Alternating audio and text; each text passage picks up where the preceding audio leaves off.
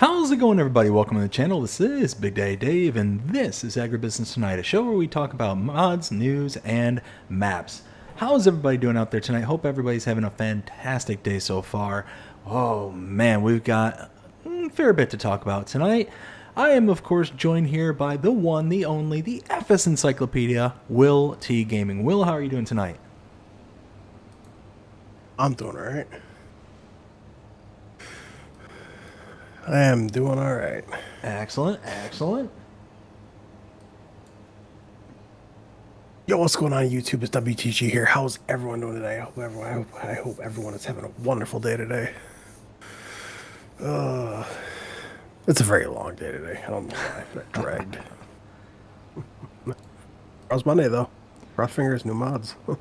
Oh, and then Tuesday. We'll get into that once we come back from the intro.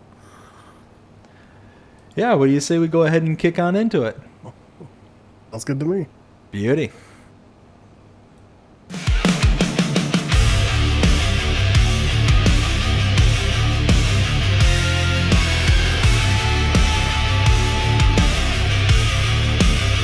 Yo, hit the dirt and fire it up. It's that hard cause grind. BDD and WillT dropping knowledge every time. From the mods to the maps, from the brands to the tools. If it's FS talk, you know they breaking all the rules. We talk giants, we talk gears, we talk that horsepower. Late night mod drops, we got that creative power. From interviews with legends to spotlighting the new, we bring that FS fire straight from the crew to two. Living life behind the wheel with a digital twist. Ain't no button we don't press, no trend we ever miss.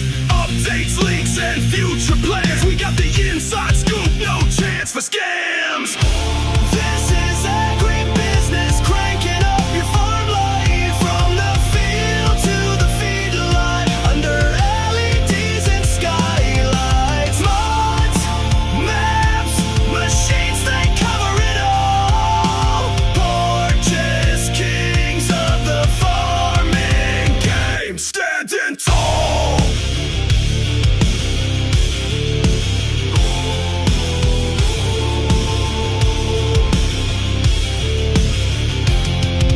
It's more than a game, it's a way of thinking. Talking shop while that diesel's drinking. From tractors to combines, dirt roads to drones, they build empires from screens and microphones. With every guest that drops in for a chat, you get the real talk, no filters, just facts. A spotlight on the builders and players who grind. They got love for the fans and the farm in mind.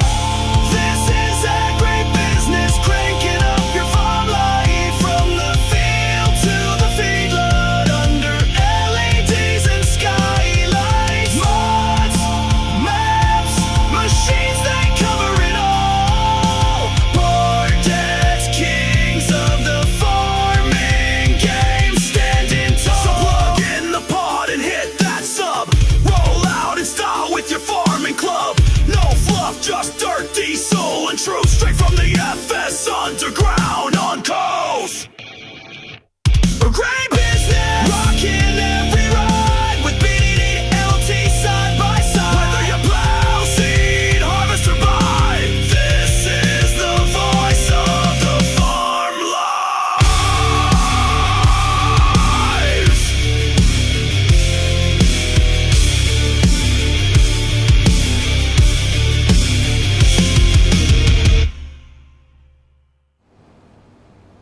Oh man, does that just hit so good? I think that hits amazing. Holy smokes. So do I. Oh man, every time I hear it, I just get so pumped. Yo, I'm not kidding you. I probably listen to that probably 4 times a day plus. Oh yeah. Yep. Yep. Yo, he just dropped a new song today. Yes, he did. Yes, he did. So anybody who's interested in the creator who created AgriBusiness Tonight, the song, go check out Munchies Plays. He's also there in the chat, as you can see. Munchies, thank you so very much, man. That is, oh, love it. Love it. Gets me so pumped for this show. Oh yeah, absolutely 100%. Thank you. Well, I think the first thing we're going to start off with here is Tuesday. Tuesday is a big day. Yeah, it was. No, Tuesday's this upcoming Tuesday is gonna be a big day. Oh, I thought you meant last Tuesday. What is a big day about this week. Tuesday? We've got something coming up, don't New- we? New DLC drops. Yeah, we do. Man, I'm excited. I think it's going to be a good one. We got things like Ford and oh goodness, More versatile. versatile Ford. GEA, is it GEA? Yeah, I'm excited for that. Yeah, there's also Trout River. Yeah, Trout Yo. River. The one thing about that's a bulk trailer, and I feel like that's going to be great for silage too, for doing chaff work. Oh, for sure. Yeah. Yeah, because you figure, did it give a literage for that one? That one. Let's see here. Well, let's have it showing up right here. Let's see here. So that is going to be. Let's see here. 36,400 liters. Ah. I mean, really, So- 36,000's not that much compared to some of the other ones we get. Yeah, but it's mainly used for. I mean, a lot of people use it for like construction work. True. They also use it a lot for like hauling fertilizer and stuff like that because it's easy to haul. So, Well, and it's got that rear lift deck in it, so you can actually like load into things. So that makes sense. see, I feel like that one. I feel like that one's gonna be really good. The only reason why I say that is because you can go on top of the bunk and actually unload from there instead of having to dump. Yes. Yep. So, I also feel like it'd be great too because if you think about it, the reason why I think that'd be great for doing forage work is because you can have that out in the field and then back up to a trailer that's on the side of the road and dump into it. Yeah. Oh, yeah.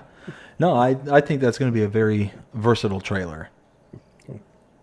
Plus, we have the Brandt 2500 DXT, which requires 500 horsepower and Yeah. holds 88,000 liters. Yeah, that thing is an absolute behemoth. But I'm mad about that only because I don't really use auger wagons that often. I'm excited for the Trout River. I'm excited for the Selford Independent Series 1260 disc harrow. Requires 600 horsepower. Has an 18-meter working with. Yeah, that'll be nice. Yeah, 18 meters for nice, that's what, cultivator, I believe? Disc harrow. Blech. Disc harrow, yeah. And I mean, we'll get more into it on Tuesday, but there's a lot of good stuff in here. But in one thing I know a lot of people have been asking about, and that's the Fendt Rotogator 900. Yeah, no, that one's going to be nice because you said it takes both sprayers and didn't it take a solid tank as well? So there's actually 3 configurations to it. So you got a sprayer, which can go up to 40 meters. That also has a dry box that spreads fertilizer only, no lime. And then also has kind of like an air boom, like the Selford air boom applicator. Oh, nice. So, which doesn't do lime as well, just fertilizer. So, I mean, it is what it is. But also, another big thing that I want to announce, which unfortunately I ran out of time because I had used the facilities before. How dare you? Before I hopped out here. But a massive shout out to my wife though. For doing this, but I am now at 50 followers on Twitch. Booyah. So that's awesome. So Heck yeah, congratulations. thank you. And also before we continue off, I just want to put this over here real quick. Here. If you guys haven't yet, I actually changed this up. Yeah, you can ignore in the top left hand corner. There's a Twitter thing on Twitter, but you can find me over on Twitch at Steiner24. You can find me over here on YouTube, WillT Gaming FS Encyclopedia, and you can also find me on Facebook if you want to see up to any new mods, updates, news, stuff like that. WillT Gaming FS Encyclopedia. So yeah, I did that a little bit different. So, so See. Very nice. Yeah, no, that's really awesome, man. So what's the min requirements there over on Twitch? I really don't know much about it. 50. Oh, is it So, 50? so you have to hit 50 followers. You have to have up to 3 people watching consistently. And then you have to stream for at least 8 hours within 7 days. Oh, dang. So, not bad. So, getting there.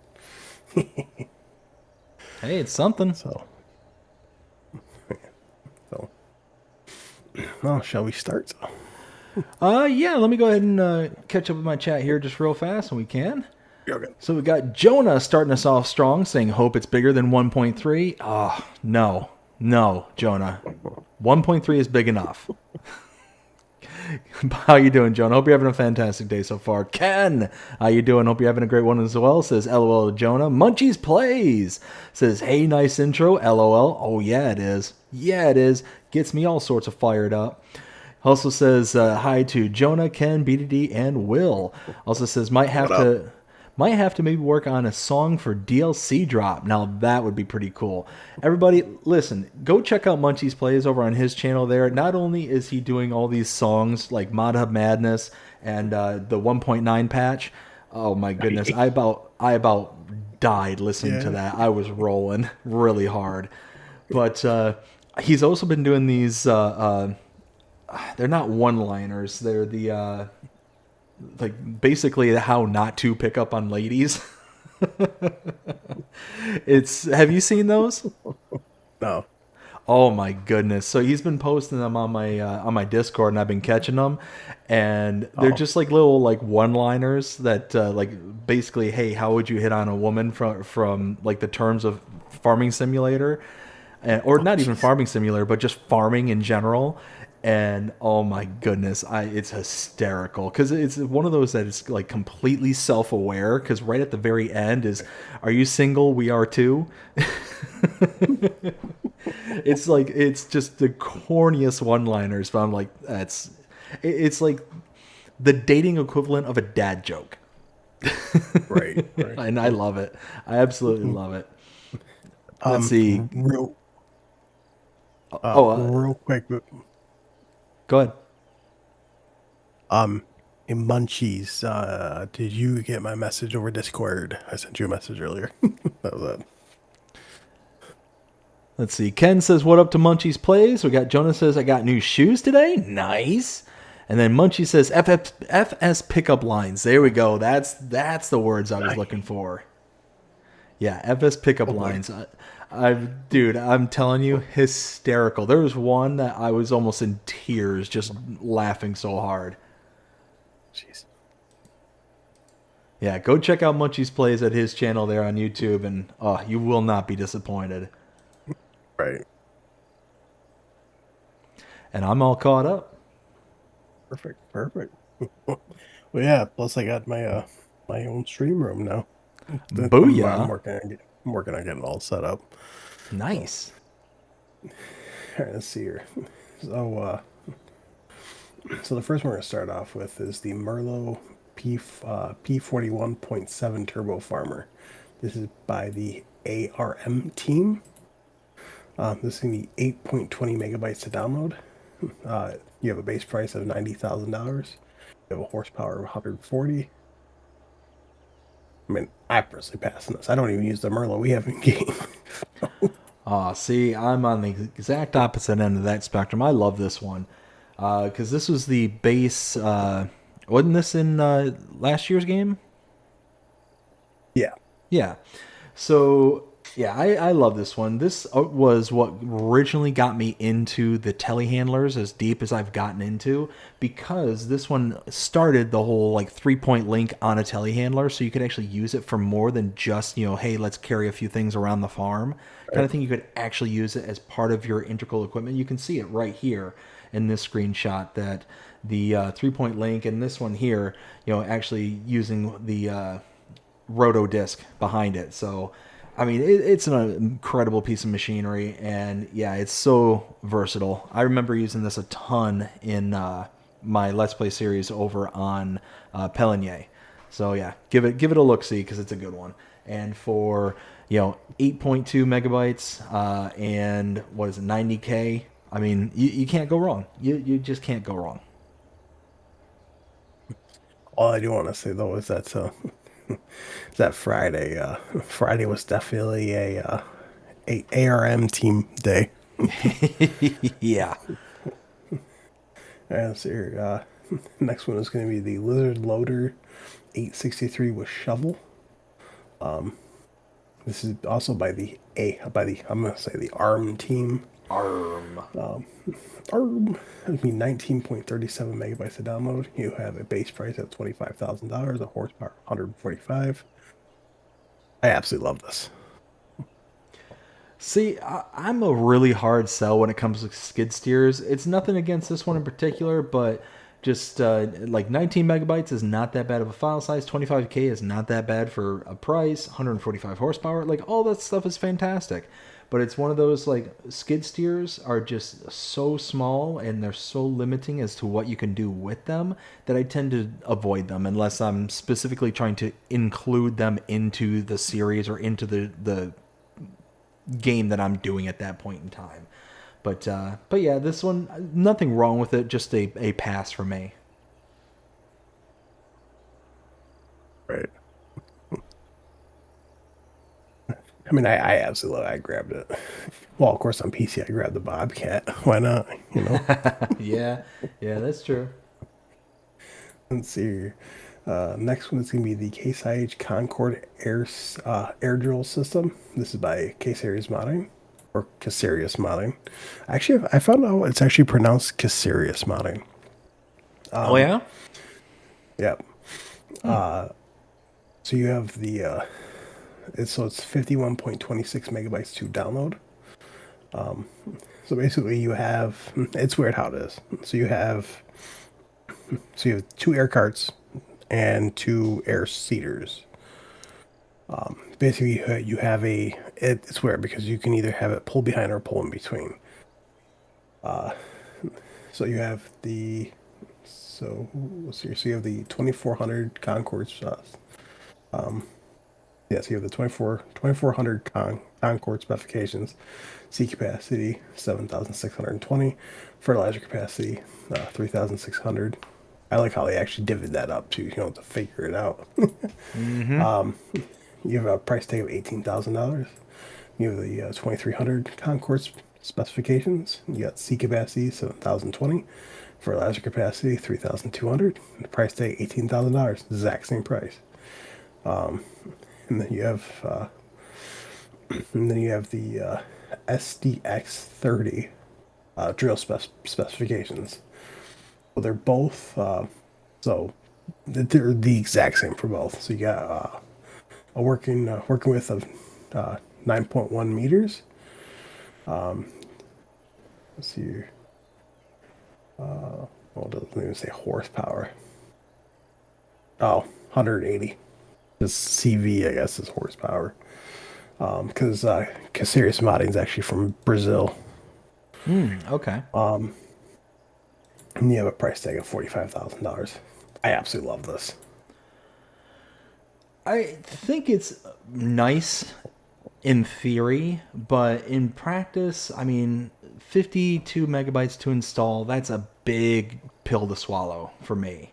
And then you're talking, 4 different four different objects, 2 different carts and 2 different, seaters. But I mean, all in all, I mean, there's really nothing about this that really kind of makes me want to jump into it. And the reason I say that is, we've got other seaters based game that are bigger and, do pretty much the same exact thing.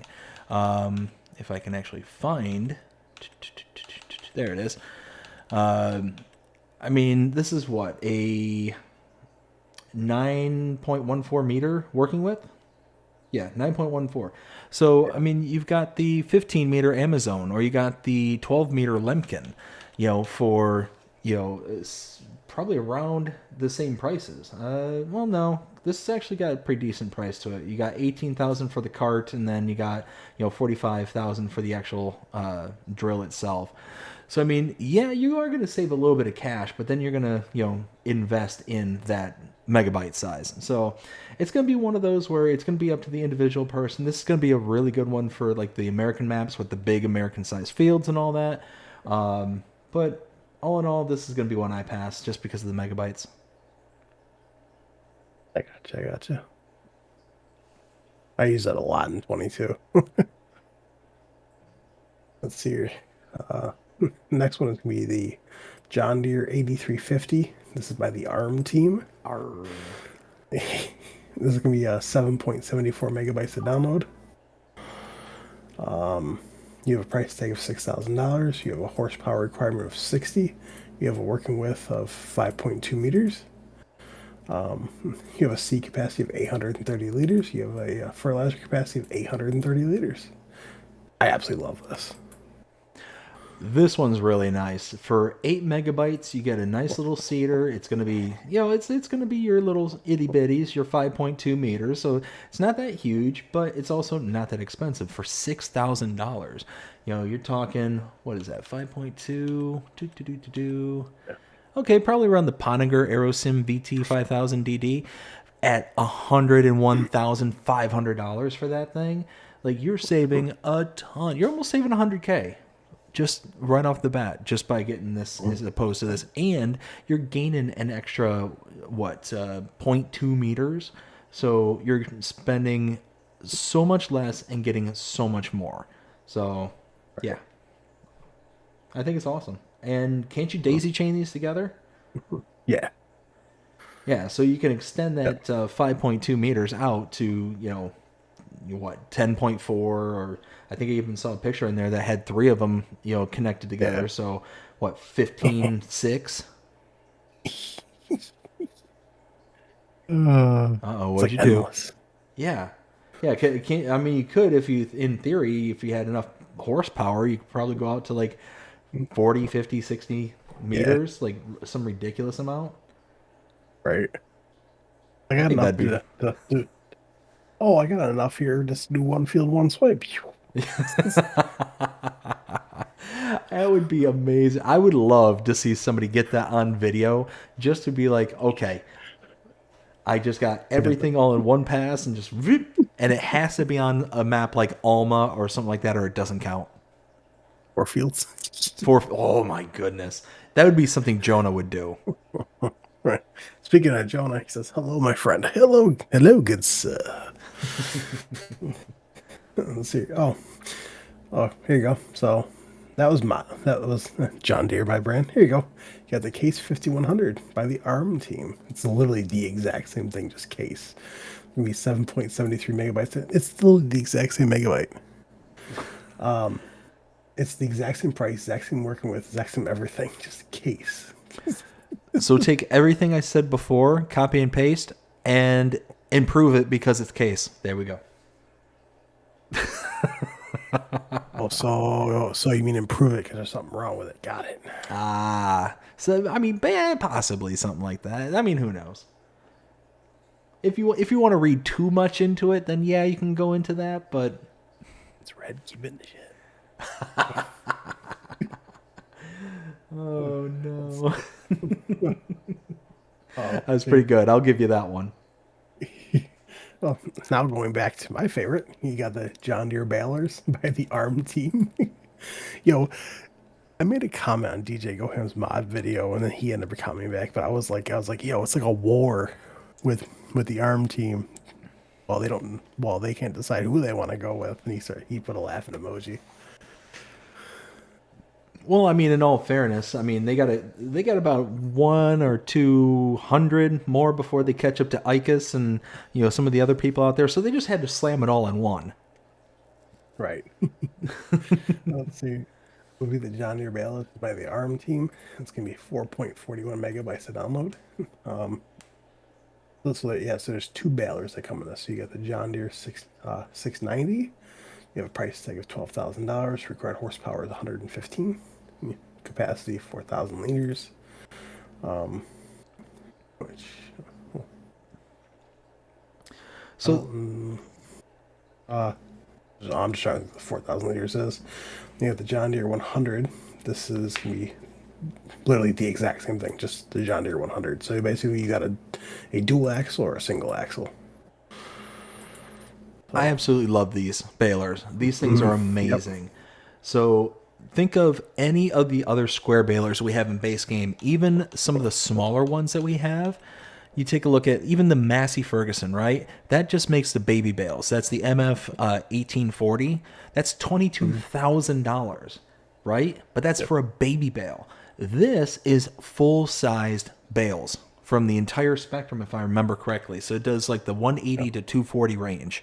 So even at its cheapest, you're talking the K brand SB1290 ID at $164,000. This is $12,000 full in 12 grand. You're saving almost $140,000 to use this as opposed to any of the other balers base game. Like, holy smokes. This is an amazing one. And it's only 4.4 megabytes. Are you kidding me right now? Super small in the download. What's that? That's smaller than the Cedars. Yeah. 4.4 megabytes to download, $12,000 to buy. I mean, and 115 horsepower. You're talking even the smallest square baler that we have access to, the K brand, is minimum 195 horsepower. Again, 115. You're talking 80 horsepower less for this. It's significantly cheaper, and it's a super small download size. Install this all day, all night. Go now. Yeah, right. I'm watching it go now. Let's see here. Next one is going to be Bell Spike. This is by, surprise, surprise, the ARM team. This is going to be 1.11 megabytes to download. You have a price tag of $700. This is for front loaders. You can have it for front loaders or skid steers. Or telehandlers, it seems like, yeah. This was a pass for me, but... I mean, for 1 megabyte to install and an extra $100, you can have this as an option. I do like it because it's got the long extension arms on it, as opposed to like the base game bale spike. It doesn't have that. So this is intended to be able to stack multiple bales onto the same spike, which is really nice. So you can use this for the round bales, as you saw in the previous picture there, or you can use this for square bales and just have, 2-3 stacked right on top of each other. It's nice. It does give you an option, and it's only an extra $100 than the regular bale spike. And again, for what was it, 1 megabyte? Yeah, less than 2 megabytes to install. If you like using like just actual bale spikes and actual equipment where you actually have to go through and do the work, then this is a good option for you. Okay, realism. Let's see here. Next one is going to be Apple Tree. This is by Omatana. This is going to be 17.45 megabytes to download. So you have Apple Tree, singular, that's one. Price tag $1,000. It's expensive for an Apple Tree. You have an Apple Tree group, price tag $4,000. Then you have the juice production, price tag is $10,000. Which you can do apple juice, grape juice, and raisins. And then you have the market stall for fruits. This is the sell point. You have a price tag of $500. I love this. I absolutely love this. Omatana hit this one right out of the park, in my opinion. For 18 megabytes to install, you get, basically 2 production points and a sell point. No, 3 technically. You get a single tree, a group of trees, and then the production point of the actual final product for the juices and stuff. And you kind of get it to double over for your grapes as well. So for those who are crazy enough to get into grape production, good on you.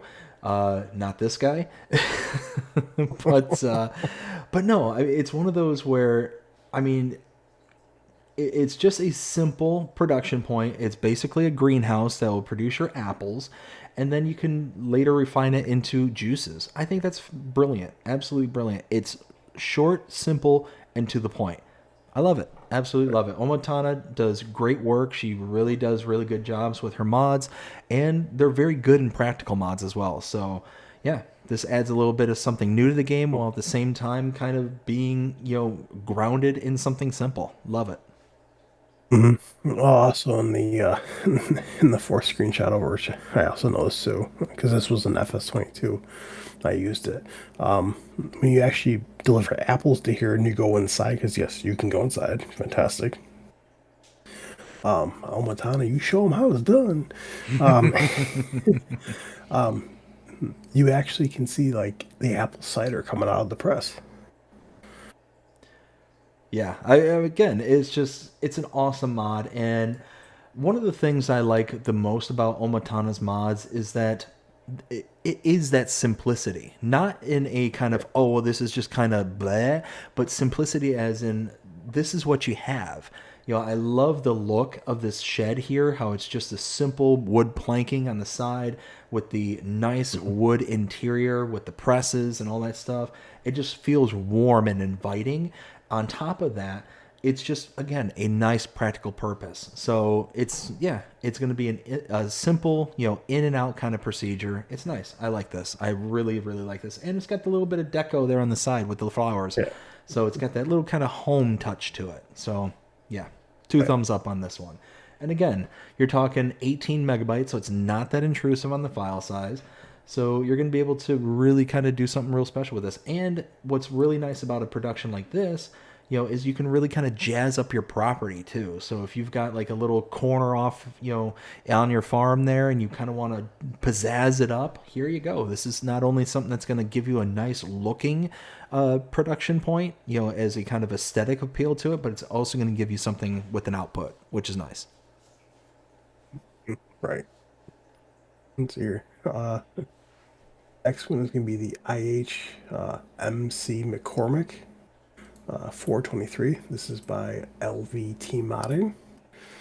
This is going to be 24.69. Nice. Megabytes. Sit down. I do that every single time. We are adults on this show. Yeah, clearly. Let's see here. So you have a base price of $5,600. You have a max of 45 horsepower. I mean, I got this on my PC, but I didn't get this on console. So I do like it though. This is a really, really nice mod. 25 megabytes to install and 5,600 to purchase. I mean, where can you go wrong? You got that awesome old school looking tractor that just has that nice appeal to it. And I mean, it's simple. Again, that's one of the things I love the best about certain mods and stuff is that it just has that nice, simple appeal to it. Now, if you're just looking for something that's going to, do a little putzing around on your small farm, because that's basically what this is going to be, at 45 horsepower, you're not going to do much with it, but you are going to do something. So, yeah, this is going to be your little workhorse there. I absolutely love it. Absolutely. I'll be right back. Yep. I'll go ahead and continue on here. So we are next getting into the JCB Teleskid by the ARM team at 14.15 megabytes to install, 58,000 to purchase, and 74 horsepower. So you are talking, this is a nice little piece of machinery, the JCB. So you're talking, again, kind of going back to what I was saying before about skid steers. I'm not huge into skid steers, but nothing wrong with this one in particular. Again, 15 megabytes to install, so not that much on the install. 60,000 to purchase almost, and at 74 horsepower. Again, if you're looking for a little skid steer with a kind of telehandler arm to it, it's nice. Go ahead and check it out. What do you think there, Will? You call me Jay? I almost called you JP. I absolutely love this thing. I think it's absolutely phenomenal. I actually got one on my farm on my Xbox. Nice. It is nice because it is kind of like the best of both worlds. That small, compact unit of a skid steer while being, able to extend out and have the extra reach of a telehandler. So it is nice. Oh yeah, 100%. Let's see here. Next we got the Lizard Columbus pack. This is by HG Model. Nico Do 55. Let's see here. It's going to be 16 megabytes to download. You have the Columbus C240. Excuse me. You have a base price of $48,160. I'm making sure that the mic can't pick up the story thing my wife is playing. Yeah. So you got capacity range between 25,200 liters to 39,600 liters. Then you have the Columbus C320. You have a price tag of base price tag of $54,450. Oh, I'm out of breath. Capacity of 30,300 liters to 47,400 liters. This was a pass for me. Yeah, so this is going to be a pass for me as well. 16 megabytes to install is not that bad.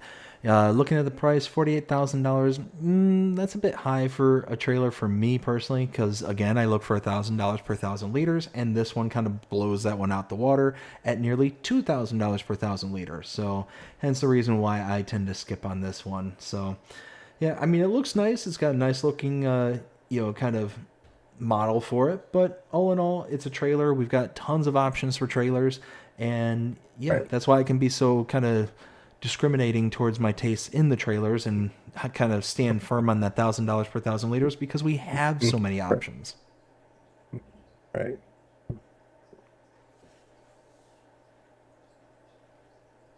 Let's see here. Next one is going to be the Krone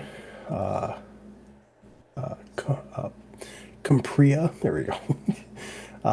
F155 XC. This is, shocker, by the ARM team. It's going to be 7.23 megabytes to download. You have a base price tag of $60,000. You have a horsepower requirement of 70. You have a capacity of 4,000 liters, which I still don't know what that is, but My guess is that's the like twine and bale wrap. probably. This was a pass for me. So for 8 megabytes to install, $60,000 to buy, it's pretty much in line with what we can expect for a round baler. It makes the 1.25, the 1.5, and the 1.8, so you're talking... Oh, wait. Actually, this one does have a little party trick. That's actually not too... Or wait. And yeah. So that's actually not bad. So considering that we have the Gavile G1 F125, that only makes 125 centimeter bales. So that's the little small round bales. This does the small, the medium, and large for $60,000. The Gavile is $60,500. So for 8 megabytes to install, that isn't actually that bad, because you can make the bigger sized bales. So yeah, I think this is actually a pretty decent one. I would go ahead and pick this one up. Let's see here. Next one is going to be the XPS 8400 car carrier. This is by Squizzles. Squiggles. Squizzles? I don't know. I love that name, though. It's going to be 4.13 megabytes to download. You do have a base price tag of $84,500. Now, I don't know if he's ever going to watch this or not, but I find no use to this in Farm Zone. I mean, that's kind of where I'm at on this one too. For 5 megabytes, if you want something that's kind of a, storytelling like kind of tool, that's basically what you're going to get out of this. This isn't really going to have any real practical purpose outside of, hey, I want to convey a story. I mean, $85,000 to buy, that's going to be pretty hefty price for a story to tell. Right. But I mean, it is nice. It's a nice looking mod, and if it's, fully functional, then hey, there's nothing wrong with that. So all in all, it is what it is. It's not for me. Definitely going to be a pass for me. Right. Let's see. Uh, um, Next one is going to be the Tigo 100XR. This is by Patrick. This is going to be 18.31 megabytes of download.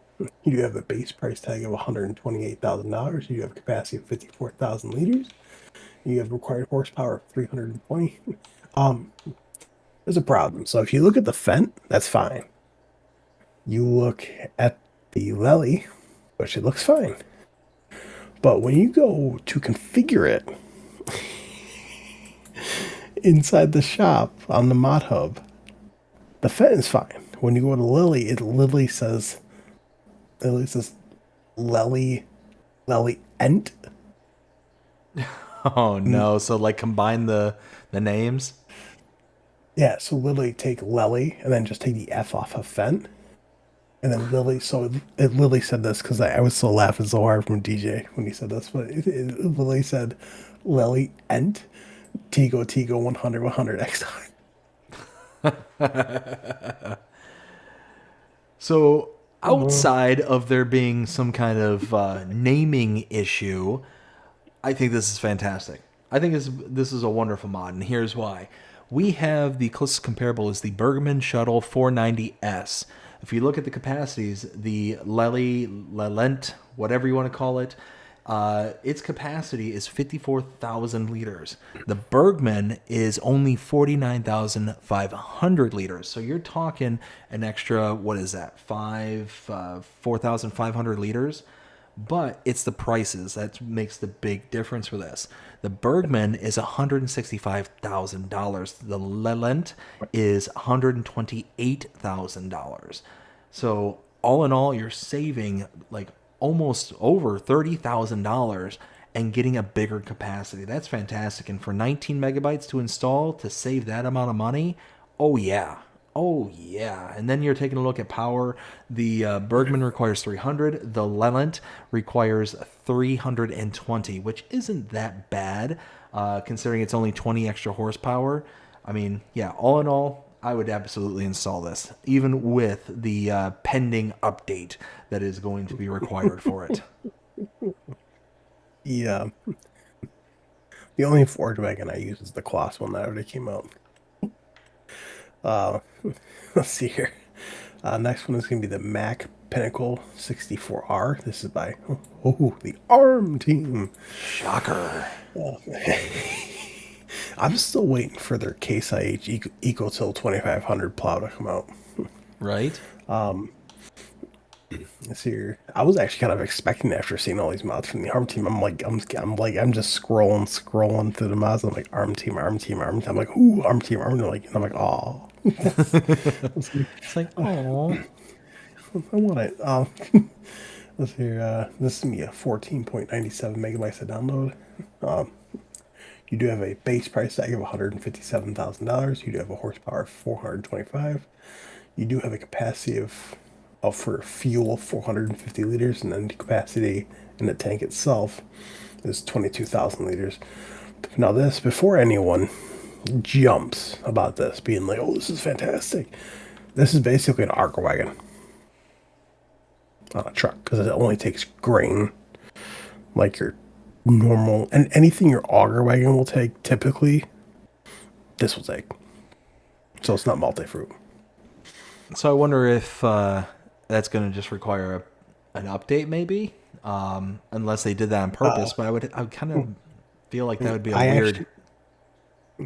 I actually reached out to the ARM team and I asked them if that was a mistake or not, and they said no. Oh, really? Oh, well. So there's really no good comparable for this one in particular, because it is a kind of combination. So the closest thing that we have is the International CV series, but like I said, there's really no comparing the two because they are just in complete different leagues. $157,000 to purchase this as compared to the $67,500. But again, they're so radically different because of the size. 22,000 versus 3,500. So you can see it's not really a good comparison. So if you're looking for a truck in a built-in, trailer all built into one. Here you go. Here's your options. And for 15 megabytes, I mean, it's not that bad when you consider the file size. But all in all, yeah, this is probably gonna one I'm gonna sleep on because it's just I can get a truck, base game. Again, we're talking 157,000 for this one. So you're talking, oh, I mean, really any base game truck is cheaper. Every single one is cheaper. And then you can, put that into a trailer with either more capacity or the ability to have multi-fruit or whatever the case may be. So yeah, I'm gonna probably just pass on this one.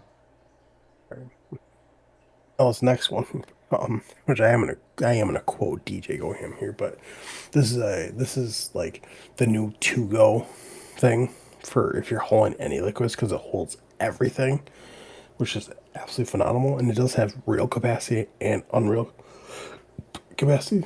So the next one's gonna be liquids handling truck train. This is by BDBSSB. What a name! And Dogface. I was about to say you're getting awfully close to my name there, Buster. BDBSSB. Yeah, You're encroaching on my territory there, good sir. There's gonna be 18.21 megabytes to download. So you have the Anthem tanker, which is the truck itself. So you have capacity options between 8,000, 20,000, or 40,000 liters. You do have a price tag starting at $100,000. Basically, like I said, it holds everything. It holds all your liquids. So your water, milk, diesel, DEF, which is PC Mac only, liquid fertilizer, herbicide, slurry, digestate, silage additive, sunflower oil, canola oil, olive oil, grape juice. That's for all the tankers.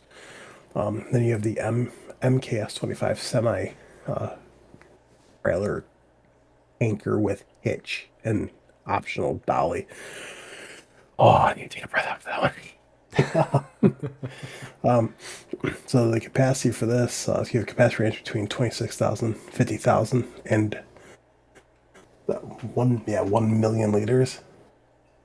You do have a price tag, base price tag of $46,000, and then you have the MKS8 trailer tanker with hitch. Really, it's the exact same. Your capacity options as the trucks got 8,000, 20,000, 40,000 liters. You do have a base price tag of $25,000. I absolutely love this. Same here. I mean, for 19 megabytes, I mean, really, the truck and trailer, it is what it is. I've never been one where I want to necessarily buy the truck and component all in one. I don't mind those ones like with 82 Studio where you actually have the attachable components. Those are totally fine. But these ones where it's like actually built into the truck or into whatever, those ones I really don't care about. But because this includes all these individual trailers as well, that's what makes this a really, really good mod, because you get all these various different components that allow you to accept all the various different fill types. So yeah, for 18, 19 megabytes to install, and you get all these various different trailers that will take all the various different stuff. I love it. It's fantastic. I absolutely love it because it holds all the liquids. Now, do you know, does it hold not just all the liquids, but all the liquids like that get added in as a kind of additional? Yes. Oh, so see, that one there is really powerful because there's not too many tankers out there at this point in time where if a map has a individual component that is a liquid, where the other trailers will actually accept it. They typically will have a built-in trailer in the map to accept that component. But these ones are so much more powerful because they will accept those other components, which is awesome. Well, besides the truck itself, both trailers also have hitches in the back, so you can easily just dolly chain them if you really wanted to. Beauty. I love that. So I was super happy about this one right here. Next one would be the Degelman Rock Pack. Degelman's back. Yes. This is by Weekend Farmers. Zori. Zori Menu, Texas. Nanu. Aran Modding. I think that's how you pronounce it. I'm just gonna say weekend farmers. Let's see. This is gonna be 12.84 megabytes to download. So you have the Degelman Rock King 9600.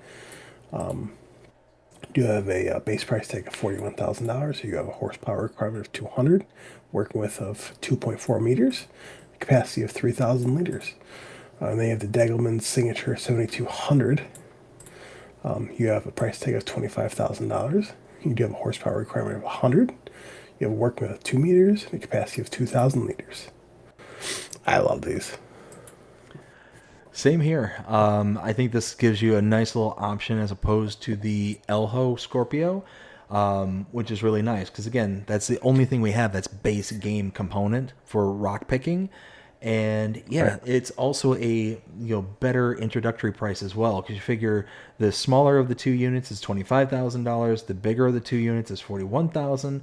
But what's nice is that the capacities, the Scorpio, the Elho Scorpio, has a capacity of 2,000 liters. The smallest one has a capacity of 2,000 liters. Now, where the Scorpio has the small one B is its reach. It has a 5.5 meter reach to where the small one only has a 2 meter reach. The bigger one only gets up to 2.4. So, I mean, yeah, you're not going to get big in working with, but you are going to get the bigger capacity by 1,000 liters. And for 13 megabytes to install, it's really not that bad when everything's all said and done. And it just gives you a different option for you to kind of start out your farm, starting out small and then building up to the Scorpio. Right. And you can even build up to the even bigger Scorpio. That's the mod that you can install. I think it's got a 9 meter working width or some ridiculous, wide width, which is awesome. So, all in all, I think this one's a great mod, and I'm glad to see they're back. Yeah, absolutely. As soon as I saw that, I got all happy. I'm like, they're good. I mean, for Plains and Prairies, I was kind of surprised we didn't get any Degelman mods because they make a lot of rollers. Mm-hmm. Let's see here. Next one would be the K brand SO270. This is by Nico Pixes. This is going to be 2.48 megabytes to download. You do have a base price tag of $5,480. You do have a working width of 2 meters and a horsepower requirement of 100. This is a pass for me. Yeah, so I mean, this is just a subsoiler. So I mean, it's one of those where it's so incredibly small that it's going to be a pass for me as well. I mean, but in all fairness, like less than 3 megabytes to install, $6,000 to purchase it. It's only $5,400. I mean, that 2 meter working width though is just an absolute just crusher. But if you got a small farm and this will kind of fit into it, then that's all right. But our closest comparable is the Alpago K-Dyno 5200 at $10,000. This at half the price at $5,400, almost $55,000. I mean, that's not too bad. They're same exact working width at 2 meters a pop, and the the horsepower requirements for this one is 100, to where the Alpago is 90. So I mean, all in all, this is a nicer option because it does save you about half the price. But really, the Alpago is only $10,000, so it's not that much that you're going to save in the long run. And yeah, it's just not going to be my favorite just because of the working with, but it is what it is. Right. That's here. Next one's going to be Elm Creek Placeables Pack. This is by Puma145. See, I'm thankful this is out because that means Elm Creek's like right behind it.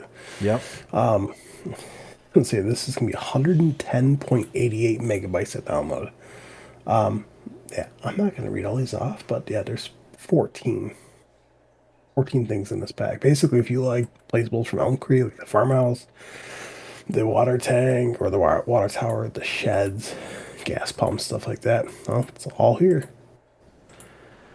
So 111 megabytes to install for basically decos and farmhouses. For me, yeah, it's a pass, but if I was going to install and play on Elm Creek, I would love this. I absolutely love it. But I don't need Elm Creek vibes so badly that I'm going to put in 110 megabytes, 111 megabytes on my console. So all in all, I think that it'd be just so much better to just go ahead and pass on this because I don't need it that badly. I just don't. Let's see. Your next one is going to be Marketplace. This is by Omatana. This is going to be 16.81 megabytes to download. Yeah, so basically you have decorations and then you have a couple selling points. But the one thing I do love about this is that so you have one selling point that basically everything is there. And then you got other selling points that will basically fill up when you bring them there, which I think is fantastic. And then you just have decoration. Again, Omatana, she nailed it and knocked this one out of the park. I mostly care about this one as being selling points, but for 17 megabytes to install, you do get the options of having, like you said, the sale points that actually fill up as you put stuff into it, like the kind of farm markets that we have base game.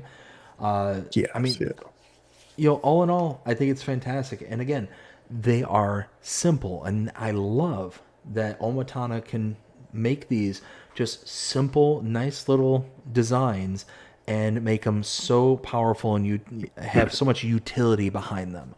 So again, absolutely love it. I think this is a good one if you're looking for just a general kind of sell point, not even general sell point, just several sell points. Yeah, I think it's awesome. Install, check it out. Yeah, 100%. Now, if you love doing pigs, this is a perfect one. Next one's going to be American Pig Feed Mill. This is by Matsy, or Matsy Modding. Chucker Matsy! This is going to be 8.35 megabytes to download. You do have a base price tag of $249,000. You do have a capacity of 4 million liters. So if anybody's familiar with the Waseca County map there that just got an update here recently, you'll be familiar with this building because this is the base build-in pig farm, a pig production point. It's fantastic. I absolutely love it. And for 9 megabytes to install, if you're looking to make pig feed, I mean, this is a nice way to do it. It is expensive at $249,000, but it's because it's a much larger facility. It's got big capacities and big kind of American style pizzazz to it. So yeah, if you're looking for something that's big and can produce your pig feed relatively quickly, here you go. Yep. And again, 9 megabytes to install for all this detail. That's not bad. Yeah. Now this next one I absolutely love. So this one's gonna be the Central Ethanol and Feed. This is by Schultz Modding. Schultz. And Jacer Shepherd. This is gonna be 29.81 megabytes to download. For the Central Ethanol plant itself, so it has a price tag of $80,000. The daily upkeep is $500 a day. You do have capacities that range between 500,000 to 1 million liters. Let's see. Then you have your modern animal food for cows. So you have a base price tag of $40,000. Capacity is 100,000 to 1 million liters. We're at 10 million. 1, 2, 3. 1, 2, 3. Yeah,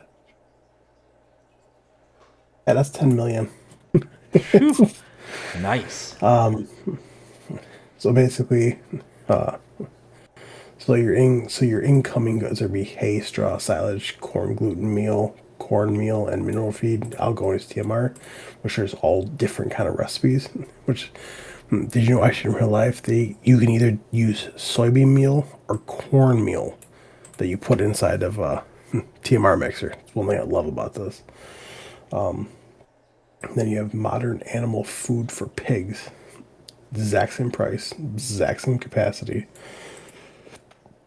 Said your incoming goods is gonna be corn, oat. Oh, headache up there. Oats, canola, potatoes, sugar beet, soybean meal, which you can feed the cows, but it's not part of the cow mixture. Sorghum meal and mineral feed. Outgoing goods, pig food. And then you have ethanol sales. So this is a selling point. Price tag of $1,000. You have the animal feed buyer. So you have capacity. You have underselling points in the price tag of $1,000. I cannot talk. Basically, one takes all your solids, and the other one, the ethanol, takes all your liquids. So I absolutely love this. And then for the things I know someone's gonna ask, this has like your fast, normal, or slow, your fast, normal, or slow for all the different recipes. So I think it's phenomenal. Yeah, this one's a great one. I mean, it is high on the download side, so it's almost 30 megabytes to install this. That's pretty big, but you do get, basically 3 different production points and 2 sell points. But like you were saying, what's nice about this is that it does create multiple different products from things that, I mean, I don't want to say that a lot of people don't, because I'm saying I don't. I don't typically go specifically after things like corn, soybeans, canola, or sorghum. It's not something I very often go for, but because of this particular production point, I might actually start considering to go after these products more often. Now, what these do is that you can put in all those individual components, and then all those individual components will make you ethanol, diesel, and then the specific meal that you're making. So if you got corn in there, it's going to make cornmeal. If you got soybeans, it's going to make soybean meal, and so on and so forth. Then that stuff will then be able to be used downstream for the feeds. So you can say use, like I think it's soybeans in your pig food. So you get the soybean meal, you'll have a recipe for your pig food that will be a kind of substitute for the grander scale of the normal pig food recipe. So if a normal pig food recipe would be things like potatoes and grain and things along those lines, it will substitute one of those products for the meal that is already being produced downstream. So it's really nice. And same thing with the cows.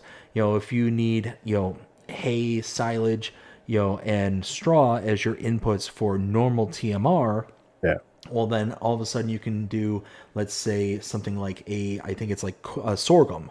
You can get a sorghum meal, and then you substitute that sorghum meal in for, I think it's either silage or something else. It's one of the individual components, and then you just use that as its stand-in. So it's a pretty powerful, stand-in for those specific productions and those specific components in TMR and pig food.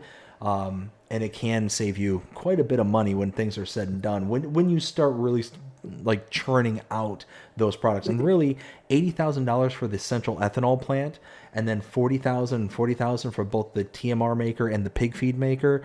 I mean, that's not that bad. All in, you're talking about 160. Is my mathing? Yes, my math is mathing. Yep. And then it's got the couple of sell points there, which, I mean, you can cover that with a sell all or whatever, but it does come with these if you want those individual components in there. So all in all, I love this. I think it's fantastic. And yeah, it's a little high in the megabytes, but I'm okay with that. Now there's one party trick up this mod sleeve. Let's hear it.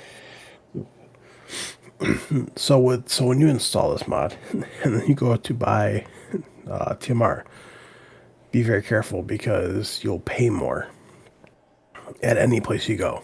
It will charge you more. I think it's like $900 per 1,000 liter. But when you sell it, you're making almost $3,000 back per 1,000 liter. Wow. So it's at the animal feed buyer, is that what you're saying? Yeah, for the essential ethanol and feed. Nice. No, and that's really cool because if you're able to, get the entire chain of events, then you're able to like really kick in some extra cash. 'Cause, I mean, Yeah. you can still make, your normal TMR from just the two components of hay and silage. And if you've got this sell point in there that's going to pay you, exponentially more, you can even pad that stuff out with some straw, have normal TMR, base game TMR, and then you're getting a really big payout for it. So Right. could be a little bit of a money maker. Right. Exactly. That's why I said it's pick up the sleeve. See, next one's be utility building. This is by Radix Games. This is gonna be 16.94 megabytes of download. You have a price tag of $15,000. Be very wary when you place this down. And why is Be that? very wary because it's 64 slots. Yeah. I mean, I'll be honest with you. I saw it's 17 megabytes, but then I'm seeing the screenshots and seeing that it's so highly detailed that I knew right away it was going to be really high up there.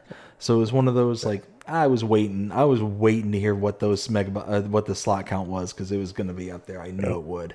But I mean, let's face it. It might be worth that file size. You're working on a small European style map. This thing is absolutely gorgeous, highly detailed. I mean, you look at this and it's just it's a dream. It's an absolute dream. And Radix does a ridiculous job as one of the modders out there that makes very highly detailed, barns, buildings, and mods. I mean, this is no exception. So here you go. If you're looking for something highly detailed and you don't care about slot counts, there you go. Do you want to catch up with your chat? I do, because I got quite a bit going on here. So we got, let's see, Benji. How's it going, Benji? Hope you're having a fantastic day so far. So good evening, everyone. Good evening, Benji. Taco de Groot. Taco, how you doing? Hope you're having a fantastic day so far. Says good evening, folks. Ken says good evening to Taco and Benji. Groot with Taco with a wave. We got Benji says evening, Ken. Taco says that Seder is not new. Have it for months. Yes, I do believe it has been out from a different modder, if I'm not mistaken, or at least something that's very similar to it. Whiskey Creek Farms. Whiskey, how's it going? Hope you're having a fantastic day so far. This is hi there, BDD, and hi there to WillT. What up? We got Jonah says, you're totally correct. I would definitely do that. I know you would. 4 fields with about a bajillion of those John Deere cedars right next to each other. Oh my goodness. I'm highly expecting a screenshot here with the next couple of days sent by Jonah. It's like, here you go. I did it. Benji says, hey to Jonah. Ken says, on Alma, I chaffed 2 1/4 fields of corn and got just under 1.9 million liters off of them just for it to turn into silage. Nice. Very nice. Taco says, Omatana takes care of you. Yes, she does. Oh, she does a fantastic job. Benji says, has anyone checked the supermarket package? That supermarket package, if I remember what one that is absolutely nuts. Absolutely nuts. I think that was the one that had like a whole bunch of different components all tagged into the same one. Yeah. Yeah, it's crazy. Let's see. Munchie Plays says, back, sorry, was checking out the upcoming DLC and getting ideas for the next song. I think I might try it. That's awesome, Munchies. Absolutely give that a try. Can't wait. Samuel, how's it going? Hope you're having a fantastic day so far. It says, hey, BDD.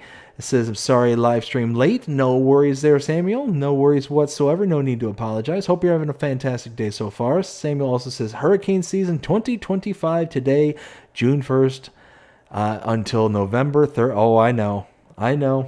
I live in Florida, man. Hurricanes are just a thing down here, but thankfully we are in the new home and it is a block home. So it is certainly better than living in a trailer in the middle of Florida, about 3 to 5 miles off the coast. So yeah. Where I lived, I was outside of the flood zones, but I was in a trailer, so that's why I would always have to leave. Pretty much every year, consistently, I'd have to pick up and uproot the whole family and go, get out of Dodge. That stinks. Yeah, but now don't have to worry about that. Let's see. Samuel says, happy hurricane season. Yeah, unfortunately, it is hurricane season. And then Benji says, it's broken. Oh, no. The whole supermarket package is broken? That's a bummer. But that is it. All caught up with the chat. Perfect. I literally just saw something. I could see someone, like taking those cedars and combining to make one big cedar just to make one swipe down a field, right? Uh-huh. Imagine if they did a John Deere case.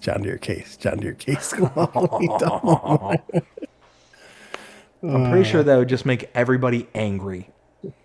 Right. Seems like something I would do. It's like, you know what? I want to push buttons today. Yeah. I'm in a good mood, you know. Who can I make mad today? Let's see. And with that one, everyone. Let's see here. Next one's gonna be Open Hall Set. This is by Ratner modding. This is gonna be 14.01 megabytes to download. You do have a base price tag of $35,000. This is a pass for me for these. Yeah, same here for me. I mean, there's just nothing about this that really kind of stands out for me in particular. About 15 megabytes to install, so it's not bad. $35,000 to buy. It's a small building for what you're getting, big enough for tractors and vehicles and stuff like that. But, I mean, really, for 15 megabytes, I think I can spend that somewhere else, potentially even get a bigger building, something that will actually be more utility focused, to where this is very kind of small and niche. So yeah, this is going to be one I'm going to skip on. Right. Let's see here. Next one is going to be Potato Hall. This is by AgriBusiness and Bluge. This will be 27.46 megabytes to download. And there are several different halls and several different variants of how they are. But basically, overall, what everyone just needs to know is that basically all the sheds are going to be the exact same price tag, $95,000. Basically, they got bunkers, and some of them don't have bunkers. This is a pass for me, but... Now, I will say that this is 28 megabytes to install, 95,000 to buy, but all in all, it's a really nice looking building. It's very highly detailed. I love the brickwork. I love the dirt and kind of debris that's on the siding and on the roofs. It's definitely got that nice appeal to it. But for, 28 megabytes, that's quite a big download, and 95,000 for what essentially equates out to is a loose bunker silo. Yep. So yeah, all in all, I mean, yeah, you can, put your equipment, you can do all this stuff. It is pretty decent sized building, but all in all, this is going to be probably a pass for me just because of the price and the install size. Yeah. Next one is going to be Small Diesel Tank. This is by Maca. This is going to be 6.50 megabytes to download. You have a base price tag of $11,000. Capacity is 15,000 liters. And this is a pass for me, but... I mean, this one isn't bad. I mean, 7 megabytes to install, and if you're looking for a diesel tank and kind of having a different kind of a flair to it, especially from base game that are just the tanks, this one's got the little covered awning and all that stuff. All in all, it's nice. It's got a little lighting and all that, so for $11,000, it's not that bad. And yeah, it's just, if you want kind of a different look and appeal to it, here you go. But I mean, all in all, it's a fuel tank and, nothing to write home about per se. So next one's be Traditional Finnish Farmhouses. This is by Aggregati. This is going to be 60.55 megabytes to download. And basically, you got a bunch of farmhouses. So you have a price ranges between $42,000 and $115,000. You have garages. So you have price range between 8,000 and 12,000, and then you have granaries, price tag between 12,000 and 16,000. Then you have flagpole, $500. This is a pass for me. Now, see, you can slightly go inside, but you literally just go into the front entranceway, and then there's your triggers, and then you walk out. Like, there's no like actual interior. Yeah, so this is a pass for me as well. At 61 megabytes to install, I mean, Yeah. you're talking, yeah, okay, fine. They're houses and all that stuff, but it's, again, I'm not going to install, 61 megabytes worth of size for, a very specific and niche home style in the whole kind of Finland style that we have here. So, Right. all in all, I just I don't see a need to install this unless I'm playing on a Finnish map, which I don't think we have any of those per se as of right now. No. So this is definitely going to be something for a up and coming map, because I'm sure we're going to get maps in that kind of Finnish style. But for right now, we don't have it, and 61 megabytes. I would say that this is a hard pass. Now, where this one would be more acceptable is if these were individual downloads that we could have, like individual models, and then a map came out. But I don't want to install, 61 megabytes worth of homes in the event that when we do get a finished style map, here we go. We've got a plethora of different styles. Right. Exactly. Let's see here. Next one's going to be Smallwood Shelter. This is by Seven Modding or Seven Modding. This is going to be 4.52 megabytes to download. You have a price tag of $50,000. This is a pass for me. See, this one I don't think is that bad. So 5 megabytes to install and 50 grand to buy. Again, it's that simplicity. This is simple, and sometimes the simplest stuff is the best stuff. And yeah, I like it. It's simple, sweet, to the point. Yeah, next one's going to be Hedges Pack. This is by Waldgeist. This is going to be 3.41 megabytes to download. You have a price tag of $20, and that's like $20 per section. Now, I do like these, especially because they change during like the seasons, and this one with snow covering it, it just looks so good. Yeah, 100%. So 4 megabytes to install, and it's only $20 to place. It's really not that bad. Now, it does say it's from the Silver Run Forest. So you get all these various different styles. So in the fall, you get these kind of what looks like berries that are kind of inlaced into them. During the winter, you get snow. During the summer, you get the greenery and all that stuff. So, I mean, all in all, it's a nice looking mod, and it is awesome that it kind of changes with the seasons. So it kind of gives you that nice little pop of like decorative flair, and it's not that intrusive. 4 megabytes to install, and again, $20 to buy, per segment. I mean, yeah, you really can't go wrong with this one, in my opinion. No, Nike. So your next one's going to be Placeable Traffic Light. This is by FA. This is going to be 2.55 megabytes to download. You have a base price tag of $2,606. Basically, you're supposed to stick this like onto a streetwise, and apparently it's supposed to stop traffic. Which, when DJ tested this out, the traffic just went around it, and he goes, "They do not care." So, funny story is, I downloaded these and immediately took them off, and it was because of that. So I didn't watch DJ's go through of these, but I had the same exact experience. I placed them down, and not only did I delete them because of the kind of going around from traffic, but they're kind of labeled in a funny way that really doesn't make a lot of sense. You really kind of have to just kind of trial and error it in order to get the kind of results that you are even half expecting.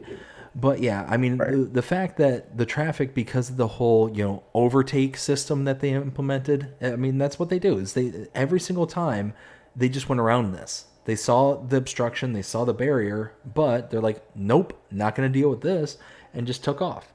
So it's one of those that in theory it's nice, but there's not too many cases where you're going to have both sides of the road purchased in order to just place down one for the left side and one for the right side so you can stop all traffic at that point. So all in all, I thought this was good in theory, poor in execution. And I don't think that's anything to do with the modder themselves. I mean, maybe if they extend out the barrier so it's a much longer, like, invisible barrier, which I think that's all it would take to fix this. But, yeah, I mean, all in all, right now, it really doesn't work.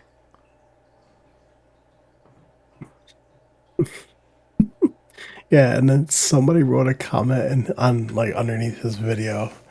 Oh, I could not stop. I could not stop laughing. I know that DJ Go ahead and put a laughing emoji on it, but so the comment was, "Oh look, it's just like real life."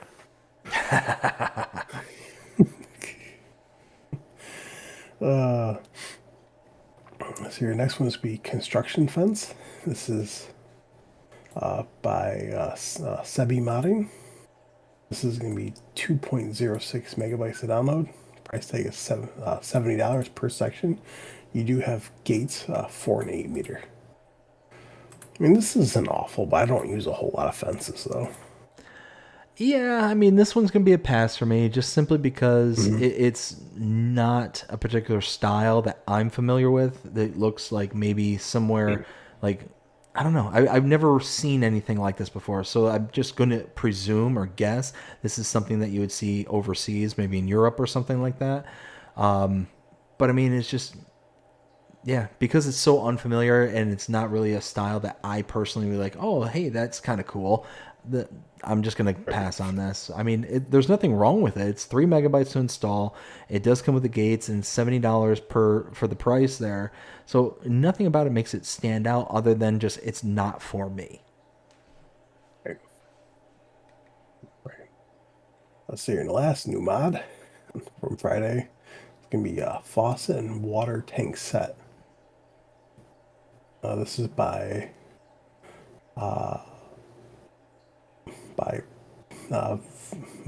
Virgimani modding. Virgimani.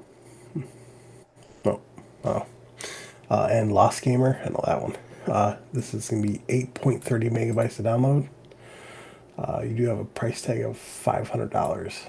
You get 3 different optional faucets. But this is a pass for me. And yes, it is free water for anyone wondering. So, I mean, for 9 megabytes to install, you do get the kind of, taps for your water. It's not that bad. $500 to purchase. It's one of those where if you want a kind of localized water source, here you go. This is nice, a good option. But all in all, I'm probably going to pass on it because there's so many other styles that we have available to us in other mod packs. That I'd probably just go with one of those, especially because this does have that kind of, South American, style to it, that it's only really going to fit on very specific maps, as it is. So for that, for those reasons, I'm probably just going to skip on that one. And then the one update we had, but the only reason I'm going over it because it's a map update, but Waseca Co. Minnesota by Massey Modding. It's going to be 135.51 megabytes to download, and this be changed to 1.1.0.0. Fixed chicken pen placed on different farmland ID at field 16. Added Schultz Modding's ethanol plant. Added a new recipe to the pig feed mill using soybean meal from ethanol plant. Created a slope into the grain elevator to make it easier to drive in. Lowered the water plane on the lake to allow seeding in all the field surface area. Adjusted the co-op trailers to the start farm, so you can use them to purchase products. Created a custom soil map for precision farming. Replaced the standard sawmill with a garden center where you can sell animal waste products. And made the lake deeper. Now vehicles can stall out in the water. We'll need a new save game. So for those who have not seen my map update video on this one, number one, I love this map. Go check it out. It's a really good one. But this is a really good update. So taking a look at it again, there was the issue where up in the northern purchasable farm, there was a chicken coop that you could not actually purchase, or you had to purchase separately as part of the field that was next to it rather than the actual farm itself. This one actually changed it to where it's all the farm and field are all one purchase, which is really nice. The Schultz modding ethanol plant, we literally just talked about it just a little while ago. It's the same exact mod. It's just been put into the base map, which was awesome. And they did incorporate one of the recipes from it for the pig feed mill, which again we covered that as a standalone mod earlier. The slope to the grain elevator, which was, I thought was absolutely brilliant, because I thought when I was doing the map tour originally, it's like, okay, so they took the grain elevator museum from the base map of Riverbend Springs, and they basically made the finished look for it, and they turned it into a sell point. But the problem is that the ramps are so aggressive on there that if you've got a long trailer, like on a semi-truck or something, you're going to bottom out. Yeah. So I'm sure that's exactly what was happening. So they just built like little like road ramps that extended up to the actual sell point. So it's just a much smaller slope to it. So wasn't that bad.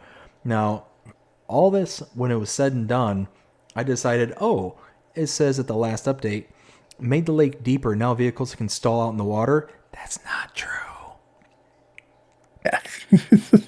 So for those, again, who have not seen my video, I ended up getting one of the Volvo semi-trucks. And I was like, oh, hey, I'll just get one of these and just go drive on in and, just show it being stalled out. And yeah, no, it didn't work out that way. I actually was able to drive around at 50 some miles an hour in the middle of the lake, making wake the entire time, which I thought was absolutely hysterical. But yeah, I was expecting one thing and got the complete opposite effect. But awesome update. Very happy it's here. And it basically puts a nice little ribbon onto this particular map. Like it a lot. Right. Now, what was your favorite mod from Friday? Whew. Oh, my goodness. Well, it's going to be one of those where... It's really going to be a hard one for me because I like the Apple Tree by Omatana. I liked the John Deere balers by the ARM team, as well as the Merlot Turbo Farmer by the ARM team. And then, of course, the Case 5100 and the John Deere 3850. Those are really nice, too. So, oh, man. And then there's the Central Ethanol and Feed. I mean, it's so hard to pick. What was How about this? What are your top 3 favorites? Okay, well, that's a little bit easier. So let's go with the John Deere balers, the Turbo Farmer, Merlot Turbo Farmer, and the Central Ethanol and Feed. Those 3 right there are my top 3.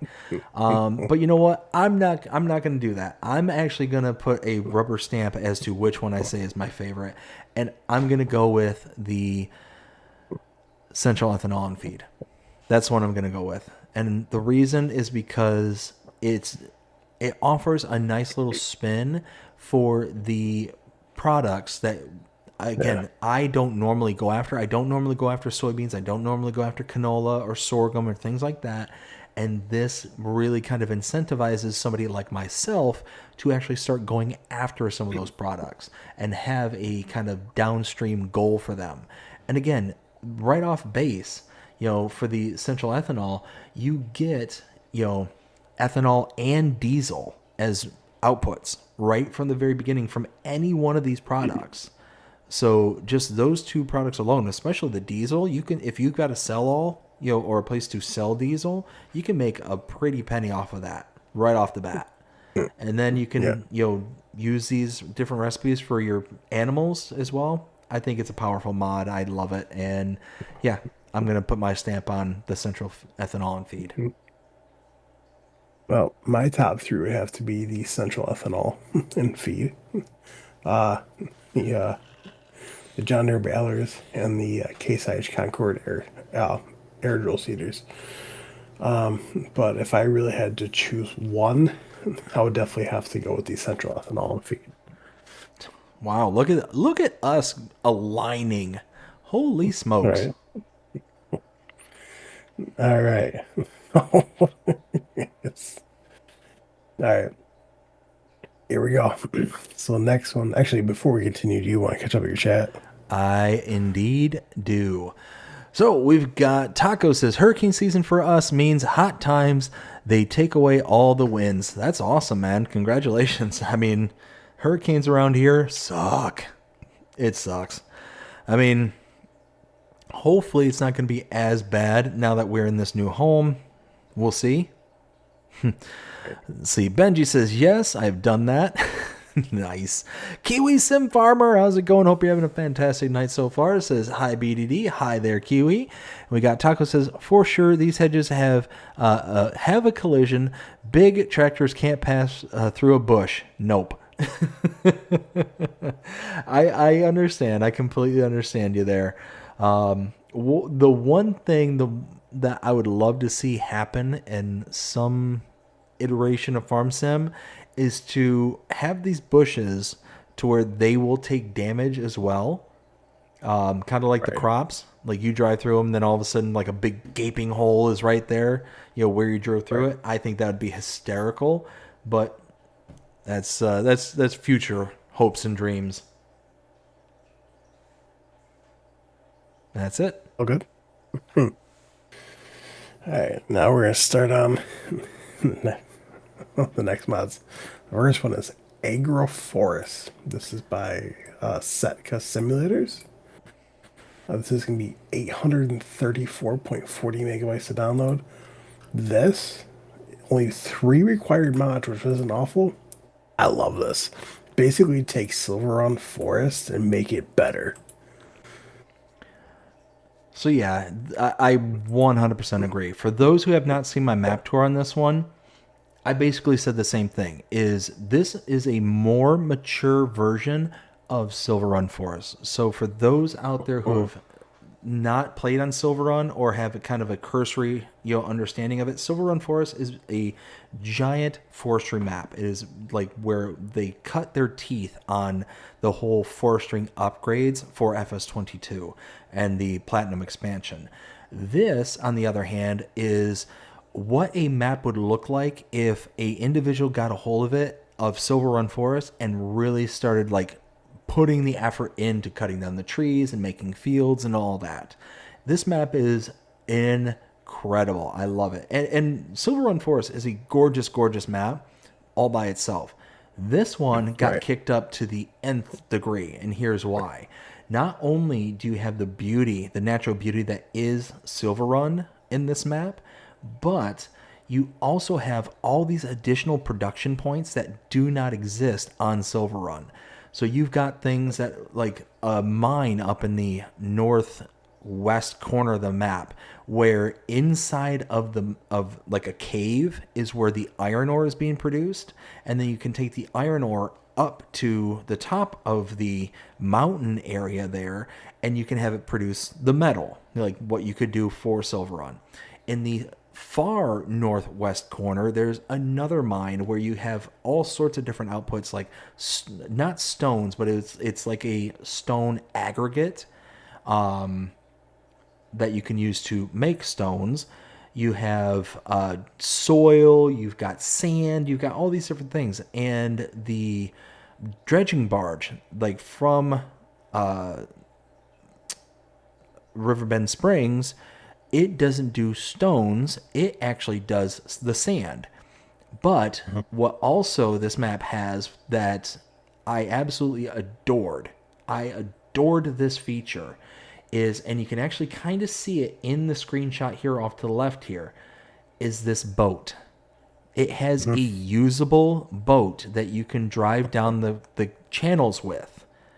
And you can load in your lumber, you can load in actual like payloads and stuff like that because it's got a capacity to it. It's fantastic. It's right here as well, this particular boat. So you can actually take this 2 sell points like the sawmill here and take a whole boatload of lumber to it and dump it into the sawmill, or you can go to the Porta. I think it was called the Porta, but it's basically the port sell point, all that stuff. This is the northwest corner of the map, this screenshot here, with this particular mining operation. Off to the left side here, you got a dump out for soil. In the middle, you got a dump out for like that stone aggregate. Towards the right side of it, you got all the stones themselves. Like, there's just so much in addition to it. Like I said, it just felt like a more mature map. And the best part about this map, it's not 1.3. Yep. This I think has more detail, more things associated to this map, and it's nowhere anywhere close to Giant's version of 1.3. 1.3 gigabytes just for the map itself, not to mention the extra several hundred megabytes that are associated to the required mods. Right. Now, the only thing I will say that is quote-unquote bad about this particular map is the fact that it has the olive and olive picker by Raleigh Christie 1. I really can't stand that mod, personally. And I want to love it. I want to love this mod because I think it's a much cooler way to gather your olives than just, say, an olive grove. You know, using basically a grape picker and all that stuff. I think it's a much better way. But the mod has not worked since FS22, and it still does not work. Right. So it's unfortunate. I want to love it. I want to love that mod, but you have an entire section dedicated to this specific mod and these specific trees that you get your olives from, and you can't utilize it. Like, well, you have to sit there and like finagle it so heavily. You're going to be spending hours of just trying to get it to work, let alone to actually get it to work. So that's the only downside to this. And for those who are not familiar with the map maker, they made I think it was Dredge Creek, Alaska map for FS22, which was an amazing map. So this is just another example of amazing. Mwah, chef's kiss. Well, they also made the settlement, which was basically Hutan Pantai before Hutan Pantai. The settlers. Yep. Settlers map. Yep. Hutan Now, Pantai one thing- before Hutan Pantai was Hutan Pantai. Yeah. Now, there are a couple things that really got my eye off this thing. Number one is having like that mine area inside of a mountain. Yes. Also, another big thing that caught my eye as well is the animals built into the mountainside. Yes. Oh my goodness. It has one of the most beautiful starting farms I've seen in a very long time. Mm-hmm. So, Yeah, you know what? Just go check it out. I gave it a 5 out of 5. I think it's an amazing map. Yeah, and it's essentially Silver Run Forest before Silver Run Forest was Silver Run Forest. That's basically what this is. It's an alternate reality of Silver Run Forest. So it's fantastic, and I love that this particular map maker is doing this. Is that they're taking the base game maps that we have kind of grown used to and putting their own little twist to it. I love it. I love it, and I really, really hope that boat idea continues. I really hope that other maps utilize that boat system in other maps, because I love that. I love that when that was a thing back in FS19 for Spectacle Island by Alien Jim. I loved it. It was an amazing, amazing feature, and it really made it to where it, for a map that didn't have a train system, that was its version of a train system, being able to put it onto something that was less convenient to utilize and to get a higher payout, because you're using a system that is slower, that doesn't have as much fill capacity and all that stuff. That's essentially the train system, is you're having to make an extra step in order to sell your goods. So yeah, check it out. It's an amazing map. Also, I also really hope that that he actually comes out with a Riverbend Springs version. I think that'd be kind of neat. See, I don't anticipate that one to come out. I could be wrong. But the reason why I think that the Hutan Pantai, or aka Settlers, was done, and Silver Run Forest, is because Hutan Pantai and Hutan Pantai and Silver Run had very good bones to them, but there was, I just smacked the mic, I apologize. But they had really good bones, but the problem is that they just didn't feel matured. Like they were just kind of like, I don't want to say slapped together, because that's not the right way to describe it. It's almost as if there was just something more that could have been done to these maps. And I feel like this is what more was. Is that Settlers and Agroforests just kind of really brought them to their own new level. Because unless you're a big forestry guy, you're not going to be playing on Silver Run Forest. Right. Unless you're big into like the kind of quote unquote rice farming or anything like that, you're likely not going to spend too much time on Hutan Pantai kind of thing, because there's just not a lot of growing room. It's pretty much really well established, and the only parts you're going to be able to grow into are into the fields. So you're not going to be able to like production chain it out kind of thing without reclaiming a bunch of land. But right. I feel like Settlers and Agroforests here really kind of have a good footprint to where you can still grow, still utilize area while having a beautiful kind of starting point. I mean, besides that too, it also has a 4.5 by 243 star rating. Which, in my opinion, is absolutely criminal. I think it's a 5, but I mean, yeah, that's me. All right, I think we talked enough about this. Oh no, I can keep going on for a while. I could keep going. Right. I loved it. I absolutely loved it. I thought it was great. Let's see. Next one is going to be the Fent 700 Vario Gen 7. This is by Iron Agra. This is going to be 31.82 megabytes to download. You do have a base price tag of $249,500. You do have a horsepower range between 203 and 303. This is a pass for me. This is a hard pass, and the reason being is that we already have this. I can save the 32 megabytes and just stick with the Fent 700 Vario that we have base game. It's literally the same exact thing. Same horsepower, same price, same everything. The only difference, most likely, is that you can open doors and windows. And I'm sorry, but for 32 megabytes, I am not going to install a tractor to open the doors and windows.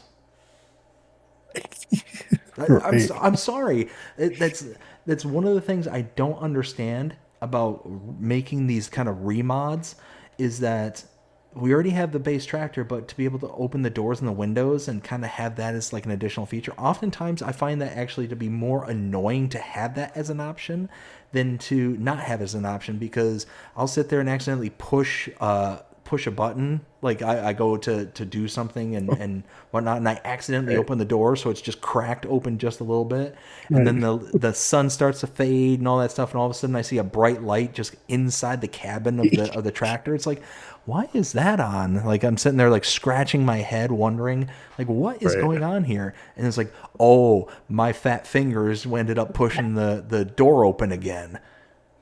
Oh, jeez. Let's see here. Now this next one kind of goes with that one too, because by the exact same amount, we get the Fent cargo package. This is by Byron Agra or Agwer. This is gonna be 40.41 megabytes to download. You have multiple different front loaders in there. Honestly, it's a pass for me. Now, this one I can actually be more entertaining of. Now, this one here, it's basically just a branded front loader. You know, so if you want something that's going to go with your Fend branded tractors, then this is fine. This is more than acceptable to me. And the only thing that isn't acceptable is the install size, 41 megabytes. Right. It's ridiculously large Yeah. for what you're getting here. So for that reason, I'm going to pass on it, but I'm at least more willing to entertain this mod than I was the previous one. Right. Let's see here. Next one is going to be the Valmat Mega 8300 to 8800 series. This is by AEN Design. It's going to be 26.27 megabytes to download. You do have a base price tag of $65,000. You do have a horsepower range between 140 and 190. This is a pass for me. So this one, I don't think is too bad. Now, 27 megabytes, that's a bit on the high side, but it is a nice looking older tractor. So for that reason alone, I do like it. And when we take a look at, some comparables, it's got a base power range of 140 horsepower at $65,000. So around that range, the lowest one we have in medium tractors is the Massey Ferguson 7S at 155 horsepower and $149,500. So it's significantly cheaper for 15 less horses. I mean, that's not bad. That's really not bad. And you get the added bonuses of front loaders and all the different tire configurations and all that stuff. But you can get this up to 190 horsepower, which, I mean, even if we look at the smallest kind of base starting price for that, I mean, 65,000 is a base for the 140 horsepower. But you add that extra 50 horsepower, that puts you in the John Deere 6R series range at 192 horsepower. That has a base price of $182,000. So unless that extra 50 horsepower costs you an extra $120,000 almost, $115,000.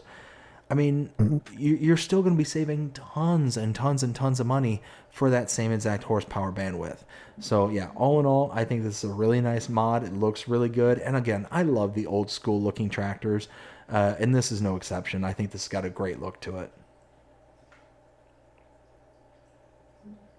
Let's see here. Oh no, I could not agree more. It absolutely looks phenomenal. I'm not a big fan of Veltras, so. Let's see here. Next one is going to be the Fiat 1300 DT. This is by Just Farming. I'm actually subscribed to his YouTube channel. This is going to be 11.62 megabytes to download. You do have a base price of $59,000. You do have a horsepower of 150.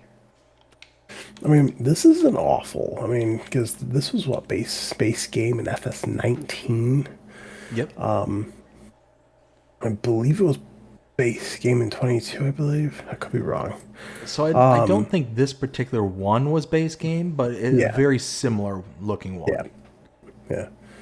I mean, I absolutely love it. I mean, because you can do like a whole role play thing. It was like, oh, I gotta check the engine so So you can go into the shop and customize it and take the part of the front banner off, so you can take a look at the engine. Yep. I absolutely love this one, and this is a good example of, okay, doors and windows opening doesn't have to be some ridiculous adventure here. 12 megabytes, and you still get the doors and windows, and you get the whole hood bonnet area. Like, that all opens too. That's fantastic. Now, the reason I know this isn't the same one from FS19, because the one in FS19 didn't have the front 3-point link. So this one is definitely something different, but I love this one. And again, looking at the kind of closest comparables, you take a look. This one is almost $60,000 to buy for 150 horsepower. That puts us right at the top end of the small tractor range. Closest comparable is the Kloss Arian 570, 530. I mean, the price difference is phenomenal. The Kloss has 145 horsepower. This has 150. So you're getting 5 extra horses. Again, you're at the top end of the power band for the small tractors. And the Kloss, $153,000. $153,000. You're almost $100,000 cheaper getting this Fiat than you were getting the base game Kloss. It's a ridiculous savings. So yeah, at the top end of the power band for small tractors, and having a front 3-point link, and being $100,000 cheaper, yeah, all day, every day. This is absolutely worth it. Right. Let's see here. Next one is going to be the Homer Terra Fellas 3 Evo. This is by Hispano. This is going to be 30.83 megabytes to download. You do have a base price tag of $325,500. You do have a horsepower of 381. You have a working width of 9.7 meters. This is a hard pass for me. I'm right there with you. Hard pass. 31 megabytes to install, so it's really high up there. $325,500 to buy, so it's extremely expensive for extremely niche kind of product here. And working with a 9.7 meters. I mean, why am I going to spend $325,000 when I can spend, I don't know, $25,000 for a belt? Or, I don't know, $65,000 for the Forge pickup mod? I mean, this mod, this particular style of equipment in Farming Simulator has never made any sense to me whatsoever. It is something I've actively avoided, like, pretty much the entirety that I've been playing Farming Simulator since FS19. I get it. It's one of those that it's got a point and purpose in real life, so therefore people are going to want something like this for their kind of, their imaginations, their game plays, their farms and stuff. It's something that, to me, in-game has never made any sense, and especially at 31 megabytes to install and $325,000 to buy. Right. Just to be able to pick some beets and stuff off the ground. Right. Like, right. Get a bucket, get a shovel. Right. I mean, come on. You can get a wheel loader bucket for what, $10,000. You can get 5,000 liter high tip bucket for 17,000. I mean, no. Let's see here. Next one is going to be the Schaefer 2630. This is by Ubi. What'd you call me? This is going to be 5.63 megabytes to download. You have a base price tag of $30,500. You have a horsepower of 25. This is the pass for me. Same here. This one falls into the kind of skid steer category for me. Like I was saying earlier, I'm not that huge into the skid steers because of how small they are. They're extremely niche as to what they can and can't do. And I feel like this one is just like that, but worse. And the reason being is it's got that middle articulating, kind of CV joint. It's, gonna send you kind of flopping around like a snake on the highway. I mean, it's one of those for $30,000, and 6 megabytes to install. It's not that expensive. It's not that intrusive in download space. So all in all, if this is something that you're into, then hey, this isn't going to be a bad thing to install. It's just not my personal cup of tea.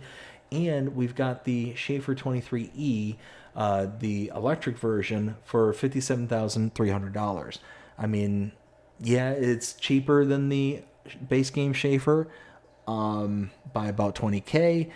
It's not that intrusive. So all in all, this would be good to install, but again, it's just not one that I'm going to be like, oh, I've got to have it. Right. Let's see here. Next one is going to be the Cortiva Circular Pivot Irrigation. This is by Hispano. It's going to be 35.75 megabytes to download. This is a pass for me. So this is a pass for me as well, but I do like this in theory. I do right. really like it. It's one of those where, yeah, 36 megabytes, that's a bit heavy, but it's a cool way to be able to deliver, some of your sprays, for this. And you get so many different widths on this, 68 meters, 124 meters, 180 meters, 136 meters, or 236 meters. It's really cool. It does have that nice little system to it, and it's mobile to where you're going to be able to hook it up to the back of your equipment and drag it around to whatever part of the field you wanted to be in and all that stuff. And you can put these in tandem to where you can, if you got a big enough field, plot them around in several areas and basically come up with an entire, spraying pattern for the entirety of your field. I think it's really cool. I think it is a really nice one, but again, for the whole 36 megabytes, I can, go around, spray my field myself. Right. Let's see. Next one is going to be the Lizard NVAM and NVAP. This is by Holtz FS. This is going to be 19.09 megabytes to download. So you do have, your first one, which is going to be the 48 and 56. You have a base price tag of $9,900. Then you have a horsepower range between 120 and 160. You have a working width between 4.10 and 5 meters. And then you have the Lizard NVAP. So this is going to be the 48 and 56, which is like it's literally the exact same meters, the exact same horsepower. This one is a little bit more expensive at a base price of $14,700. One of them, actually, if you look very, very closely, one of them is actually operated spring operated, and the other one is hydraulic. That's the difference between them. So it makes sense that the probably hydraulic one is a bit more expensive than the spring. Yeah. So you're talking 20 megabytes to install, which is a bit on the high side for this, in my opinion. But the saving grace that this has is the price. The price is ridiculous. So this is going to be kind of an in-betweensy type of comparison. So we've got the Notch Crossmax 300 that is at $9,000, and the Vaderstat Carrier XL 625 is at $75,000. So you're talking the same exact price, almost by $900 off. You can get the spring operated one. The Crossmax 300 at $9,000 is 3 meter working width. This is 4.1 meter. So you're spending the almost same exact amount of money for an extra 1.1 meter working width. That is really nuts. And even if you go whole ham and go with the hydraulics, you're only spending $5,700 more to have the full hydraulic one and still getting a 1.1 meter increase. It's a really nice mod. If you like using disc arrows, then this is going to be a really good one for you because it's going to save a ton of money, especially if you look at the Carrier, the Vaderstat. That's 6.3 meters, so it's a little bit bigger, but $75,000. $75,000. So yeah, you can get this one, have it be a couple meters smaller, but significant price difference, price Right. savings. So yeah, all in all, I think this is a nice one. It's a bit high on the megabytes, but not, not the end of the world. Right. I absolutely love it. See here. Next one is going to be the Romeco Soil Protector. This is by JMZ. This is going to be 15.05 megabytes to download. You do have a base price tag of $21,300. You do have a horsepower requirement of 210 and a work width of 3 meters. 3 meter alert. Get it out of here. This is a pass for me. So 16 megabytes to install, $21,000 to buy, and 3 meter working with. The closest comparable we have is the Nudge Eco Cultivator 300. That is also at 3 meters, so it's a like-to-like comparison between working widths. Then you take a look at the prices. The Romeco is $21,300. The Eco Cultivator is $16,000. I'd go with the base game one and save the 16 megabytes. Your next one is going to be the Pottinger Top 612C. This is by ADA or Agri Design Austria. This is going to be 18.05 megabytes to download. You do have a base price tag of $23,500. You do have you do have a horsepower requirement of 40, and you have a working width of 5.9 meters. This is a pass for me. It looks absolutely phenomenal, but it's a pass for me though.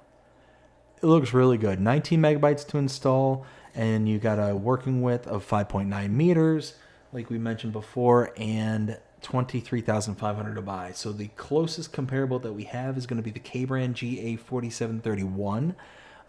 The working width of the K-brand is 4.7. Again, this is 5.9, so this is a little bit bigger. But you look at the prices. The prices for the K-brand is $9,000. This is $23,500, so more than double for this one, for what is essentially a 1.1 meter, 1.2 meter working width difference. Right. I mean, double the price for that small of an increase, it's not worth it. So unfortunately, this is a pass. Do you have any chat you want to catch up with?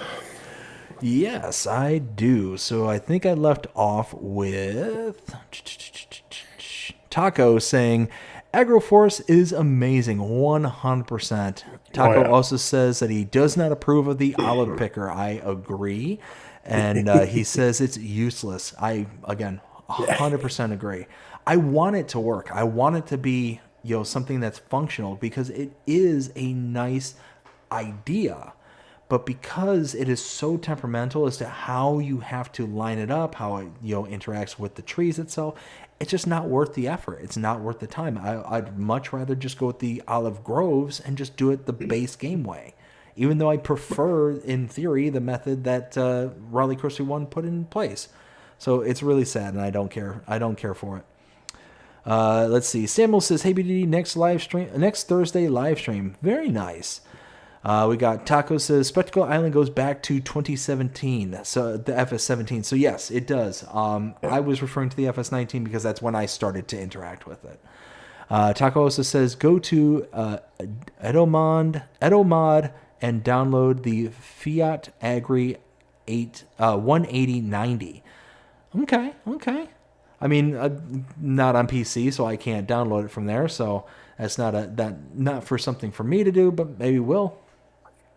And I'm all caught up. Also, big thing too is there are only a couple sites that I actually trust getting mods. And number one is the Mod Hub. Number two, but you still have to be very mindful, is Mod Network, and the other one is King's Mods. You gotta be very mindful in there as well. But if I get mods at all, it's either from the in-game mod hub or it's from the modders site themselves, like their itch.io. I never go to any other page because you don't know, so you download some virus could attack your PC, Oh yeah, no, and that's the thing is you got to be very very careful. Go make sure you go to somewhere that is trusted and get it from the Yeah. people that you can trust. You know, because Right. yeah, ModHub is the 100% is going to be the safest bet that you have out there. And even still, there can be issues and mistakes, but it's not something that's going Yeah. to personally like attack and damage your computers Right. or your Exactly. consoles. But you start getting onto those independent sites, you have no idea what you can get yourself into. So, Exactly. you know, be mindful and be careful. Hmm. Exactly. And I've never even heard of that website, like you said. So, let's see here.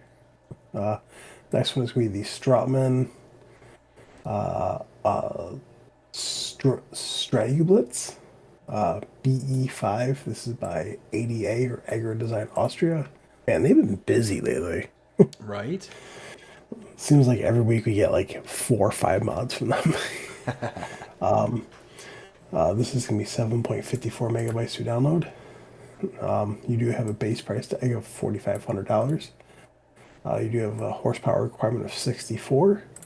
You have a working width of 6.5 meters. You have capacity range between 8,000 and 12,500 liters. And this is a pass for me. Yeah, so this is going to be a pass for me as well. 8 megabytes is not that bad in the file size. Right. Actually, no, I'm sorry. I misunderstood the price.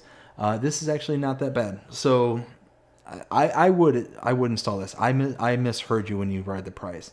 So $4,500 is the price, and a working width of 6.5 and capacity is 8,000 to 12,500. So looking at our comparables, the closest one we have is the FarmTech VarioFlex 750.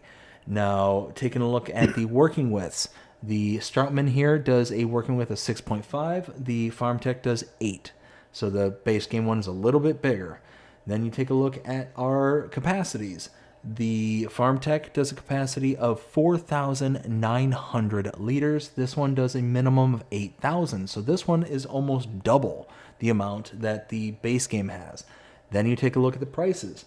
The Strautman here is $4,500. The FarmTech is $32,500. So for Right. a little bit smaller of a working width, just a little bit, like 1.5 meters smaller, you're getting Yeah. almost double the capacity at a significant price savings, nearly 30 grand savings. Yeah, this one, install this one absolutely, because that's pretty huge.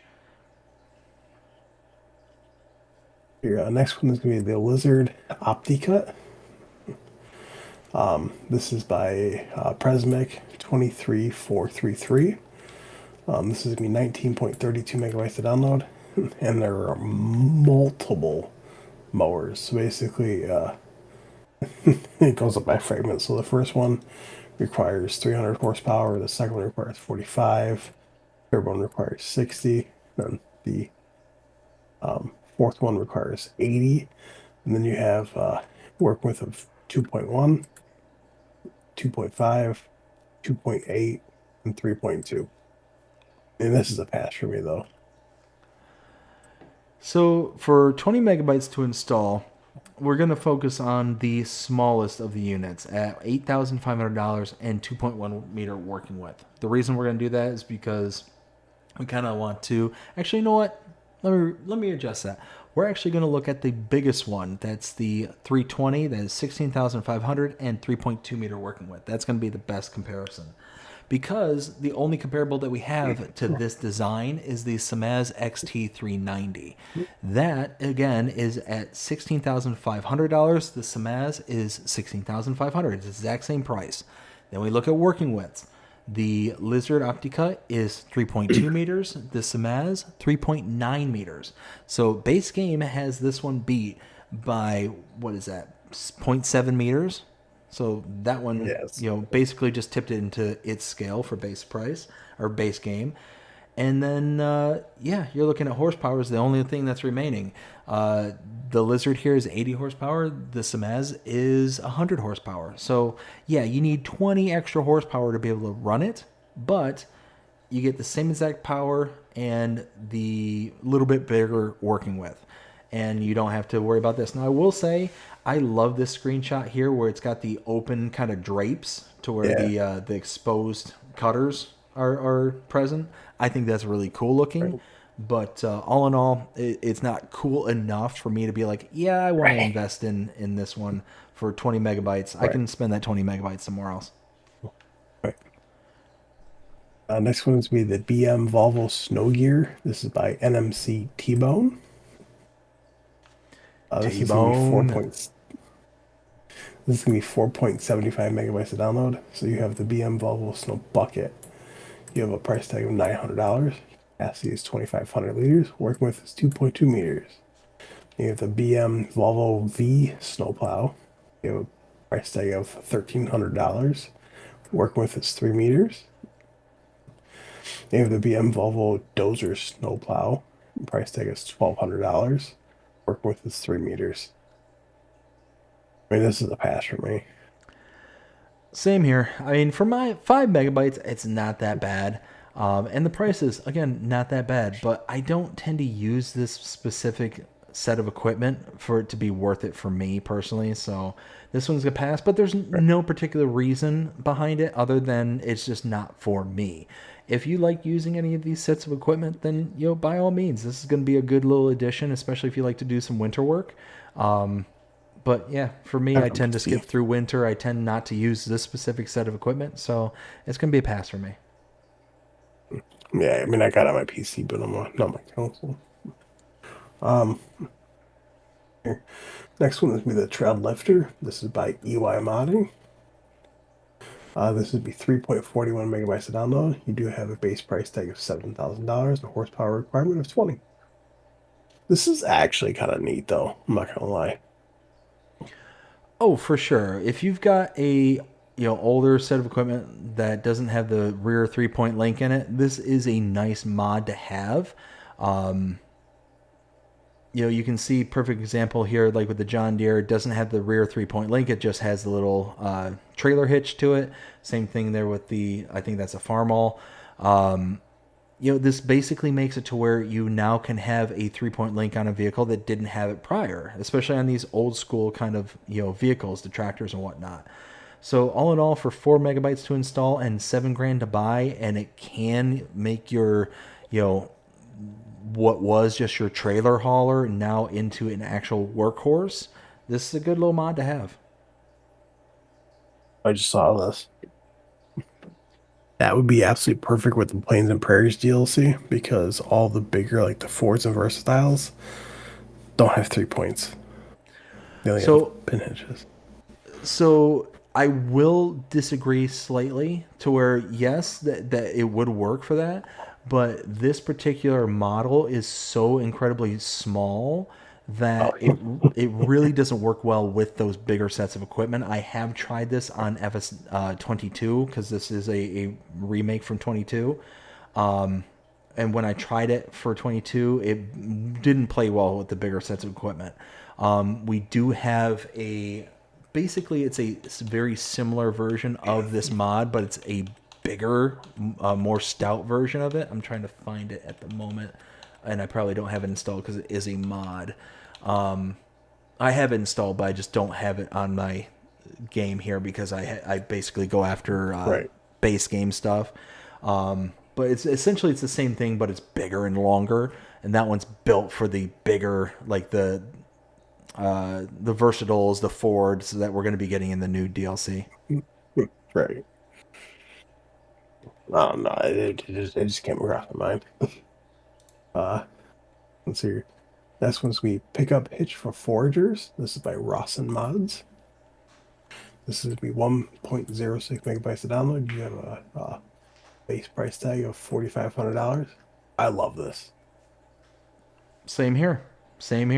For less than 2 megabytes to install and $4,500 to buy, you can turn your forage harvester into a trailer hauler for any style of trailer. So you can have your pin hitches, which basically most of your forage wagons can use a pin hitch, but this also allows you to do the ball hitch as well, which is hugely, hugely important because most of the forage wagons are ball hitches. You know, like the specific forage wagons, the ones that are meant to be forage wagons. So it having that as an option, and you don't have to do a trail behind or do in tandem with a forager, this is a really nice addition. And you can customize it to whatever forage harvester you're working on. So if you got the Fendt like you see here, it can be customized to be the Fendt branded, Fendt colored ones. Same thing, the New Holland, the Krone, all those ones, the John Deere, it all kind of color matches and goes with the hookup and setup for that specific harvester. So I love it. It's great. Absolutely. Let's see here. Next one is going to be the Lizard Big Bag Lifter. This is by Not Polar. This is going to be 0.91 megabytes to download. Not Polar. That's a great name. I mean, it doesn't even say the price tag on here. So, but I mean, you can have it for your front loaders, telehandlers, and wheel loaders. I mean, this is a pass for me.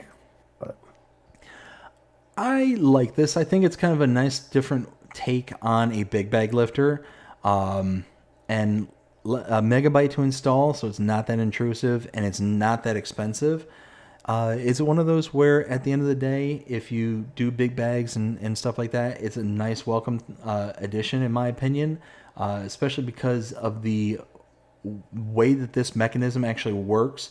It gives you a bit wider range of motion, because the base game ones, basically when you have your equipment at rest, it's pointing straight up, to where these are, when it's at rest, is pointing straight out away from the vehicle. So you still have some sway up and down as to what direction you want these to go at, and it gives you a little bit wider of a range to work with, to where the base game ones, because they're at more of a vertical stance, it gives you less range of motion. So all in all, I do like it. I think it's a nice little addition, and again, for a megabyte, it's not that bad. let's see here. Next one is going to be Logging Blades. This is by HR Forest and Vajukbao. This is going to be 3.87 megabytes to download. Let's see here. It says working with, small one is 1.7 meters and the big one is 2.2 meters. And then you have price tag. So yeah, the small one is $1,500 and the big one is $2,500. I mean, this is a pass for me. Yeah, same here. For 4 megabytes, it's not that big of an install, and prices aren't that bad. But all in all, I don't do tons and tons and tons of forestry, so this isn't one that I particularly utilize. So it's going to be a pass just for that reason alone. But no other reason other than I'm just not big into forestry. Right. Let's see. Here we go. Next one's going to be Balor's Pack works with AI and silage additive. Let's see. This is by Dr. XML. It's going to be 30.50 megabytes to download. I love this mod. I'm going to go a step further and say this is a game changer. Mm-hmm. And the reason I say this is because this is something that actually works with the AIs. This actually legitimately works. And what's awesome is all you have to do is understand what you're working with was for the specific set of equipment that you're using prior to the baling process. So let's say you're using a baler, and before that you did a whole bunch of wheat work. You know, you did some wheat harvesting, and your header is, you know, let's say 10 meters.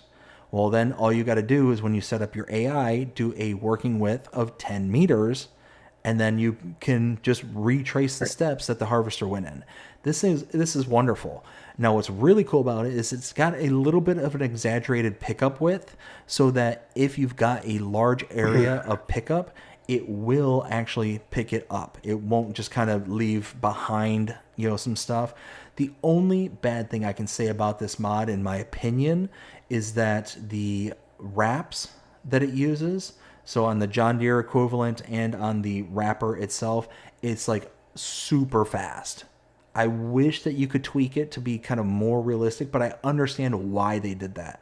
What I also like about this is that it has pre-chambers. So on the round balers, it basically works the same as the fast baler. So it will sit there and gather up a whole bunch of, of your product, and then it'll take it from the first chamber, the pre-chamber, and move it to the rear chamber. So it's a constant, moving. You're not having to stop start like a lot of the smaller balers, the round balers in particular.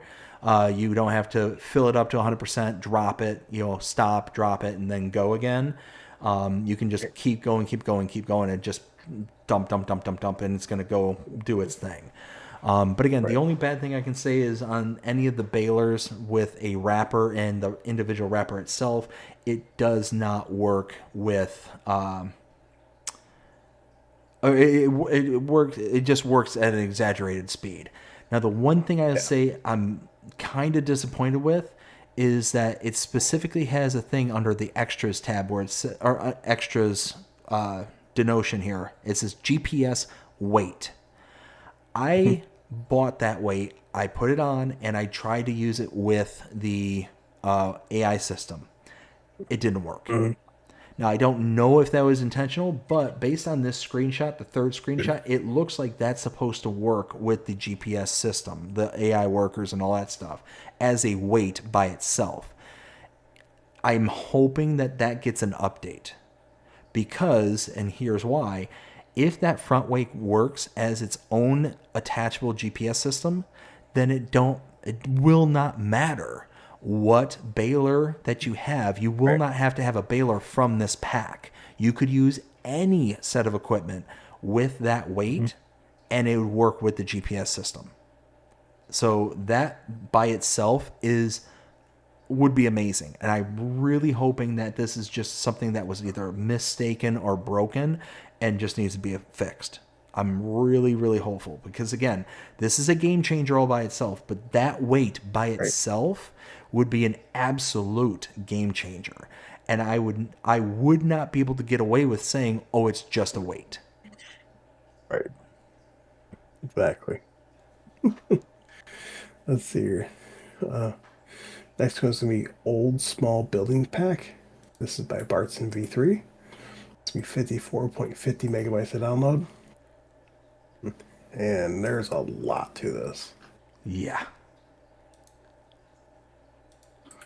So, there's chicken sheds, cow sheds, gates.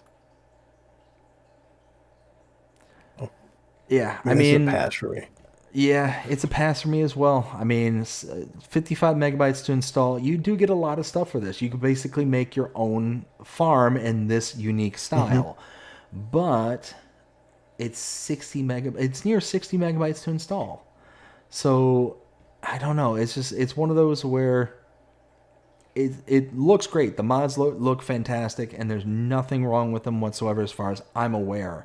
But it's just not something that I can just be like, okay, I'm going to dedicate 60 megabytes worth of space to make a farm in this style. I'd much rather just have a map that's either already developed or individual components that I can just kind of put down and make my own using either base equipment or other modded stuff that's going to be lower in the megabytes. But again, it looks fantastic. There's a bunch of buildings here and all of them look fantastic. So I don't want to take anything away from Bartson V3 from this one. But yeah, just not one particular for me. Right. No, I agree. Let's see here. Next one's going to be Small Farm Pack. This is by Holtz FS. This is going to be 23.70 megabytes to download. I mean, there are literally multiple things in here. But price range is between $80 and $45,000. So I mean, you got one shed but multiple different variants of it. You got another shed. You got a fuel tank with multiple configurations to it. You got a silo. So I mean, this is a pass for me, but Yeah, same here. Again, 24 megabytes to install. So this one isn't that intrusive, not like the previous one we were just discussing. But this one also doesn't have a whole lot of stuff that the other one did have. So I mean, you're talking a couple of storage sheds and fuel tanks, things like that, and a silo. But again, it has a very distinct look to it that is going to fit in what appears to be potentially South American, is what this looks like to me, potentially. But it's just going to have that very specific look that is only going to be achieved on those very specific styles of maps. And again, for 24 megabytes to install, there's nothing in here that I'm going to I've got to have that. So I'm going to install all this for that. Next one is going to be the BGA Complex. This is by Mad Dog Design. This is going to be 38.66 megabytes to download.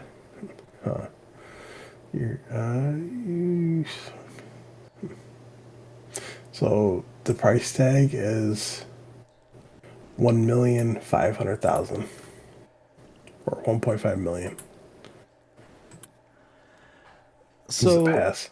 Yeah, same here. For 39 megabytes to install, I mean, you're basically getting as far as I can tell, just a base BGA, base inputs of silage, soy, manure, and sugar beets cut. There's no bells and whistles other than kind of the design that this has. It's kind of has that operational building that's beside the BGA and all that stuff. But I mean, all in all, it's just not worth the file size for me when we've got, basically other complexes that'll do the same exact job. It's just a slightly different look to it. So all in all, this is going to be a pass for me. Do you want to chat? You want to catch up with them real quick? Yes. So we got Samuel says, UBDD is next Thursday live stream. So I think my next live stream is actually going to be tomorrow, likely at 9:30 p.m. Eastern Standard Time. So that's likely when it's going to be, because I ended up posting episode 7 for the Metopiba series I'm doing a couple of days ago. So the next thing on the docket is the live stream. And that's it. Perfect. Yeah, I mean, I'll be live streaming probably about 10:30, 11 o'clock. I'm gonna be over on Twitch though. Yeah, I'll be streaming over there for about 3-4 hours, and then I'll be over on YouTube streaming probably an hour after that. Because I'm gonna be starting to do mod reviews again. Nice. So if anyone wants in detail mod reviews, probably more in depth than what Mr. Silly P does, except for he goes around and fills everything. Please stay tuned. So, all right. Let's see. Next one is going to be the German Farm Buildings Pack. This is by Omatana. This is going to be 68.33 megabytes to download. There is a lot to this pack. Like a lot. And you got, you got a buying station, a farm garage, you got a farm bakery, which you can go inside of. You got a fermenting silo. You got a normal silo. Which holds 10 million liters, I believe. You got a barn silo, you got a barn small, barn medium, bale and pallet storage, which can hold 500.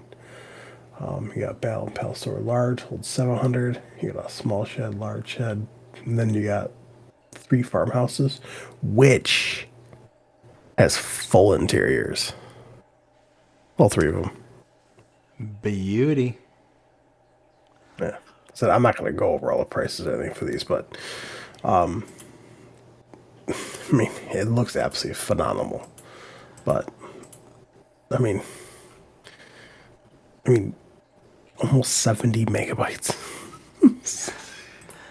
Yeah, so 69 megabytes to install this one. It's up there. But Remember everything I was saying earlier about Omatana and, oh yeah, simple and this, that, and the other? This is her going on the exact opposite tangent. This one is really, really highly detailed and very nice. You've got all the decorations on the outside of the homes and all that, the flowers and all that stuff. It looks phenomenal. And then you got like the barns, which kind of have that simplicity to them, but they also have the kind of contrasting colors in the woods and all that stuff, the greens and the browns and the kind of white stainings and all that. Like this one, like I said, it's basically the exact opposite of what I was saying before, but it's still really, really, really good. Omatana does fantastic work, and again, this is no exception, but 69 megabytes to install. So this is going to be one that I pass again because of the megabyte size, but yeah, it's awesome, and it does have that very specific look to it, that very German European look to it. So it's one of those that's only going to fit in on very specific styles and very specific types of maps. So again, for that reason, I am going to pass on it, but very, very reluctantly so. I know that she is working on an American farm buildings pack, which I believe you can also enter all the houses in that too. Yeah, see, it's one of those where I probably would say the same things about the specificity to the American styles and all that stuff. Yeah. Even though like I'm going to be more apt to play on American styles, but I mean, again, if it's nearly 70 megabytes to install, I mean, you can get a forestry map for that size. So, Right. Like I said, I wish that Giants wasn't so gung-ho about packaging these mods, because there are some things here that I would love to have as individual kind of, this piece there, a la carte kind of style. But because of the encouragement of making these packs, so it's less things for them to individually go through, which I don't understand that. It's like you still have to go through and you still have to test these mods individually. You're just not having the individual mod naming convention. Right. So I don't know what time is it actually saving. Now, it might save tons of time. I don't know, but I don't know. Just it seems like kind of the cart before the horse kind of thing. Gotcha. I mean, I know that they did it for a reason. I don't know what the reason is, but I know they did it for a reason. So. Oh, and I'm sure they did it for a reason that I'm just not familiar with. But it's just like you got to test these mods individually, anyways. So I don't know. I'm certain that it's something that I'm just not aware of because I'm not there. I had not gone through the process and all that stuff.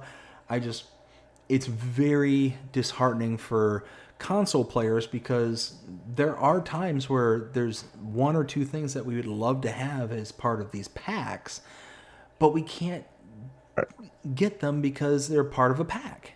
So it's a very kind of disappointing thing. So I can't be mad at the modders because they're doing what they're told to do. Exactly. Let's see here. Next one is going to be the Modern Cow Stable. This is by Modding Association Katsu. This is going to be 12.15 megabytes to download. Hold up to 70 cows. You have a price tag of $195,000. I absolutely love this. Like, I love how it actually looks like a modern day with like the one long hallway going all the way out. I absolutely love this. It's a nice one. 13 megabytes to install, 70 animals, $195,000. I mean, when we take a look at a comparable, it's going to be a big cost savings. Plain and simple. Looking at cows, we have room for 70, which is going to put us roughly. Now, do we know if this is for dairy cows or is this just beef cows? Yes.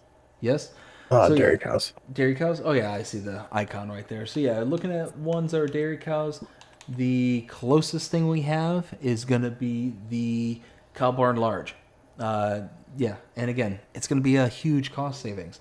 70 cows in the modded one as compared to 96 is the base for the one cow barn large.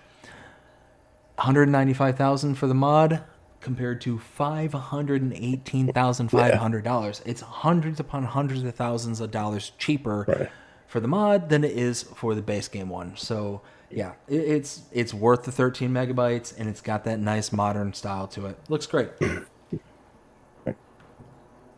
Your next one's going to be Modern Pigsty, or Pigsty. This is also by modding association Katsu. This is going to be 24.80 megabytes to download. You have a price tag of $364,000. It can hold 460 animals. This is a pass for me. So this one is a pass for me as well. 25 megabytes to install, so it's right there at the upper end of what I like to have for my mods. And you're talking the price comparables, it's not good. We can have 460 animals at $364,000. Base game, we have the Pigsty Large. That holds 275 pigs at $164,000. So even by doubling that price, you're still going to have more animals for just a smidge more money. So all in all, I just go with the base game one and be okay with skipping on this one. Even though, I mean, again, the look of it, just like we said with the cow barn, I think it looks really good. It's got, that nice kind of modern, facilities to it. Yeah. But all in all, just not going to be worth the file size, the price, and you're not getting the things that tip it back into the realm of, yes, I got to have this. Right. So your next one's going to be Old Stable. This is by our favorite MA7 Studio. It's going to be 35.81 megabytes to download. You do have a price tag of $130,000. I believe this could hold, it was either 85 or 95 cows base without having to expand the pasture. I absolutely love this. Looks phenomenal.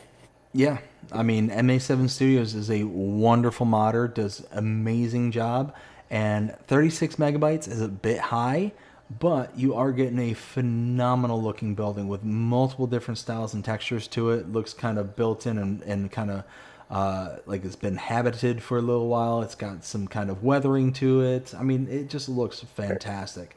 And then you take a look at the comparables. Again, we got to go back to the cow barn large at $518,500. It's $130,000. So you're saving again hundreds of thousands of dollars, and you're getting roughly the same amount of cows.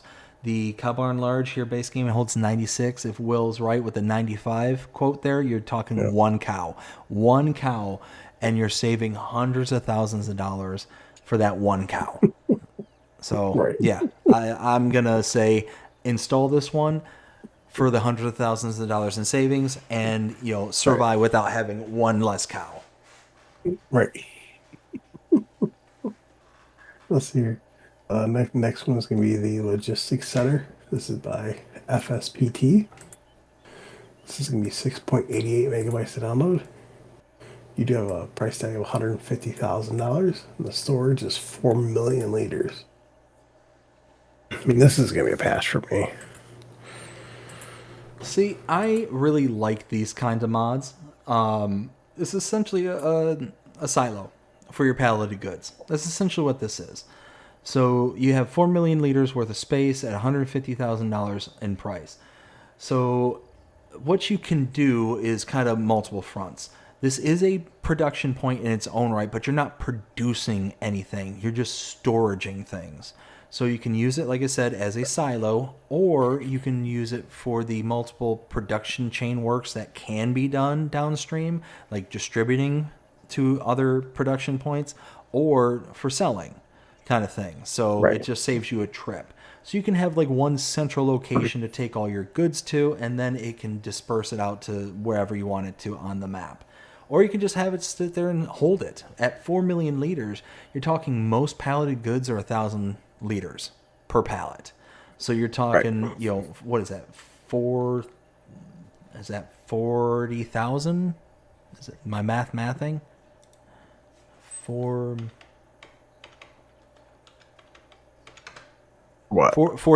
You can have 4,000 pallets of each pallet type.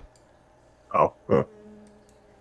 So yeah, I mean it's huge. It's a absolutely monster storage. So it's one of those that 7 megabytes. I think it looks good and it has a very practical purpose. So I installed it. I love this one. Let's see your next one. This is gonna be Old Shed. This is by A2OK. This is going to be 22.94 megabytes to download. You do have a price tag of $10,000. I mean, it looks really good, but this was a pass for me. Looks amazing. Looks absolutely amazing. It just mind-boggling how good it looks. 23 megabytes to install. It's not that bad. And at 10K to purchase, again, not that bad. And you get a highly, highly detailed, brick laid out building. But again, it's going to be for those really itty bitty small farms. You can see in the photo here, it's got a couple of forestrit, harvesters that are inside the taller part there, which are already incredibly small harvesters to begin with. And it's got a couple of smaller tractors and stuff in there as well. So this is going to be for a very small farm. All in all, I'm going to pass on this, but not for lack of this being a bad mod or anything. This is actually a very gorgeous looking one, and yeah, it's just not one that's going to fit my style of play anytime soon. Right.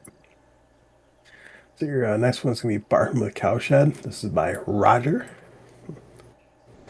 This is going to be 21.78 megabytes to download. You do have a price tag of $55,000. Hold 20 cows. So this has like these awning pieces that come off, like the outer sections. Those are actually there are doors you can open up and actually put stuff in there. But I mean, this looks absolutely phenomenal, really highly detailed. But it's a pass for me though. Yeah, I mean, it looks really good. 22 megabytes to install. It has some storage space as well as the actual cow barn itself. 20 cows are allotted for this. And it looks like it does dairy cows as well. So, I mean, the problem with this one is, again, we don't have any real good comparables other than, let's say, the cow barn itself. That holds 50 cows compared to the 20 for the mod. But the prices, again, the price differences are incredible. Because this holds 50, this one holds 20. $55,000 for the mod as compared to $254,000. So even if you were to double and a half again to have the 50, you're still only talking $100K, $125K, like about $130,000 to get like for like comparables, and you're still saving about $100K when everything's all said and done. So yeah, this is a really highly detailed. You got the multiple brickworks, you got the pillars in there as well, you got the storage, you got the barn, you got the cows, you got all this different stuff. It looks really good, but again, like Will was saying, it's going to be a pass for me as well. It's very highly specific in its looks, and it's going to be for a very small farm build that's going to be not good for the kind of growth factor. This is going to be one of those where you have an established farm and it's going to be very much this is where you want to be and no further kind of thing. So this is going to be a pass for me. Right, exactly. Your next one's going to be Barn with Workshop. This is by EXLR. It's going to be 8.90 megabytes to download. You do have a price tag of $37,000. I mean, this looks absolutely phenomenal too, but this would be a pass for me. Same here. 9 megabytes to install. It's not that intrusive. $37,000 to buy. Again, not that much. But it's got that very specific look to it. So it's that Bavarian style, as it says in the description. And it's really, really small. So it's going to very much fit into very specific maps. And it's going to fit into a very specific small style of build. So again, for that, it's going to be a pass for me. But not through lack of the mod itself. It looks very highly detailed, very nice. Just not that one that's going to fit into my style. Right. Back here. Next one's gonna be shed with extra wide doors. This is by ICAS. This is gonna be 5.17 megabytes to download. You have a price tag of $125,000. I love this. The Those doors are huge. are massive doors. That is massive. You figure, you look at that first picture there, the first one with the John Deere, which that is an Yeah. amazing JD, by the way. Or the second one. Yep, but you can see how it's got the full draper header, just like Yeah. just like a boss coming out there. It's like, you know what? Yeah. Yeah, I might be 40 meters. What of it? Yeah.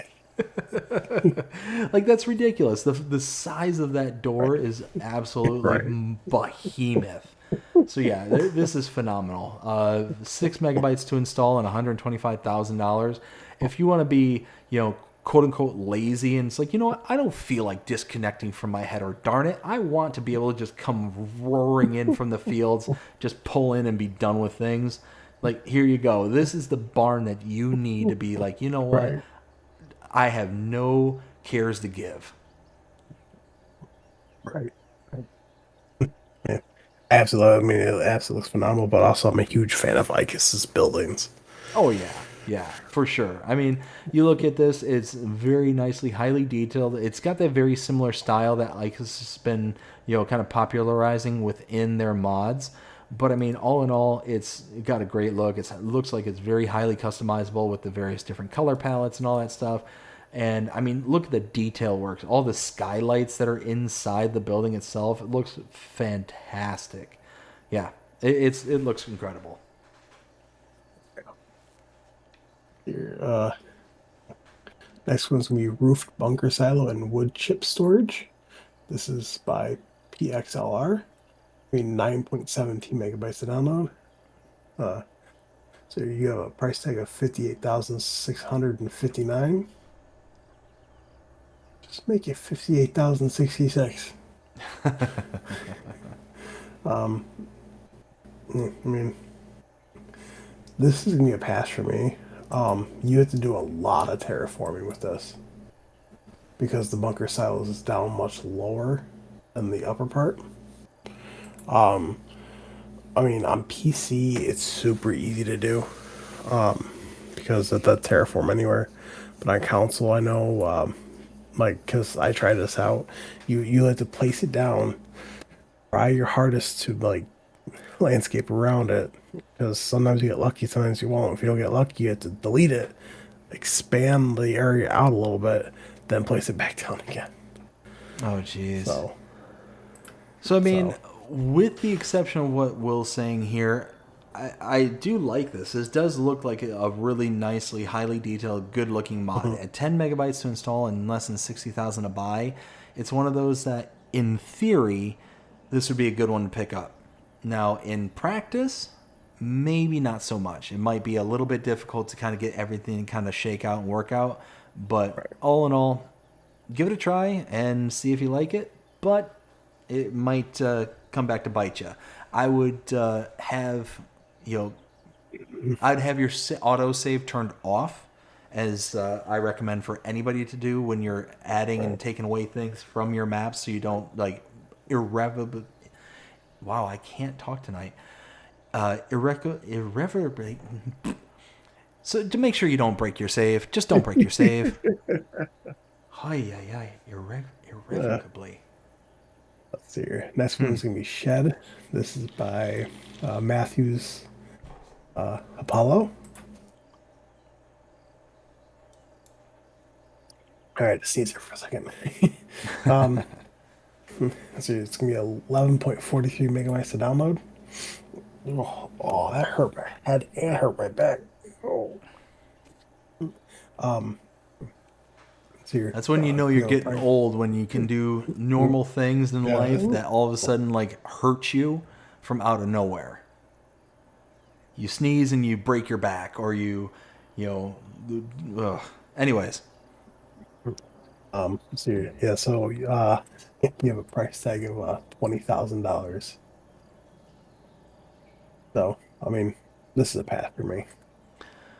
I mean, This one isn't that bad for me. It's 12 megabytes to install and 20 grand to buy. I mean, if you're looking for a nice little shed and whatnot, here you go. This is a nice little one. It's got some nice designs to it, some brickwork on some of them. I can't tell what that kind of pattern is supposed to be on this one here, but I mean, it looks good. All in all, if you're looking for a nice little pass through, then this is gonna be a good little option for you. So, I'm not opposed to this one. I would say this is okay. Here. Next one is me Concrete Block Garage. This is by 750 Ti Modding. This is going to be 10.01 megabytes to download. You do have a price tag of $35,000. I mean, this does look very, very good, but it's a pass for me though, because this has like kind of more of like a Zalonka feel to it. Yeah, yeah, absolutely. It's got that small farm feel, as you know we've been discussing before. 11 megabytes to install and $35,000 to buy. Neither one of them are very intrusive in price or in size. But again, it's going to have a very specific feel to it, a very specific kind of small farm kind of build. So it's going to be one of those that, again, it's going to be a nice little intro kind of thing, but at the end of the day, it's not going to be one that you're going to want to build out your entirety of your farm with unless you got limited space to work with. Let's see here. Next one's going to be that double rod mat fence pack. This is by Modding Association Katsu. Farming with Outlaw Ag has become a member. This is going to be 6.14 megabytes to download. I mean, basically, you got fences, gates, sliding gates, stuff like that. I mean, it looks fantastic. But, I mean, if you don't really use gates, then there's really no point. But if you do, here you go. You know? Yep, exactly. 7 megabytes to install, and the most expensive thing in here is a 13-meter gate at 20 grand. Yeah. I mean, all in all, it's a fence. If you're big into making fences and this is a style that you like, then here you go. This is a good one. But all in all, it's not that often that I personally go after fences, especially as a mod. I'd rather use the 7 megabytes to have some kind of equipment or something like that, to where I can typically stick with kind of base game kind of fencing and whatnot. But doesn't appear to be anything wrong with this. On like kind of quick overview, just not something I'm personally willing to expend my megabytes for. Right. Sorry if you're sniffing a lot right your nose. Let's see. Next one's going to be Silage Bunker. This is by Lancy Boy. This is going to be 8.43 megabytes to download. You have a price tag of $25,000. There we go. Lancy Boy. I absolutely love this. It looks absolutely phenomenal. Incredible. And there's no bleedage through it. Yep, absolutely incredible. Highly detailed. You got the kind of rusting out and shading there in the backgrounds. You've got the kind of dirtiness to the bricking and all that stuff. Like you got a great looking mod here, and Lancy Boy does a phenomenal job as always. 9 megabytes to install and $25,000 to buy. All in all, this is going to be a nice little bunker silo, and yeah, looks great to boot. So yeah, it's definitely one worth installing. Do you want to chat? You want to catch up real quick? I do. We got Farming with Outlaw Ag. How's it going, Ag? Hope you're having a fantastic day so far. Says hi, everyone. And also did a 8-month member chat. So again, thank you so much for being a member for 8 whole months. Greatly appreciate you. And that's it. Let's see here. Next one's going to be Silage Silo 6-pack. This is by Booster. This is going to be 25.07 megabytes to download. I mean, there's multiple different silos. So basically you got like small, medium, large, but you got like drive-throughs. And then you got small, medium, large basically for the enclosed, like the UE. And there's no bleedage either, which is absolutely phenomenal. Now I do want to mention these do not snap. Repeat, do not snap. So you're going to have to line them up. That's a bummer. Yeah, I mean, they're easy to 26. line up. Well, that's good at least. 26 megabytes to install, and you're talking the most expensive one being $37,000.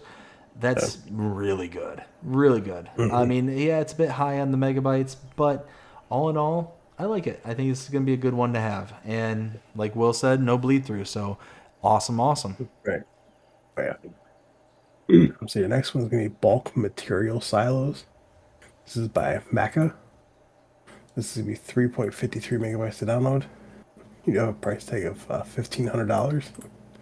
This, so I actually took one of these and I put it down because of my calf pens. I actually emptied them out and I put the manure back here because, well, I mean, that's what a lot of farmers will do too. They have like a separate area like this just where they can put manure in, just to store it so I can spread it.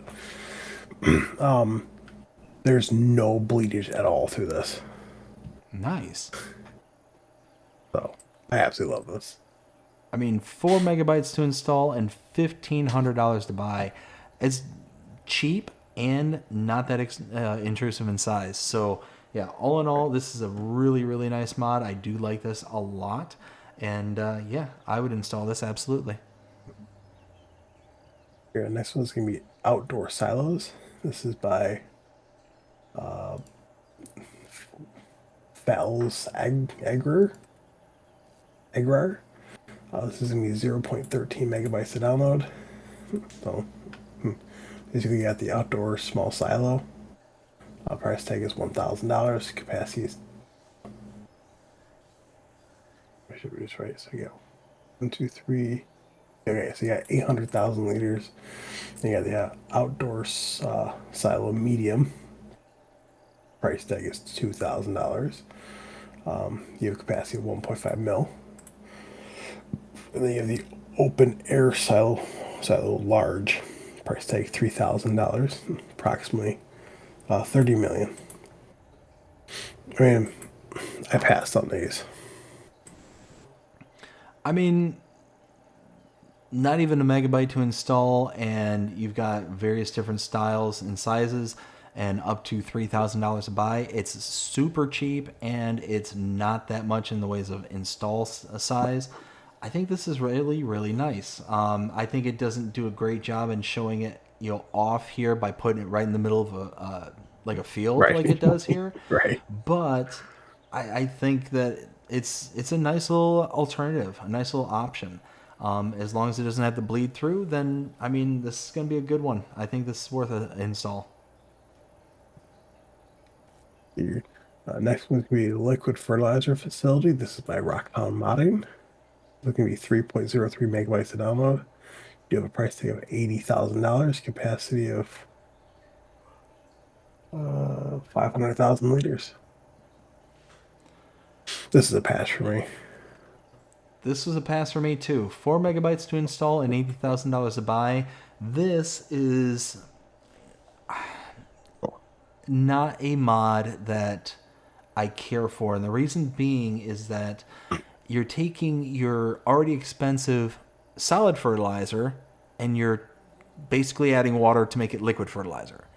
So it's just one of those like, well, why don't you just buy liquid fertilizer at that point?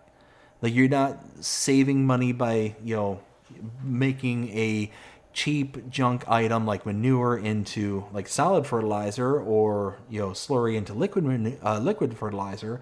You're literally taking a super highly expensive product, solid fertilizer, and making it into its liquid equivalent. I just don't see the point in it, and for that, I said pass. Yeah, next one's going to be placeable refill tanks by DD Mob Passion. This is going to be 3.49 megabytes to download. You do have price tag of $8,500. Capacity is 10,000 liters. You do your seeds, soft fertilizer, lime, liquid fertilizer, and herbicide. This is a pass for me. Same here. 4 megabytes to install, not that bad in the size. 10,000 liters and 8,500. So not a bad price, not a bad install. It's just honestly just not the aesthetics that I go for personally. So this one is a pass simply on the kind of vanity front. But Right. I mean, nothing wrong with it per se. It's just not something that meets my style. So again, going to be a pass. Yeah, next one is going to be Pioneer Tent. This is by the Verg Modding and Lost Gamer. That's all I'm gonna say. This is going to be 11.71 megabytes to download. You have a price tag of $20,000. I mean, it's kind of nifty, and you can actually walk over to this area, and it's in the third screenshot. But in like in the first screenshot, you can actually see like the lit fire, like underneath all your goodie foods right there, and then you see it off. But you can actually walk up and turn it on and off, which I think is awesome. Yeah, so 12 megabytes to install and 20 grand to buy. It's, you know, it's a tent with a sleep function to it. So it's basically a house. So this one I'm not that opposed to because it's meant to be simple, but there's tons of detail to this. So you can see where that 12 megabytes, even though this is a very small, like not that like big of a structure, you can see where that detail is coming from between the fire, between the, you know, goods that are outside. You can see the shelving that's there. Like, it's very highly detailed for being a small, compact unit. So it's nice. It's really cool. And again, this would portray a good kind of storytelling aspect to things. So again, I like this, and I think this would be worth an install. Last new mod for the 28th. That's going to be I'm not going to even try to pronounce that. Basically, it's just a pack of like poles. The Pack Balise Temporaire de Chantier. Something like that. I'm just poking in the dark on that one. I have no idea. Back Belize, I don't know. I don't know. It's gonna be 0.86 megabytes to download. Anybody in the audience now speak what I presume is French? French, yeah. Because I think that would be really awesome to hear how that is actually supposed to be pronounced in like the native language. Pack Belize. I don't know. I'm just guessing at this point. I don't know. I mean, 1 megabyte to install and like at most $50 to purchase. It's not bad. If this is a style that will fit on your map, then hey, cool. But this is extremely hyper specific to a specific region, and yeah, France. So maybe on Pelinier, this would be a good one to have. But all in all, this is going to be a pass for me. I don't put a lot of effort into the, not effort, but a lot of megabytes into the deco that isn't like part of base game. So I just translated this, and it said construction site temporarily beacon pack. Ha! That makes sense. I'm just trying to figure out here. Just trying to see if I can. Let's see here. If I can.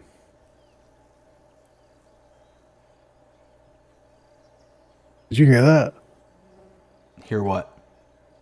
Oh no.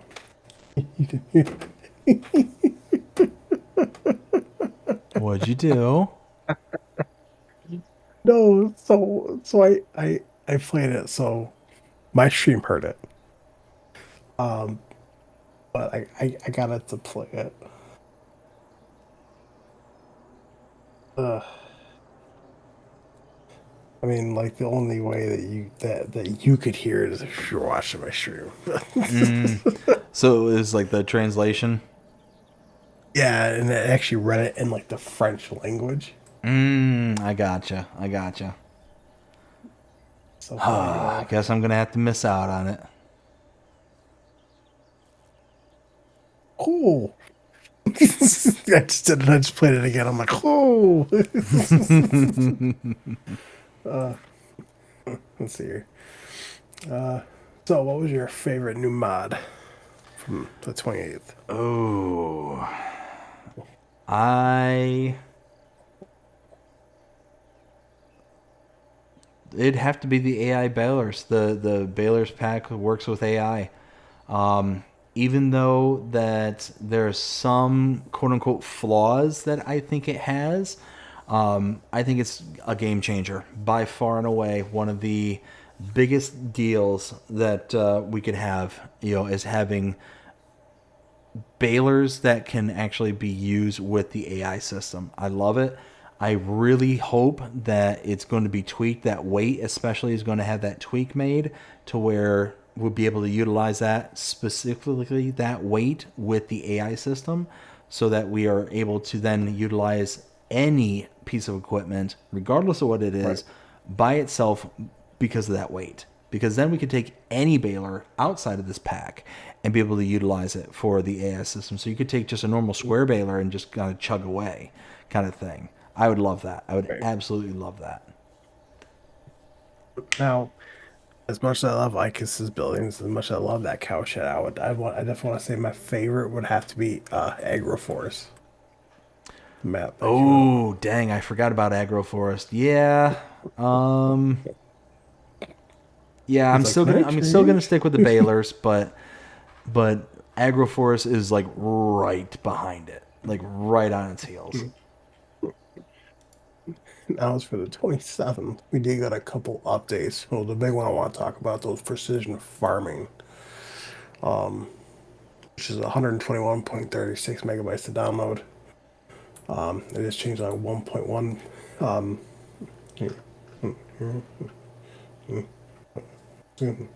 All right, I have to go to a whole different tab for that, which I'll go to here in a little bit. It's not on here. I think, yeah. So, and then on the 27th, we did get a map update for Spazwosco. Spakovo. Oh, yeah, see it. I want to see if we'll do it here. Yes. Okay. No. Stop. It is so unsettling to Pause read. And I don't need the whole thing read to me.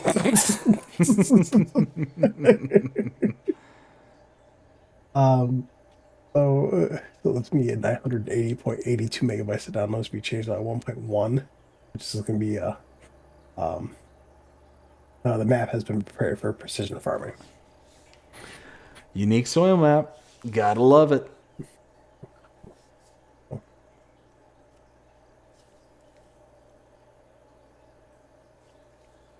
See here. I'm trying to think here. Yeah. All right. So that would be it for that week. Now, if I go up to here, go up to updates, I'll go down to precision farming. So yeah, change that 1.1, which there is 1.1.0.1. That was a quick fix for a problem. I don't know what it is, but here it doesn't list it.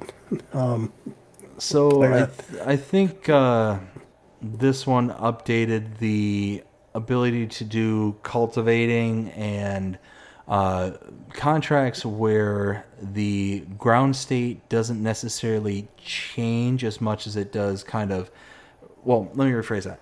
Anytime that you had a field that had the kind of tram lines that were already pre-built into the field, if you had a contract that didn't actually erase the tram lines, it didn't recognize that you were completing the contract. So you'd be able to get the contracts up to like 91% and then just kind of were sitting in limbo. I think this update helped update those as well as several other things as well. Yeah, so it was added option to set the tram line direction on the field. Mm-hmm. Added options to disable speed dependent spreader application and realistic spread pattern, which are two different options that are in your menu, in your settings menu. You have fixed cost of AI field worker. You have fixed harvesting of potato and sugar beet. Fixed issue with cultivating and sowing emissions, like what you were probably saying. Yep. Fixed missing seed rate functionality on combination with some other mods. Fixed seed rate of potatoes. Fixed yield display on combines and actual yield on the field. And then increased environmental score for permanent grass fields. So there's that. So I was happy to see it. I was happy to see that they did that update and, be able to make it to where precision farming worked in more aspects than what it did before, because it basically eliminated all cultivating and all seeding contracts. Those were the big ones that were missing. last big update I think I want to go over is change over patch 1.9.0.1. So changes, improvements. So 1.9.0.1 fix multiplayer connection issues. Various technical changes to improve performance. Various stability improvements to prevent crashes. All very nice. Various text/translation adjustments. Various visual adjustments on several models. Improved automatic wood harvester arm behavior if trees are beneath the harvester. Improve responsiveness of field information box to appear on map overview. Improve fuel consumption calculation of wood harvesters while processing a tree. Fix button conflict on controller in Mod Hub for search and active downloads. Fixed cases of go-to AI attempting to route through the river on map US. Haven't experienced that one. Fix flickering issues on some hardware configurations with Intel ARCB series GPUs. Fixed hook lift system problems when reloading the save game. Fixed tension belts not working correctly when remounting objects.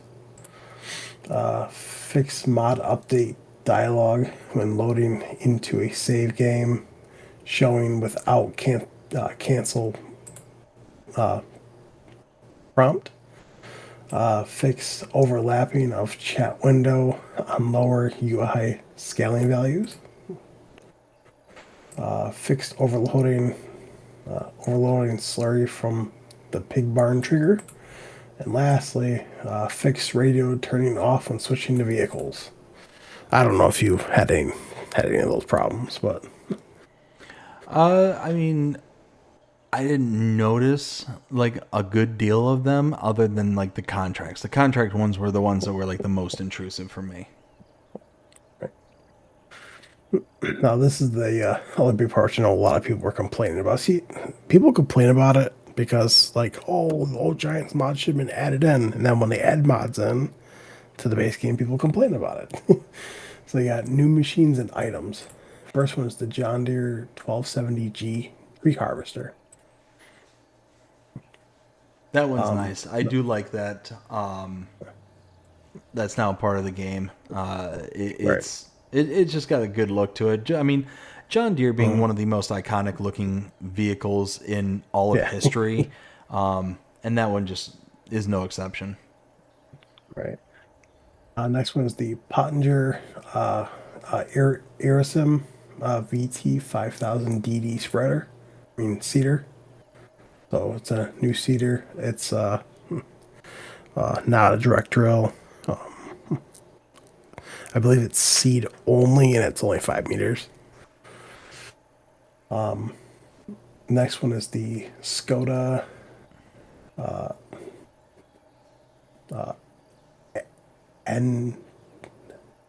Enqua Coupe RS IV car.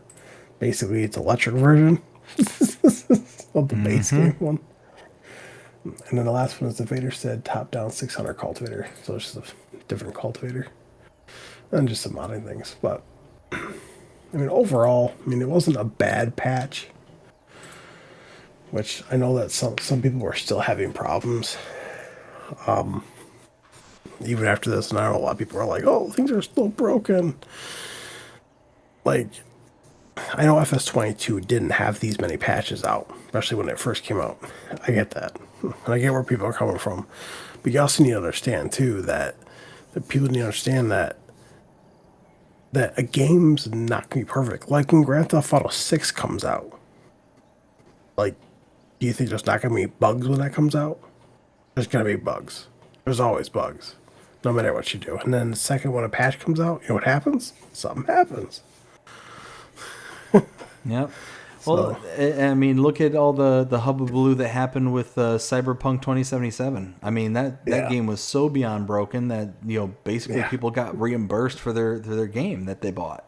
You know, they had massive returns and pretty much killed the entire franchise for the most part.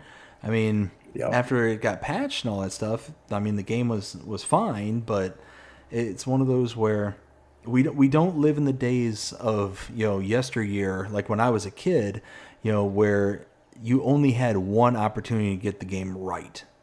You know, to where when I was growing up and, you know, playing on Nintendo and all that stuff, they had huge teams dedicated to testing and doing all that stuff. They don't do that anymore. Right. We are the testing team.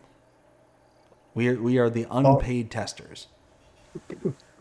Well, I mean, it's also like I mean, you bring up a great point, like the Nintendo 64 Donkey Kong, for like prime example. Like you basically had a one shot to get that right. It was a fantastic game. I didn't find a single bug in that game. But I mean, all these newer games that come out, I'm not complaining about it or nothing. I'm just making a statement. I mean, I personally have not had an issue, which is fantastic. I mean, I know a lot of other people have had issues, and the issues I had downloading the game on my PC, and I do want to say I was having problems with it, but it ended up being my fault. So, Oops. no, because when I tried to install on my PC, I was installing to drive C, which for some odd reason it didn't like it. Probably because it was going to use up almost the whole space. So then when I did it, I customized it. I did a custom install where I sent it to drive D instead, and it installed with no problem. I'm like, Gotcha. I'm like, really? So if I did this the entire time, then I could have had it download. I'm like, you gotta be kidding me. Those are the worst. Those are the worst when things like that happen, and you just feel like, man, I just feel so like dumb. Like I feel dumb right now. Right. You know. So, I mean, it's Monday now, so I'm really gonna curious to see if we're gonna get anything. 'Cause I know last week Monday we didn't get anything. I mean, it being what, the day before release? Is it the day before release, or is that next week? Yeah. No, that's tomorrow. It is tomorrow. Now I know typically, usually a day before release for a DLC. I mean, we won't see a bunch of mods, but I know, well, because when the next pack got released, I know the day before that, which because they came out on Tuesday, I know Monday we got, was it 15 mods? Yeah, it was 15 mods. It was like 3 updates, and the rest were new. I mean, I know we'll probably get something. I mean, if we don't, I'm not gonna be awfully surprised. But I mean, because you also have to think, what month is it? Well, you said what month it is? June. Exactly. What's coming up? FarmCon. Oh yeah, yeah. FarmCon is next month. So I'm just putting this out here right now for everyone to listen. I want everyone to listen to me very, very carefully. I'm not trying to sound like a jerk when I say this, but give Giants a break, all right? Because they got FarmCon coming up next month, and it's going to come up real fast. So we'll probably still see mods, but I'm going to say probably a good chunk, 75% of Giant software will be at FarmCon. Yeah. Yep. So- I have a feeling that most likely tomorrow is going to be on the lighter end, and Yeah. then we're going to get the DLC drop, on Tuesday. We might get some things that kind of come along with it, but again, I think it's going to be light. I think Wednesday is likely going to be our first day where we start seeing any kind of movement in the way of mods coming in the door for us. But that's just a guess. Well, I mean, because, if you think about it, I can go back and take a look. It's going to take me a little bit, but every single DLC release that we've ever had, and this is coming from FS22 and now to this game. I'm not counting 19 because it really didn't happen for 19, but for 22 and now for this game, if you can go back to the next set DLC. Do you know how many mods we got dropped with the next hat DLC? I don't remember. We had 48 mods drop with that. Yeah. Typically, usually, I don't know, Giants are weird because they'll either release some the day before and then release a little bit more when the DLC comes out. Or they'll release nothing today, and then tomorrow when they release the DLC, oh, you know what? Here's some mods for you, and then we'll get like 100 mods. I know, and I know. No, Mr. CLP's mod review that he did, I watched. It was a 2-parter. I honestly thought he was gonna quit doing mod reviews. I really did. I thought he was gonna quit because he's like, I can't keep doing these 2-parters. Yeah. Like it's like they don't release anything for one day and then we get 60 plus mods. Yeah. Like the next day. Well, and I feel bad for, content creators like Mr. CLP, like Looney Farm Guy and all this is like, it's so far in the lifespan of Farming Simulator 25, it's either feast or famine. There's really no good in between of, okay, it's just general consistency between day to day kind of thing. So it's like there was even a time where we were getting 4 or 5 maps, like new maps, and then like 2 or 3 updates. There was a small string of time where that was happening. So it's just one of those, like, I get it. I personally get it because, hey, if I get 4 or 5 maps, I'm going to be completely swamped kind of thing, and I've got to put this out as quickly as possible. So I completely understand the position that people like Mr. CLP are in, and Looney Farm Guy, and pretty much anybody who does mod reviews and stuff like that.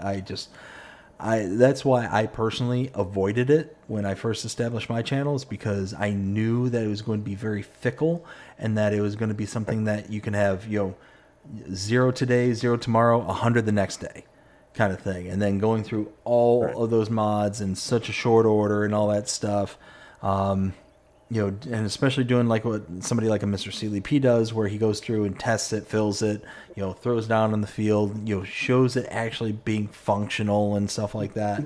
Like it's a nightmare. It's an absolute nightmare. So I get it. Mr. CLP now, I don't know if you still watch his content or not, but I know, I watch all of his mod reviews because I do. I'm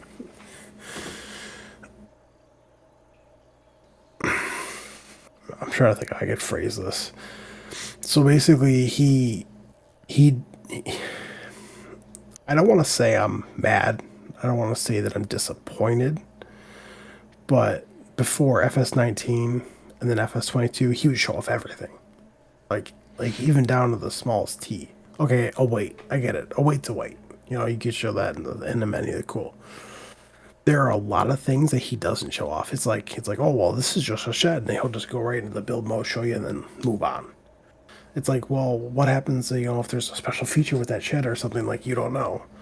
Like, I mean, I get it. It takes a lot of work to do what he does. I mean, as of today, I'm going to be doing live streams, not really videos, but live streams of new mods, and I get it. I do.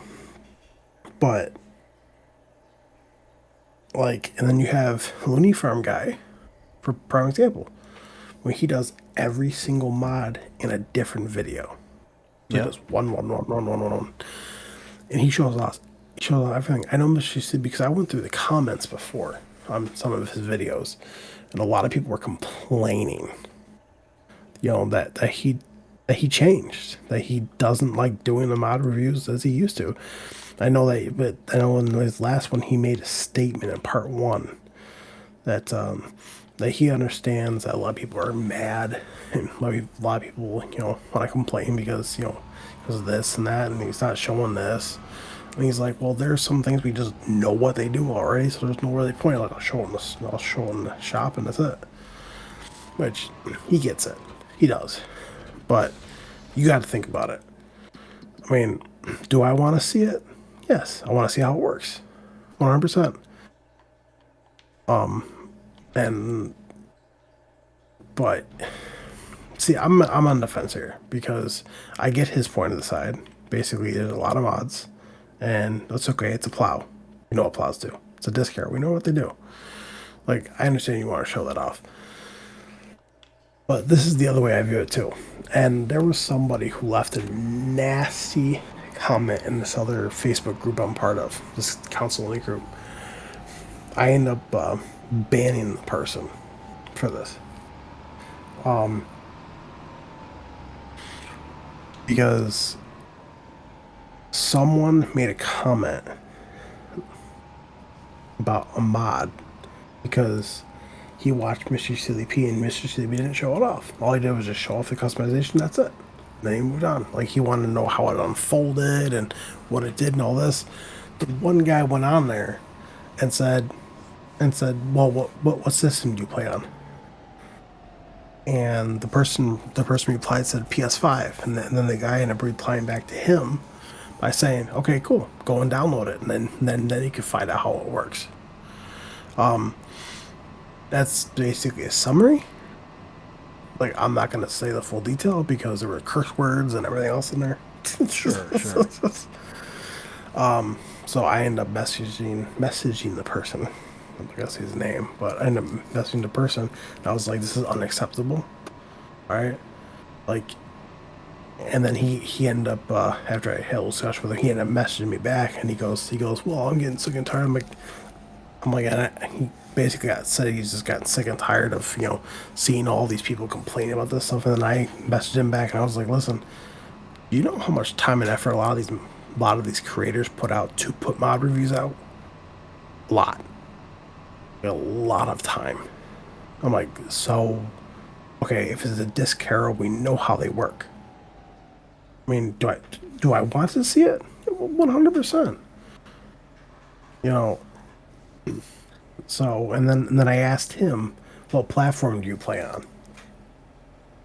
What he said? What's that? He said PC. And I was like, okay. I was like, you do know this is a council only group. And he goes, I'm quite aware. I'm like, do you use council only mods? Or like all platform mods?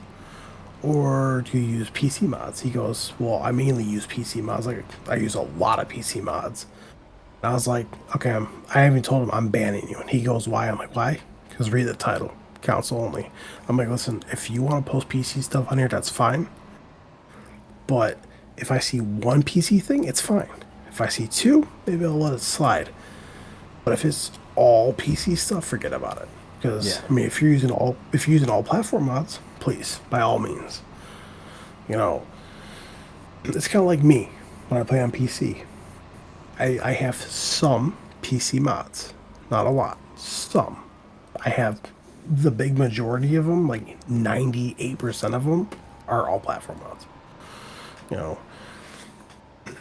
I don't know. Well, I and just feel like people. go ahead. All I'm gonna say is I just feel like people are starting to hate on content creators who make mod reviews. People are starting to hate on giants, and it's becoming more annoying than anything. Well, what it is that I think a lot of people think that they can do it better. Whatever the it is, whether it's creating the content, whether it's being the releaser of mods or all this stuff, and almost nobody, including ourselves, know all the ins and outs of how the mod release process works, how the testing process works, how any of this stuff actually works behind the scenes. So it's one of those where we can put in our best guesses, we can sit there and speculate and all this stuff, but at the end of the day, we don't know. So it's one of those that for most cases, people are just talking through, ignorance as to what it is that they assume is going to be done.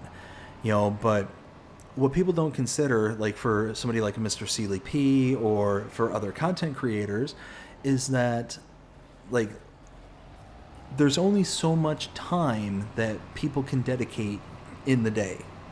Like myself, I have until about 9:30 at night until whenever it is I need to pass out, kind of thing, and that's the only time I have.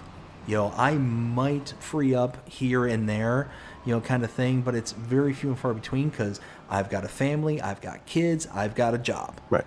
Like those are all my primaries, and unfortunately, YouTube is far taking up the rear of that pack, kind of thing. Right. So when I decided, hey, I'm going to do X, Y, and Z kind of content, I did that with that in mind, thinking, okay, I can do Let's Plays, or now I do kind of role play kind things. I can do map tours because those are going to come out maybe 2-3 at a time, at the most maybe 5 or 6, and kind of go from there, kind of thing. And I might have to clean up the remnants the following day, kind of thing. Updates, yeah, I can do that too because those tend to go really quickly, and kind of channel shorts and stuff like that. Like all that kind of stuff, I planned it very specifically around the whole function of my life, kind of thing. But I'm sure that other creators like a Mr. Sealy P, like Looney Farm Guy, I'm sure they did the same exact thing. But the problem is that, hey, when they get these kind of,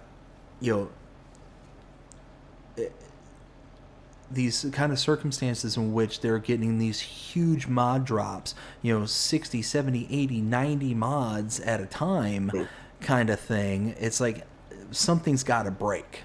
Something's got to. Right. It's like even with the most optimistic of planning, like recording and all that stuff, like you can't anticipate that there's going to be 60 mods, 70 mods, 80 mods, however many get dropped, and now all of a sudden what is supposed to take you maybe 3, 4, 5 hours is now taking you 6, 7, 8, 9, 10, or greater. So it's one of those where like you can't sit there and expect them to be able to dedicate the same amount of time to every single mod, because they weren't expecting to be able to have all this plethora of additional mods. Like I said, I feel terrible for somebody like a Mr. Sealy P, for Looney Farm Guy and whatnot, because it's like they want to be able to produce the content, and they don't want to be either put into a position or to have their audience be felt like they're being put into a position where they're having to then compromise the product that they're producing. Nobody likes that feeling whatsoever. And I'm speaking from a personal perspective. It's not like I sit there and talk to Mr. Sealy P or Looney Farm Guy on an everyday basis. But most people, when they put out like an expectation for a product that they put out there, they don't want to have to feel like they're compromising it in order to get that product done. But they also understand it's like, I've only got so much time in the day. I've only got so much to give for this kind of stuff. So Right. it's either they're going to give you something or they're going to give you nothing. Right. So Exactly. it's one of those where people have got to understand that, you know, somebody like a Mr. Seeley P, and again, I'm just speculating and stuff like that. This, again, it's one of those, I'm not speaking for him or anything like that. It's one of those, like, you gotta, like, understand, like,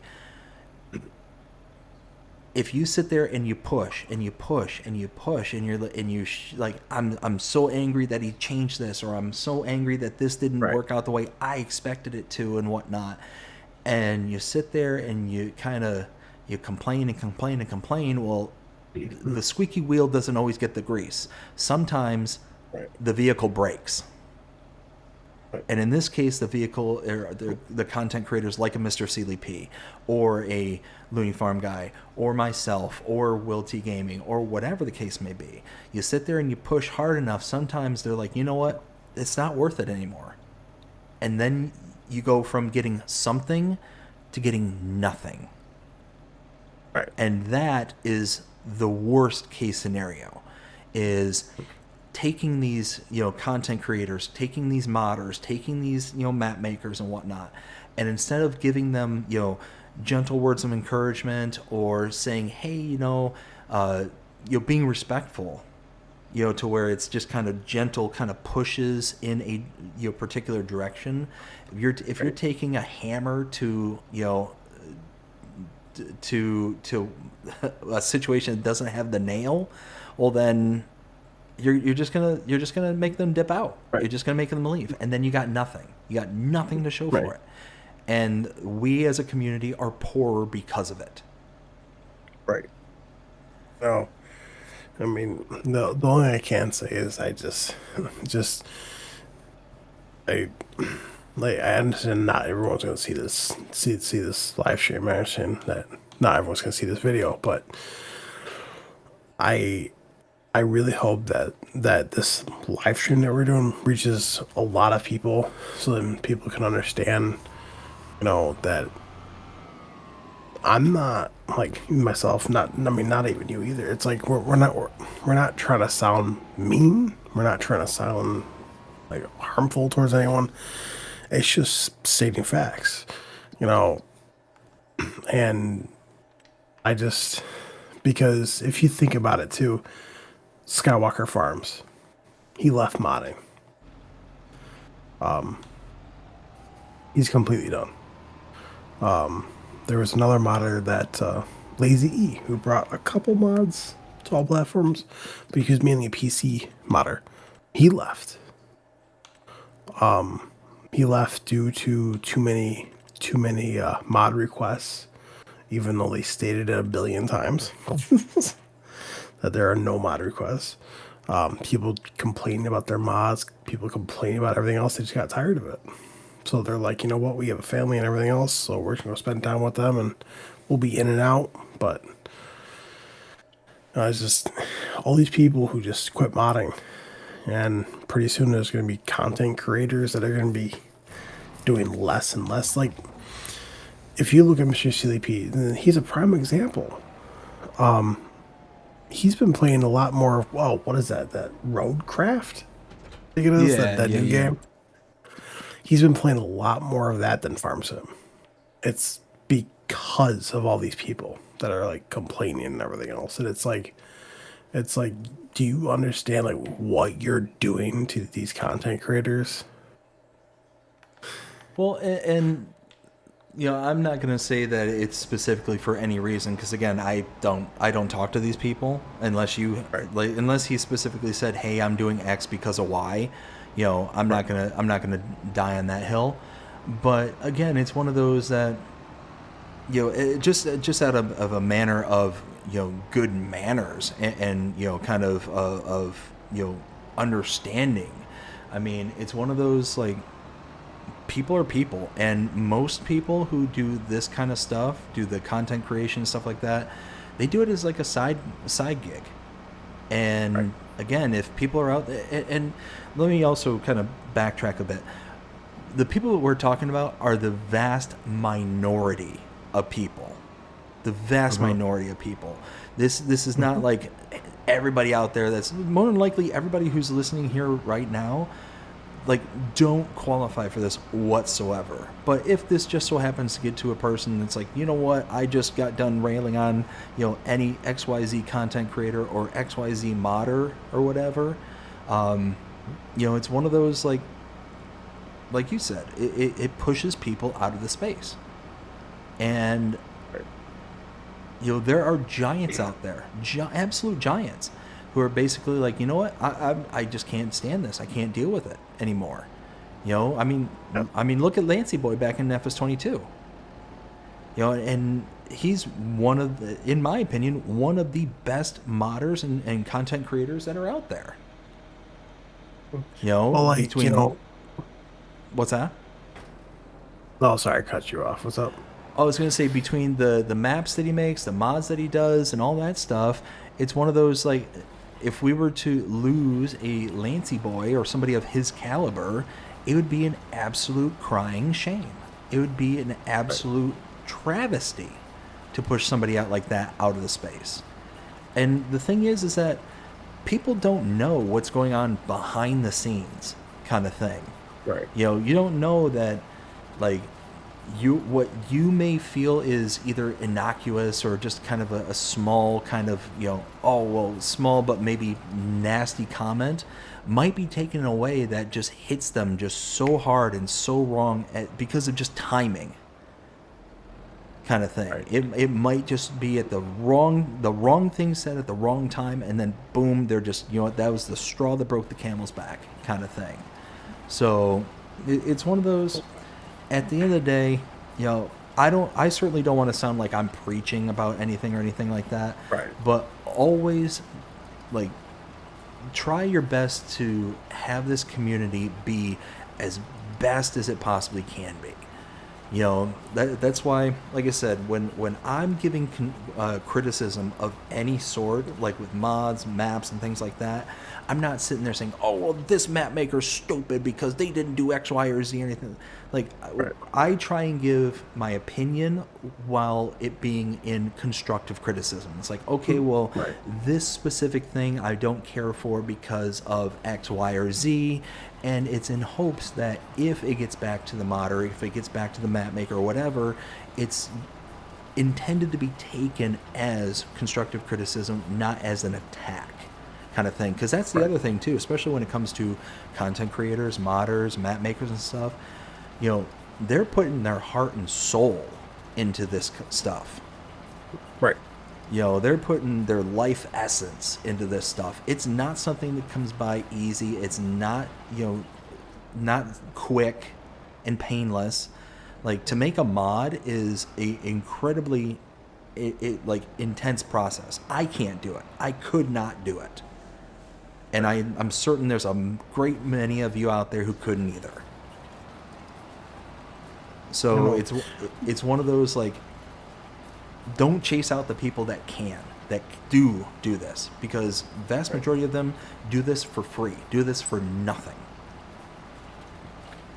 Well, I mean, it's also like those people that, that always complain. It's like I want this in Farm Sim, or I want that, or it's like they put a mod request in, and then like the modder's like, no, sorry, like I don't take mod requests. And they're like, well, what is it? And they start complaining.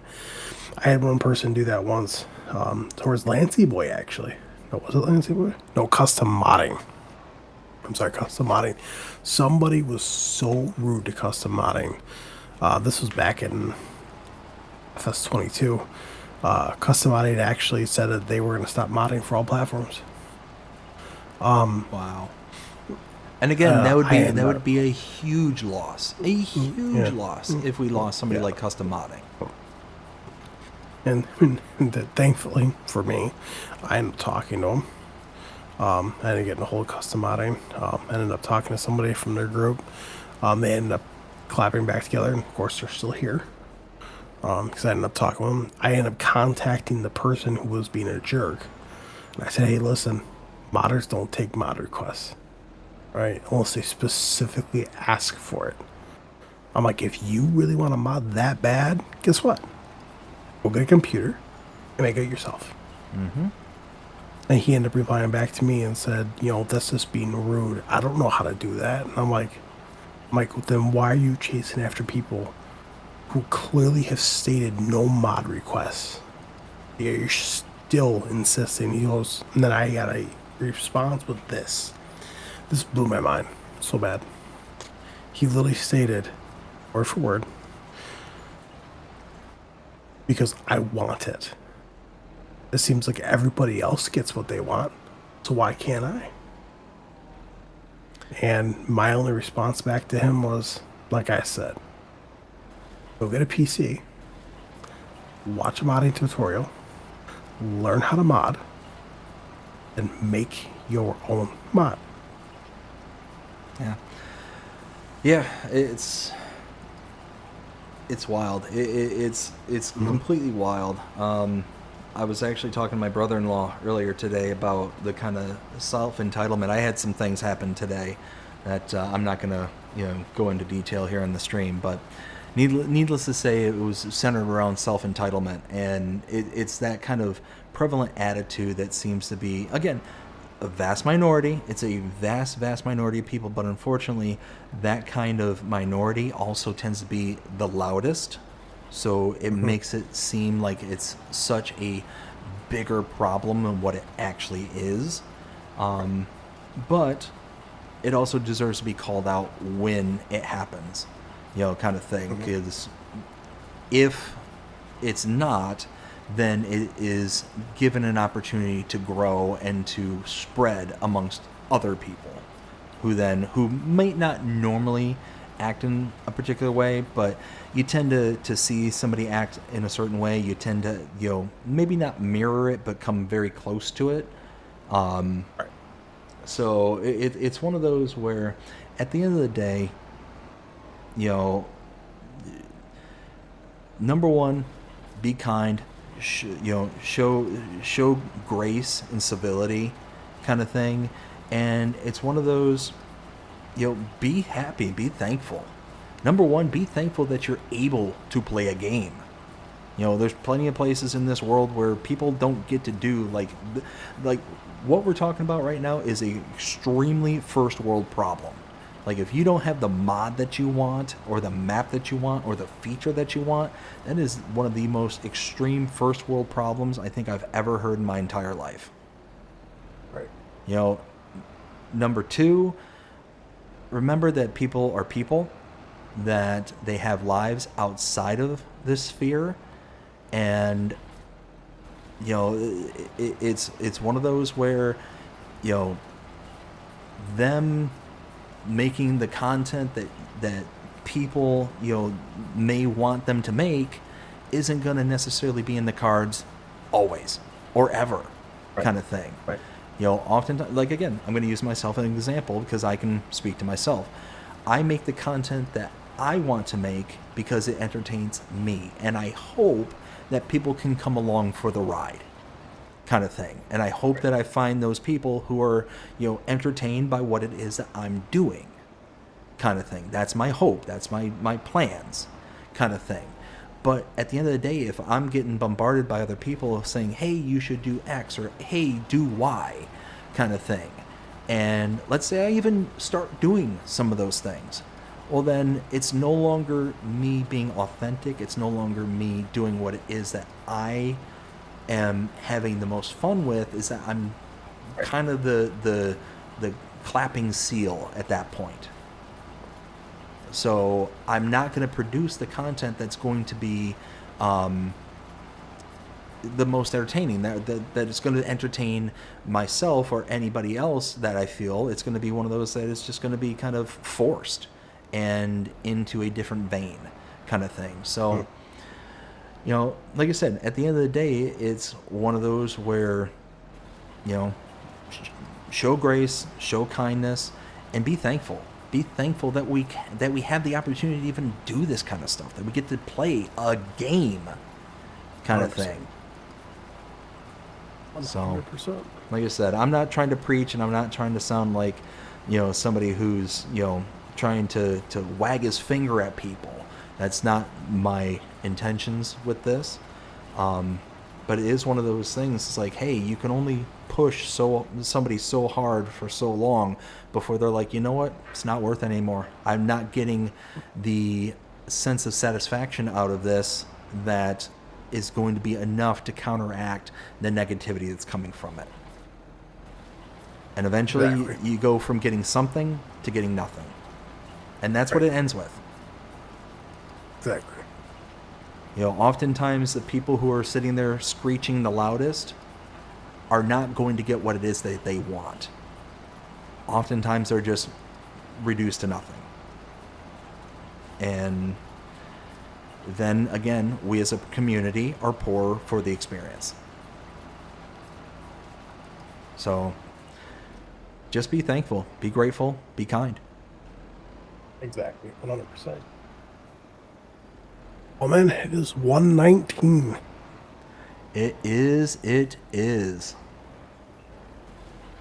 Want to start wrapping this up? Yeah, I think we can do that. I think we've beaten this horse as long as we have.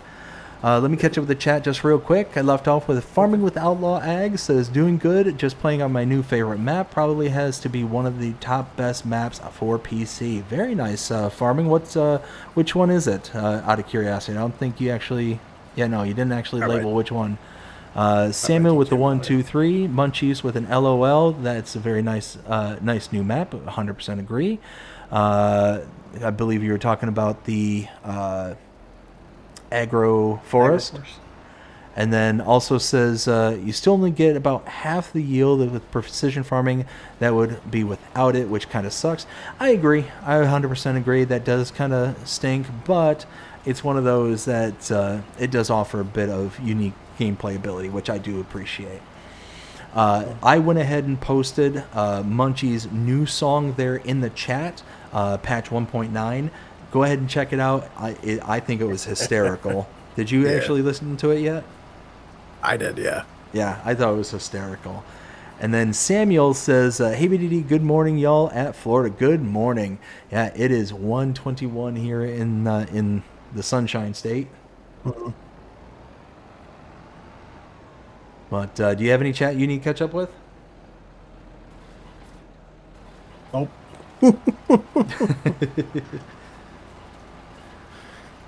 Nope. The my best guess is the map he probably was talking about with the new map from DJ Modding.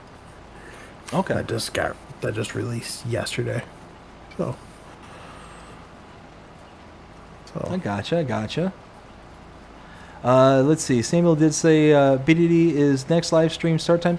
So if Giants doesn't release any maps or updates tomorrow for maps, so anything to do with the map tomorrow, I will likely be streaming tomorrow starting at 9:30 p.m. Eastern Standard Time. That tends to be my start time for pretty much all my content. Now be on the lookout. I might have a prolonged period of time within the next 2 weeks where I'm actually going to be able to stream for a longer than normal and during times that I normally am not available for. The missus and kiddos are heading out of town for a couple of days, and not exactly sure all the details just yet, so I'm just saying maybe some long form live streams, maybe. Be on the lookout. I will keep people posted as to what's being planned.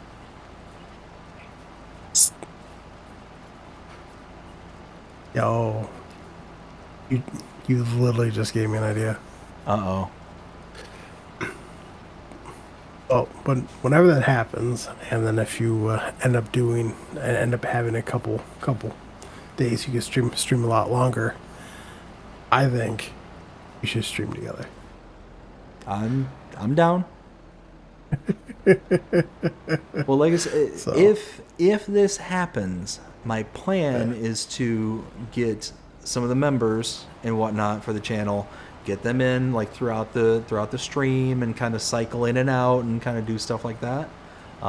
So that's kind of what I'm thinking is, if this works out and if everything kind of goes according to plan as of right now, it's how it's looking. But again, I don't want to be like, this is 100% happening, this is, for Right. sure, and then have to back out later. I'd much rather kind of play it safe and be like, I think this might happen, but. Right. Exactly. Play it safe. Yep.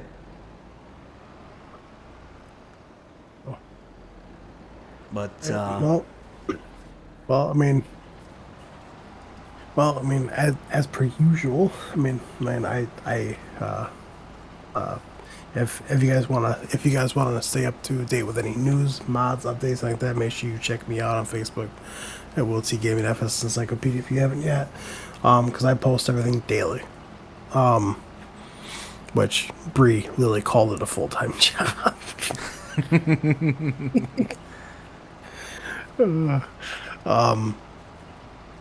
And of course, if any new mods or if any new maps or map updates, get released, I'm usually the first person to let BDD know. and I greatly appreciate it as always. So, yeah. Other than that, I think we're gonna be signing off. I might hang out for a few more minutes, but not too much longer. Well, I'm peacing out of here. I gotta go to bed because I gotta take the wife to work tomorrow morning. Ooh, fun Or stuff. This morning, I should say. Whatever. Yeah, in a few short hours. Yeah. She's gonna be at work by 10 o'clock. So Oh, that's not bad. I just want to make sure I get some sleep because literally when I get back, I'm gonna be streaming from about.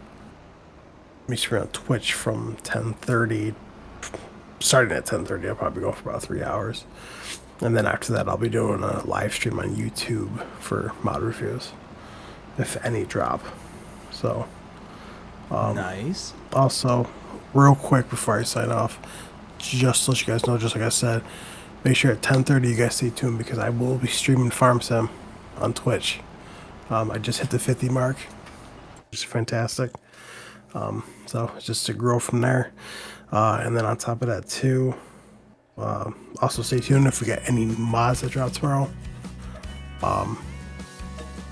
I don't know what time, but roughly right after I'm done streaming, I'll probably take a little break, get something to eat, and then come back and stream it, which just stay tuned for that. So, because I'm gonna start doing mod reviews now, again. So, That's awesome, man. I mean, it's just like the way Bree put it. So, the way she put it was this. So, so this is coming from her, not from me. She looked at me and she goes, so how like your best friend BDD does map tours, right? And these map updates. And I was like, yeah. I was like, what about it? And she goes, well, I mean, he does a really good job at it. I was like, yeah, he does. I was like, what's your point? Because I was like, you just get on with the point. And she goes, well, why don't you do mod reviews? I was like, okay, well, there's already 3 people I watch. There's probably more than that do mod reviews. And she goes, yeah, but the amount of modders that you know, the amount you know about Farm Sim, and also the amount you know about these mods,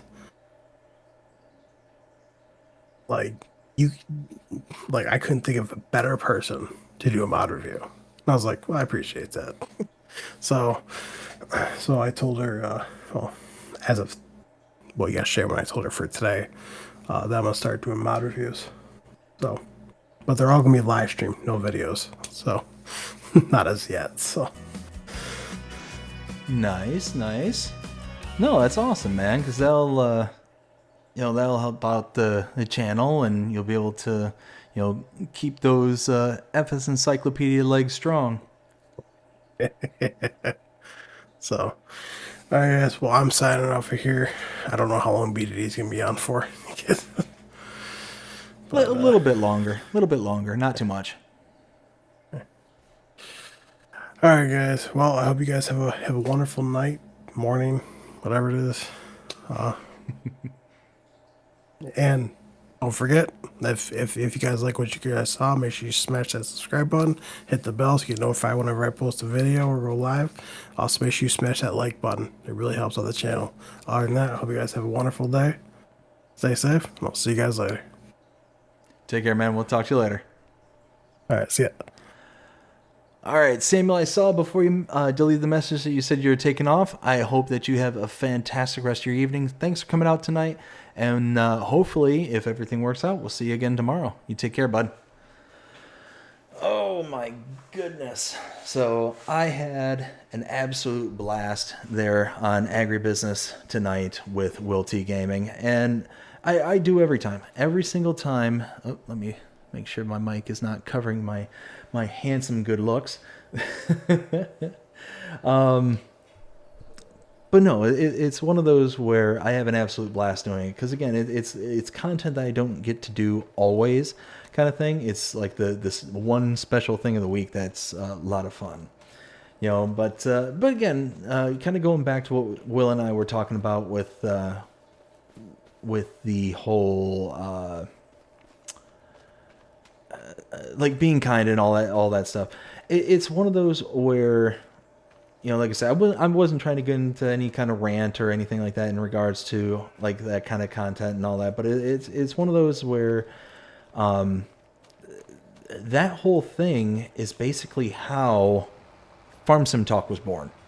You know, so it's one of those where I kind of hold that topic kind of near and dear to my heart because of that show.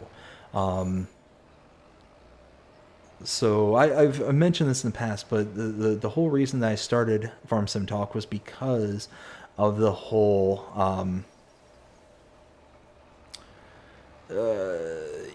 negative reactions from the community and stuff like that, and you know, wanting to give a face to the individual who was creating content and all that stuff. So it's one of those where it was my hope to be able to kind of, you know, dull the knives by offering a insight into the individuals who were like participating in the community and all that stuff. So it's just one of those where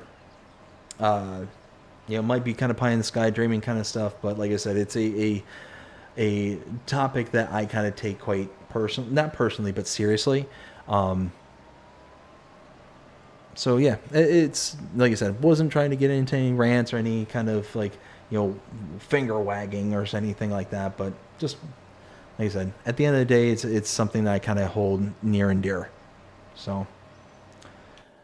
But anyways, this is my kind of personal playthrough, my Alma, Missouri. I've been just kind of, you know, messing around on it, playing around and having some good old times with it. But just one of those where, you know, just kind of doing the things that I do. And actually, give me just 1 second, because I think I hear my dog outside the door, and she can't be waking up the whole household. So give me just 1 second.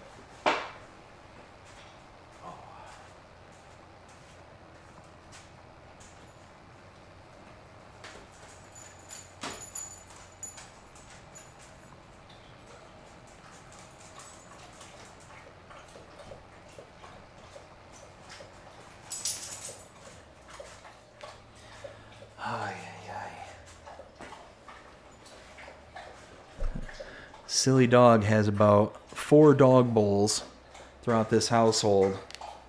All of them chock full, but this is the one that she wants. And the reason I think is why she likes this one as opposed to any of the other ones is because her collar has a little metal tag on it, and the other bowls are metal. So when she's sitting there taking her drinks, her tag will cling on the side of that metal bowl, and I think I don't think she likes it. This one's like what is it? Almost like stoneware, and she'll sit there and just do her thing. So, silly dogs, silly dogs. Let's see. Oh, finished mulching. Nice. What is my score up to? Wait. Oh, that's the plowing. Ooh, look at that. 93. Oh, wow. 98? Yeah. That's awesome. This one's really down in the dumps. What is that? I think it's the first two. Nitrogen pH. That'll get fixed after the next harvesting. Yeah, that'll be... Hey there, pretty girl. How you doing? Oh, there's a good girl. There's a good baby. Yeah. Yeah, there's a good girl.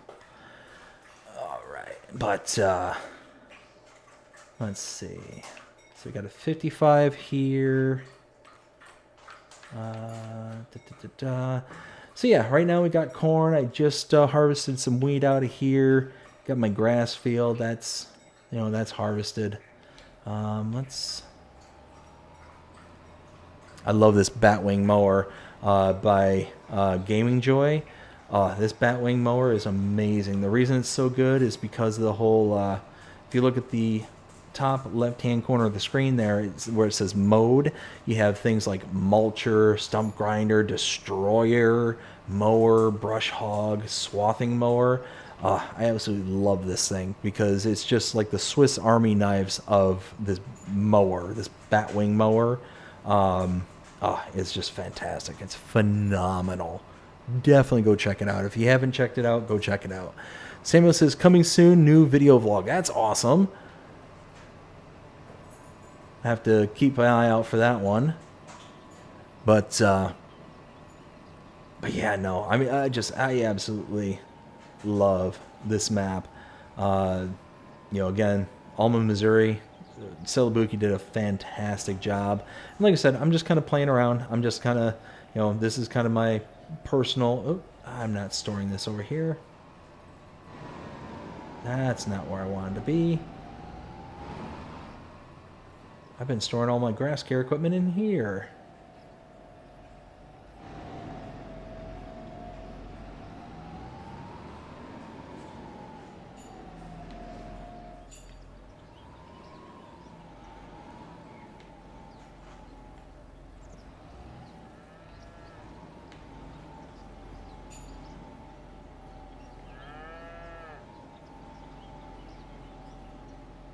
There we go.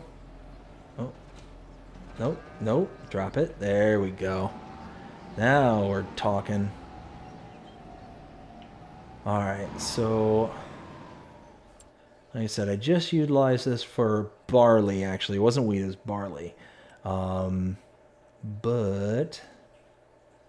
what can I put in here now? Planting season is green, so I can do carrots, grass, oilseed radish, olives, parsnips, poplar, red beets. So nothing good. Literally nothing good. Maybe I ought to try something a little different.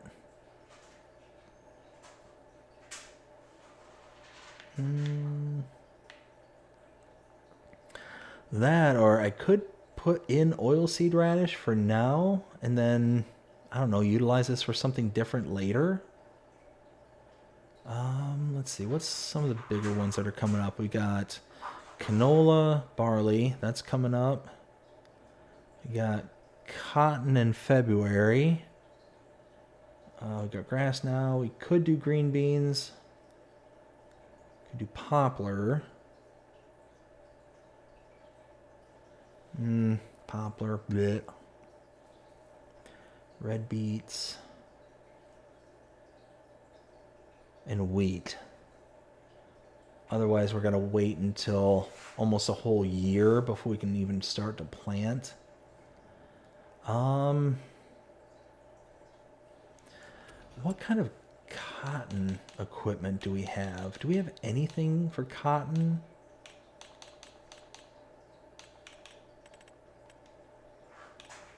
Oh, we do have that Lizard Colossus, but that's $370,000 worth.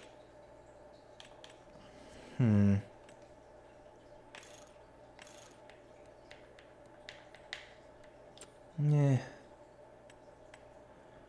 Well, that's 300,000 for big square cotton baler.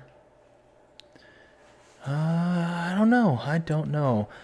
Let's see. Farmer Groot, how's it going? Hope you're having a fantastic day so far. Says, no, we can't see it because you're in the way. Oh, are you talking about the bowl? Let's see. Pippa, how you doing? Hope you're having a great one as well. Says, hi BDD and WillTGaming. Well, it's just me at the moment there, Pippa. I am actually the only one here.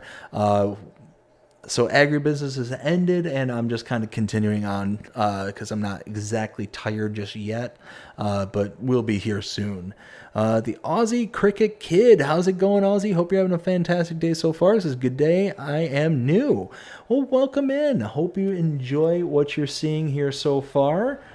Yeah, we're just kind of right now, just kind of playing at the moment. Like I said, this is my own little personal playthrough and what I've been doing, kind of, behind the scenes, winning if I get any extra time kind of thing. So this isn't like a kind of well-established farm or anything like that. I'm just kind of, doing to do. Let's see, what do we got here? We got lime, we got liquid fertilizer. Okay, so we got a good bit of everything going. Let's see. So the plowing contract, that's going just fine. Oh, got a couple of fertilizing contracts we can chug away through. The Aussie Cricket Kid says, I subbed. I appreciate it. Aussie, thank you so much. Thank you so very, very much. I greatly appreciate that. Oh, what's the matter, pretty girl? What's the matter? You gonna start talking for us? So my hound dog here, she's a bit of a chatty Cathy. She sits there and wants to talk a lot.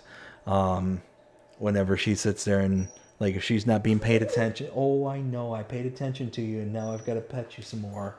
I know, sweetheart. Go lay down. You're a good girl. Yes, you are. Go lay down. Go lay in your bed. Go lay down.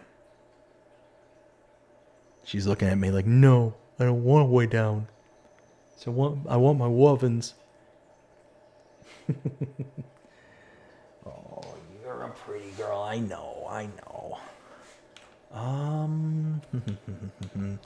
Do I have some solid fertilizer over there. I wonder if it might be a good idea for me to get. Let's see, what do I have here? Oh, I do have some in here. And I've got some in there. You know what? Okay, we'll just do that. We'll go ahead and... Yep, we'll go ahead and just grab us some of the solid fertilizer, the spreader here. We're going to do these two contracts here. So bam, and... Oh, I've got 2 contracts I'm working on already. Oh, well. Oh, well, we can make some money quick. Can I squeeze? Think thin, think thin, think thin. Ooh, there we go.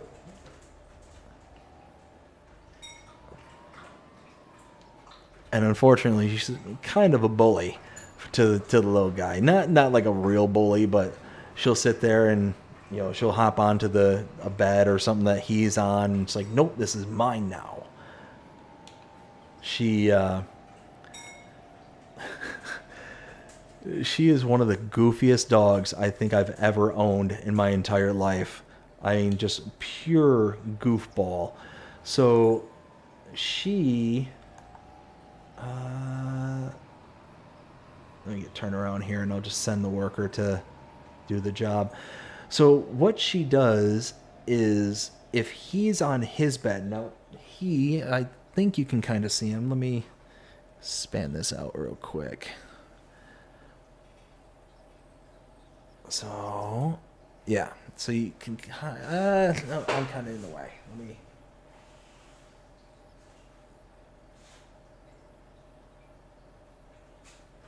So you can kind of see him.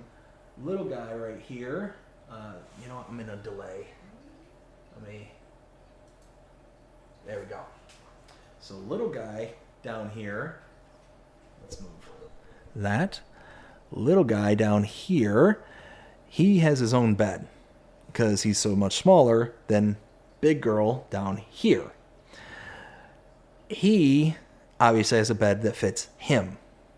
She likes said bed and kicks him out of his bed so she can then curl up into the tightest of tight balls and hang out in his bed. She does this stuff all the time. And yeah, it's one of the most ridiculously cute and rather annoying things that she does. Because again, he doesn't get a bed because she kicks him out of it. Let's go back to this, like so. Now, like I said, what we'll do, and my handsome face is being hidden by the microphone. Let's do that. So, let's go that, let's go that. And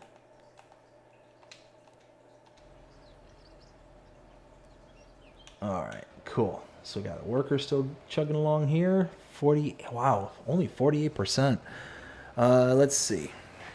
Let's go back to let's go back to this. I can close all this stuff down now, like so. And yeah, there we go. So yeah, no, like I was saying earlier, it's one of those where, oh wow, I'm almost out of fuel in this thing. I might want to do something about that.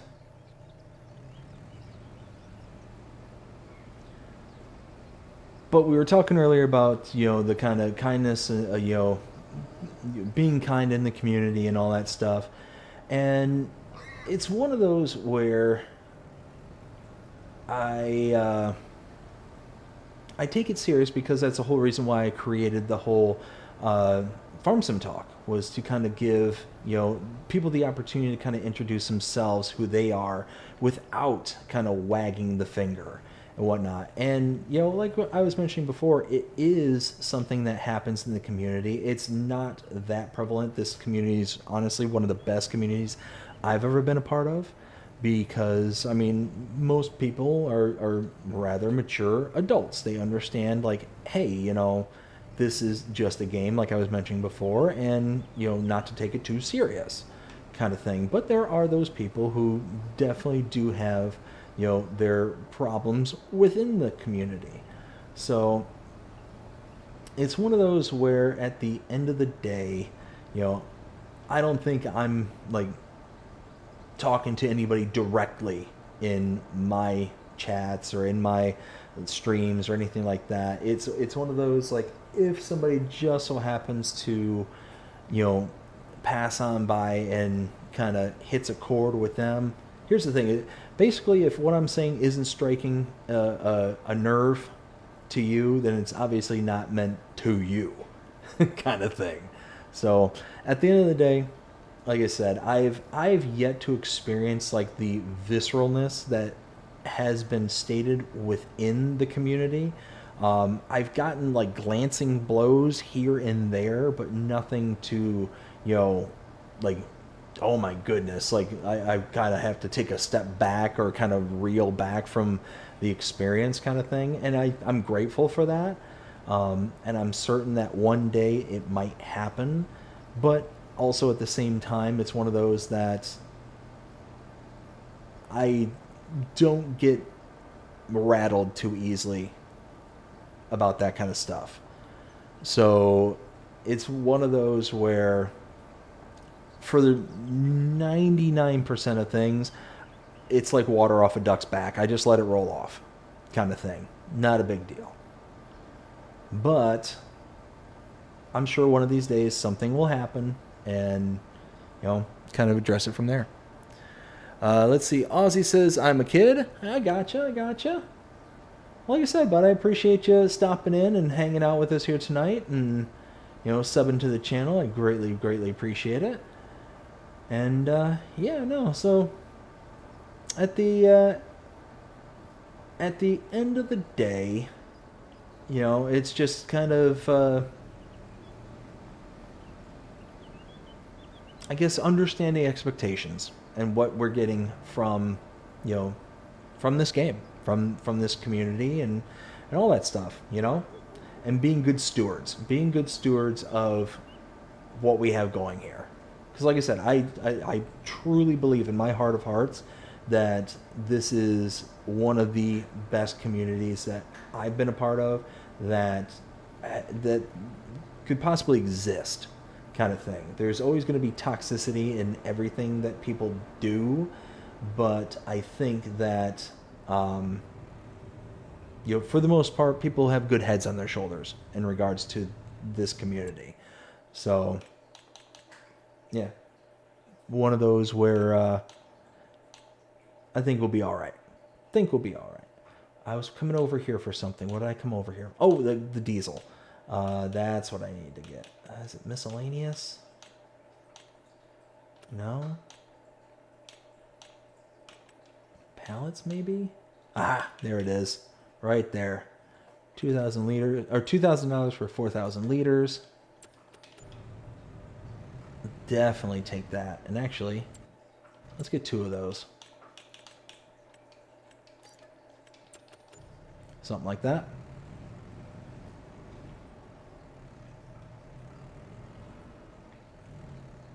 And let's... nope, there we go.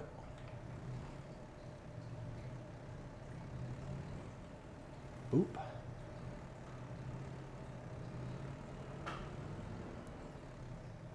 And... boop, just like that. Let's tilt this back so these won't come off the forks. I might as well use it while I got it. 99 liters of fuel, just like that. Ozzy says, no swearing, please. No problem there, Ozzy. I try my absolute best not to curse. So yeah, it's not something you generally have to worry about with me personally. Obviously I only have so much control of the chat and stuff like that, but I tend to do my best not to like get too out of control, kind of thing. So yeah, not something you got to worry about there, bud. So yeah, need to take this over to that John Deere because that's starting to run a wee bit thin. How's the oh yeah, that's chugging along.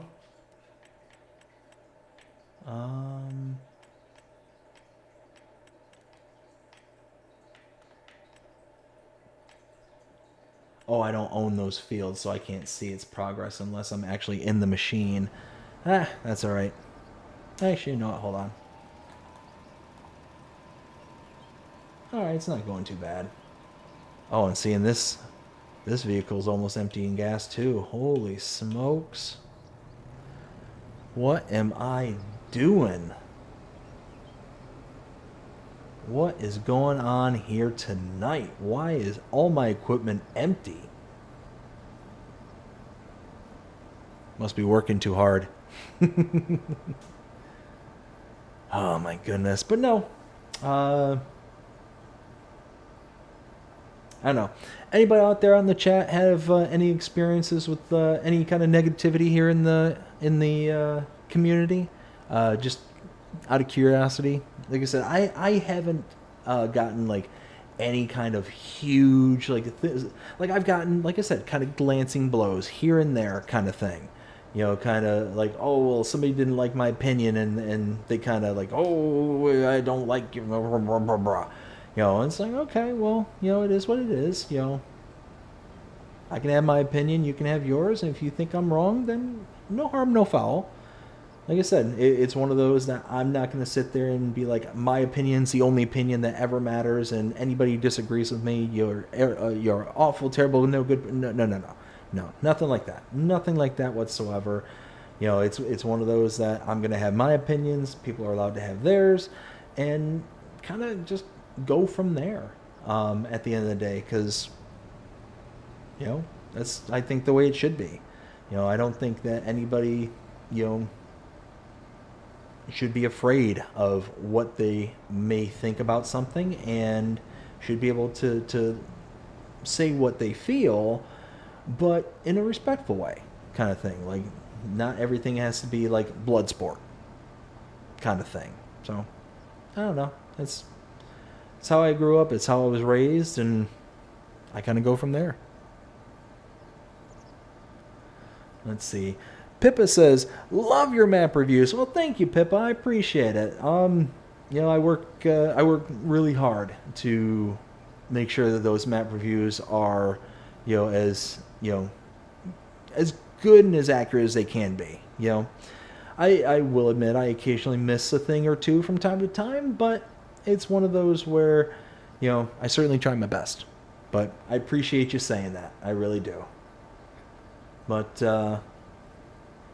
no, like I said, it's like I explicitly remember one time where, oh, let me go ahead and just pull right in front of this worker here.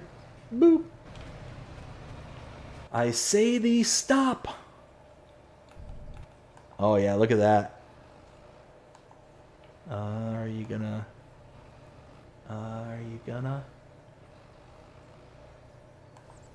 There it goes. Oh, hey, wrong button, wrong button. There we go. All right, let me get out your way. You may proceed. Oh dear.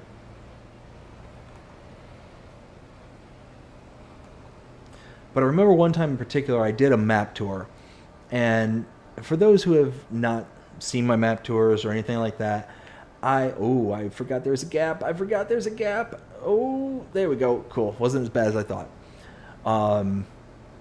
But at the end of my map tours, I always give my opinion as to what I think, and I give a 0 to 5 rating as to what I think. But I do my best to kind of couch what I may have as criticisms in a sense of constructive criticisms. Like, hey, you know, these are the things that I personally don't find appealing, kind of thing, and this, that, the other could be done, you know, to, you know, make it better in my opinion. But that's, at the end of the day, it's my opinion. It's not intended to be like, oh, well, I'm the end all be all, I'm the arbiter of all that is true. Nothing like that. Nothing like that whatsoever. So it's just, again, my opinion is, I feel it's no different than if I were to go and, you know, give a 0 to 5 star rating over on the Mod Hub kind of thing. You know, that's how I take it, and it's how I intend for it to be taken. So I ended up doing a review on a map, and it was not my cup of tea whatsoever. And I forget what exactly I gave it, but it was a lower end of the score kind of thing. Where is this? Oh, it's down here.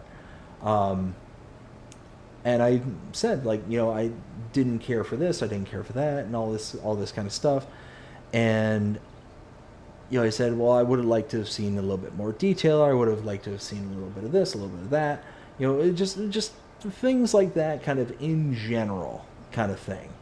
And somebody came back and it's like, oh, well, the map name said, you know, X, or it said Y, and you should expect X or Y kind of thing. It's like, okay, yeah, no, I get what you're saying, but it's still, because of these things, it's not appealing to me. And it's nothing against the map maker or anything like that. It's not to be taken personal.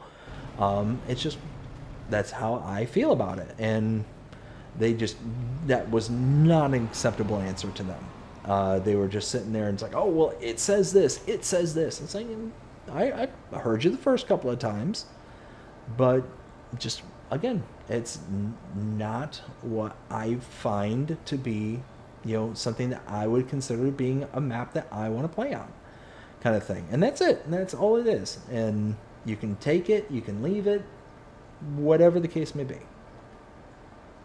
So at the end of the day, with those things in mind, with those interactions in mind, that's why I made Farm Sim Talk, is to, in some cases when it comes to like modders and stuff, to give them a, kind of a face, because a lot of the modders don't have a social media presence or a platform in which they can kind of talk about themselves and like, this is the kind of person I am, this is what I do, kind of be a little bit more personable kind of thing, and bring a face to the modding community.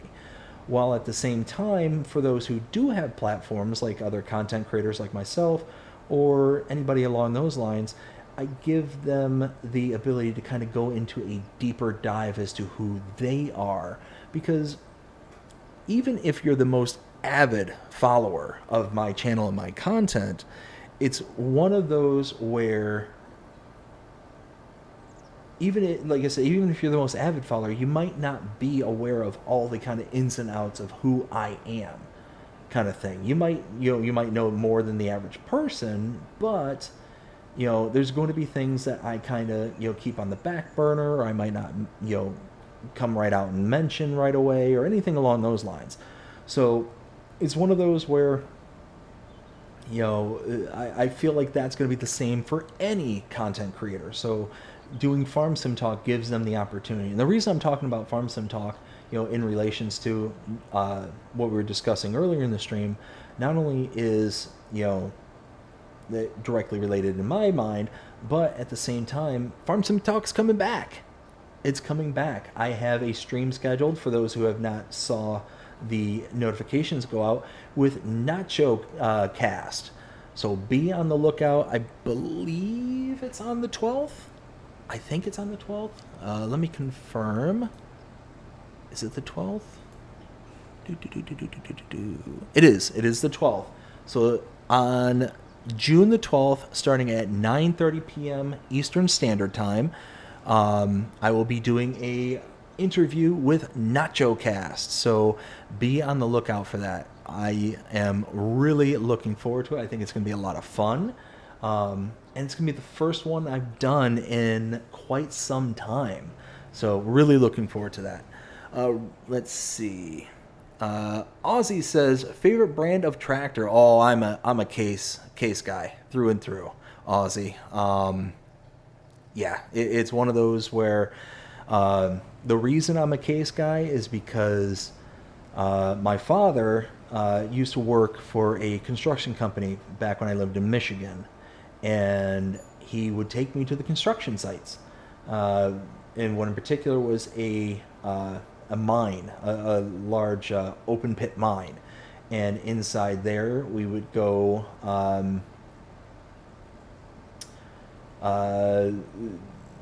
because it was private property and we had permission from the owner, we would go there with our, how do I keep this YouTube friendly? With our boomsticks. We went there with our boomsticks, and being deep, underground and whatnot, we would set up and do target practice, and had a boatload of fun doing it.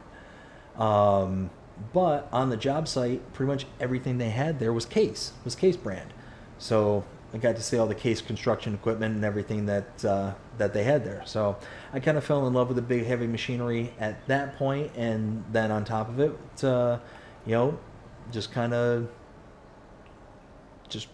fell in love with it from there. Can I dump this in here? I don't know. Oh, I can. Nice. Let's see. Ricky Creation, how's it going? Hope you're having a fantastic day so far. It says, what's the most popular mod? What are the most popular map right now? Ooh.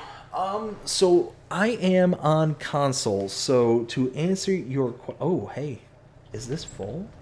It is full. Ooh. Okay. So because I'm on console, I'm not going to list out like every single map, but I do have a top 5 video of the maps that I think are the good ones, the best ones, at that point in time. Now, that was, a couple months ago when I posted that. So some of the big ones like Alma, Missouri here was not on that list. It certainly would be now because Alma, Missouri is an amazing map in my opinion. But I mean, some really good ones. Pelinier, absolutely love Pelinier. If you want a nice like French map, it's absolutely gorgeous. Alma, Missouri here is fantastic. Matopiba is a nice South American style map that is absolutely amazing. I'm doing a roleplay series on Matopiba. Just posted episode 7 yesterday, as a matter of fact. So go check that out if you haven't yet.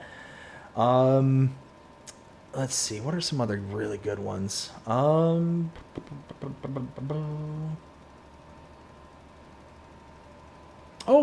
Agroforest.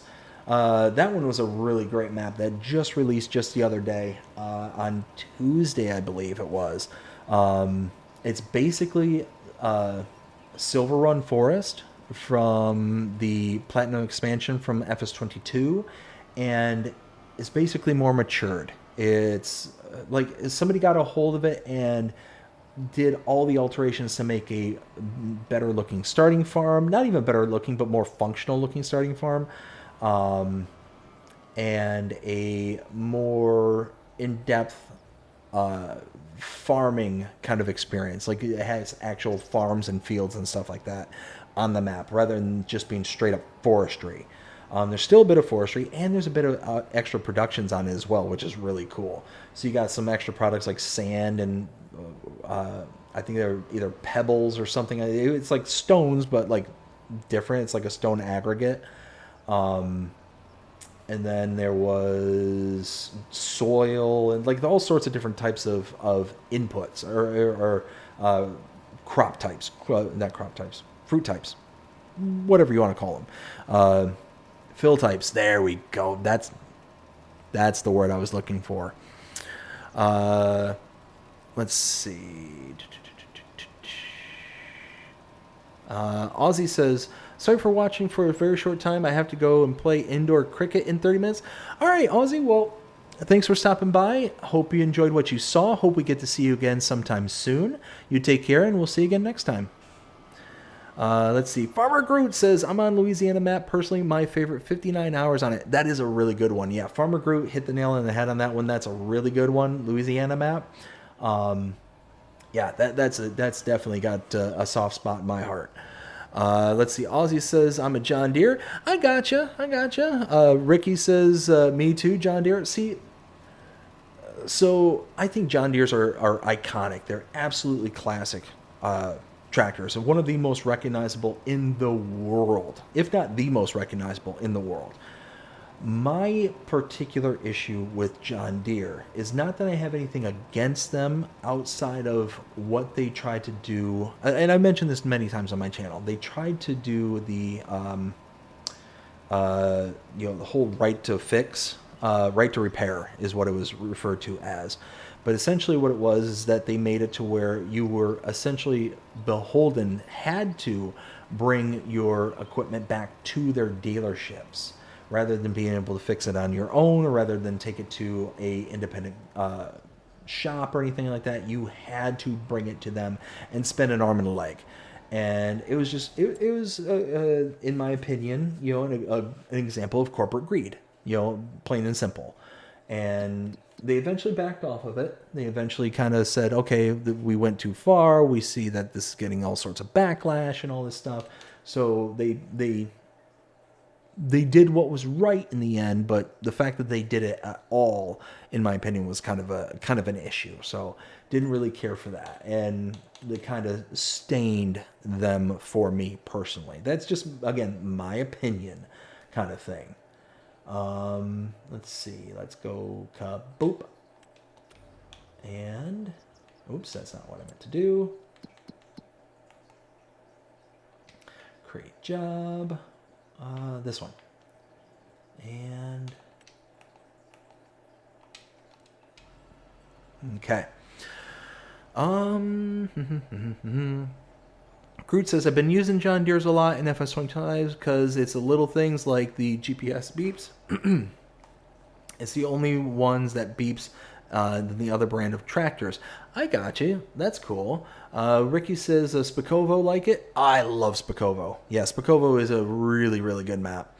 The map maker, I, of course, am blanking on at the moment. But, yeah, makes some really good stuff. Benji! Benji, how's it going? We got, let's see. I know you were in here earlier. I don't know if you dipped out or anything like that. Ricky says, yeah, I heard of JD locking users with software to... Yep, exactly. So it's one of those, when they were doing it, it was kind of a big deal. Because, I mean, not everyone can afford to take, especially farmers.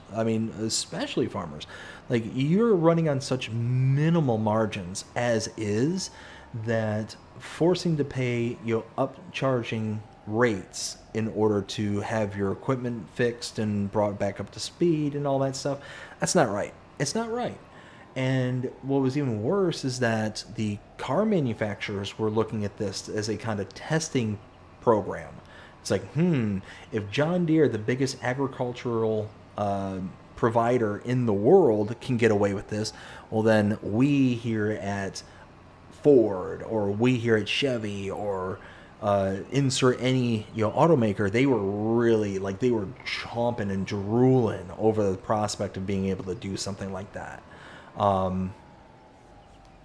And they were circling wagons. They were legitimately making efforts to try and make it happen. But it was because of a huge upswell of people. There was even certain farmers who basically said, I'm going to return it. I'm going to give it back. I'm selling it. I'm getting rid of your product. I will not be hamstringed into this, and I'll get something that I either consider quote unquote inferior or whatever. I just will not invest in you. And they lost tons and tons and tons of business when this happened. So yeah, it was one of those where, because of the huge ramifications that it could have had, it basically, that not only because of my personal experience when I was younger and the case and all that stuff, but because of John Deere and all that stuff, that really put a sour taste in my mouth. Let's see. Ken says, you should use the motorcycle and map tours. Oh, goodness gracious, Ken. Have you ever seen me on those motorcycles? Have you ever seen how ridiculous I am at driving? Now you want to put me on a motorcycle? Are you serious right now? Come on. Groot says, anyways, I can't keep my eyes open. Good night out. All right, Groot, well, thanks for stopping by. I hope you had fun while you were here. You take care, and we'll see you again next time. Let's see. Just want to check something really quickly. Let's do this. Okay.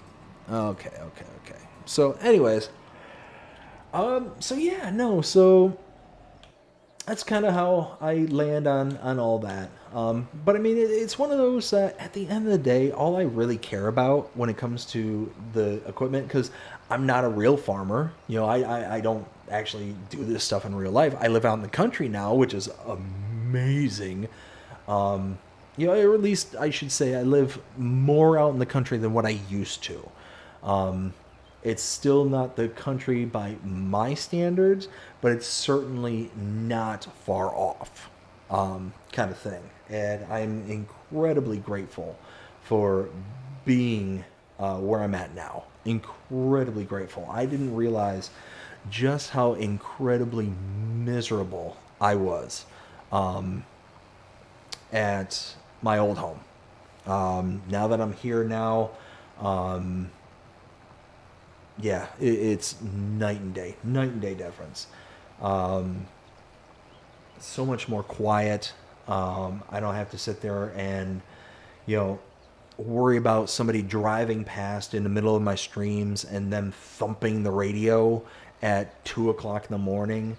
I don't have to sit there and worry about the homeless people that, have a base camp like 3 blocks away, kind of thing. I don't have to worry about them breaking into my home or breaking into my cars.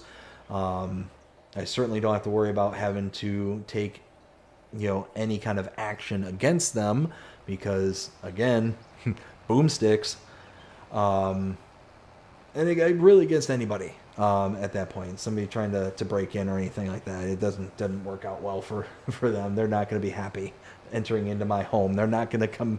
They're not going to leave with the prospects that they were hoping for. So yeah, needless to say, just like I said, incredibly grateful and thankful for where I'm at now, and gonna be working really hard. Gonna be working really hard to keep up with the channel, keep up with doing everything that I'm doing new farm sim talks, doing new content, continuing the series that I've got going.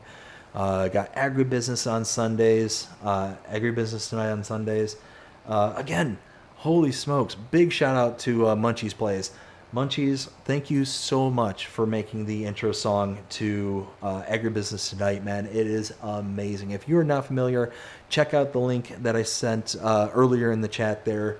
I ended up linking to his newest one, patch 1.9. I thought it was absolutely hilarious. But is also responsible for making songs like Mod Hub Madness, as well as FS Till I Die. Absolutely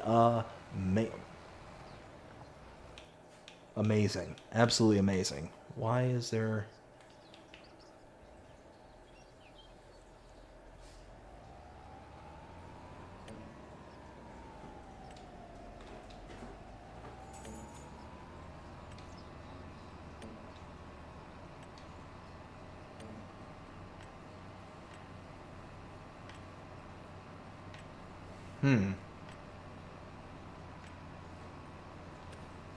Well, that's a problem.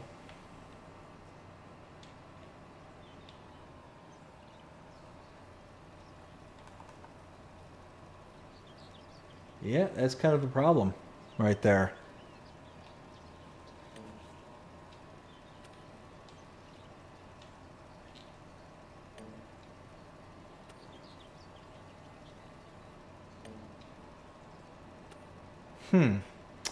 Oh well. I'll have to do this one by old school measures. That's all right. Not the end of the world. But no. What was it? So Munchies Plays made the intro song to AgriBusiness Tonight, the show that we are on the tail end of. Absolutely an awesome song. I love it. And it's one of those where after listening to it, I get so pumped listening to it. I dropped it at the beginning of the show because it is the kind of intro song now. It's fantastic, and I'll play it as an outro to the stream here before we take off tonight. So looking forward to that.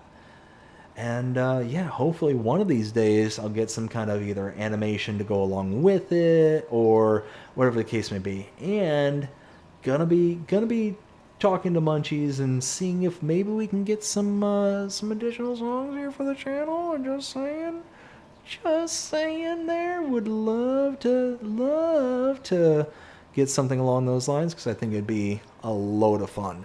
Maybe something for the live streams that we do here for the channel.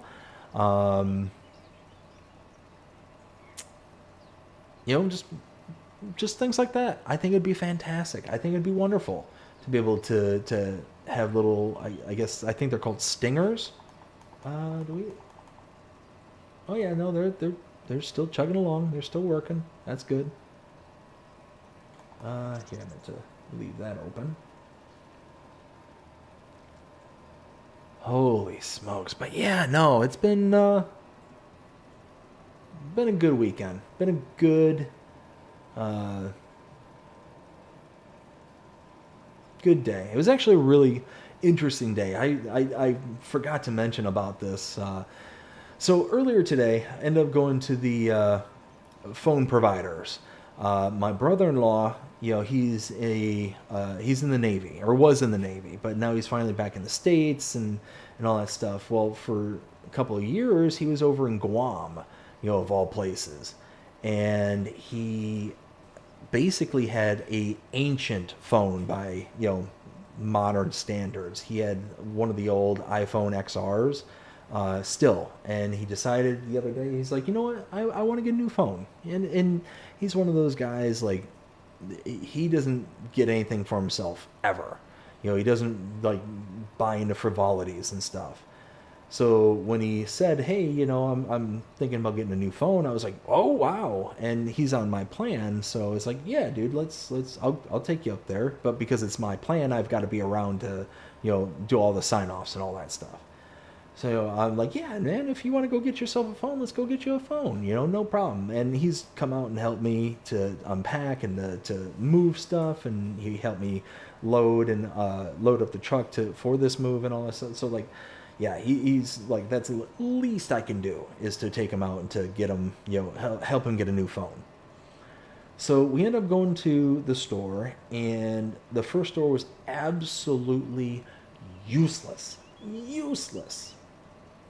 So we get there, and we're standing around waiting for somebody to acknowledge us, and we go over and look at the phones.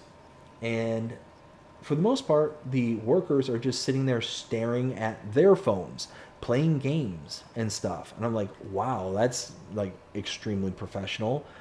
Sitting there playing, your cell phone video games while you've got customers in the store. It's like, okay, well, so we wait, being as patient as we can, or I should say as patient as I can. When it comes to silly things like, hey, workers playing on their phones rather than working on customers, I lose my patience pretty quickly. But we're there for my brother-in-law, so I give it a little extra.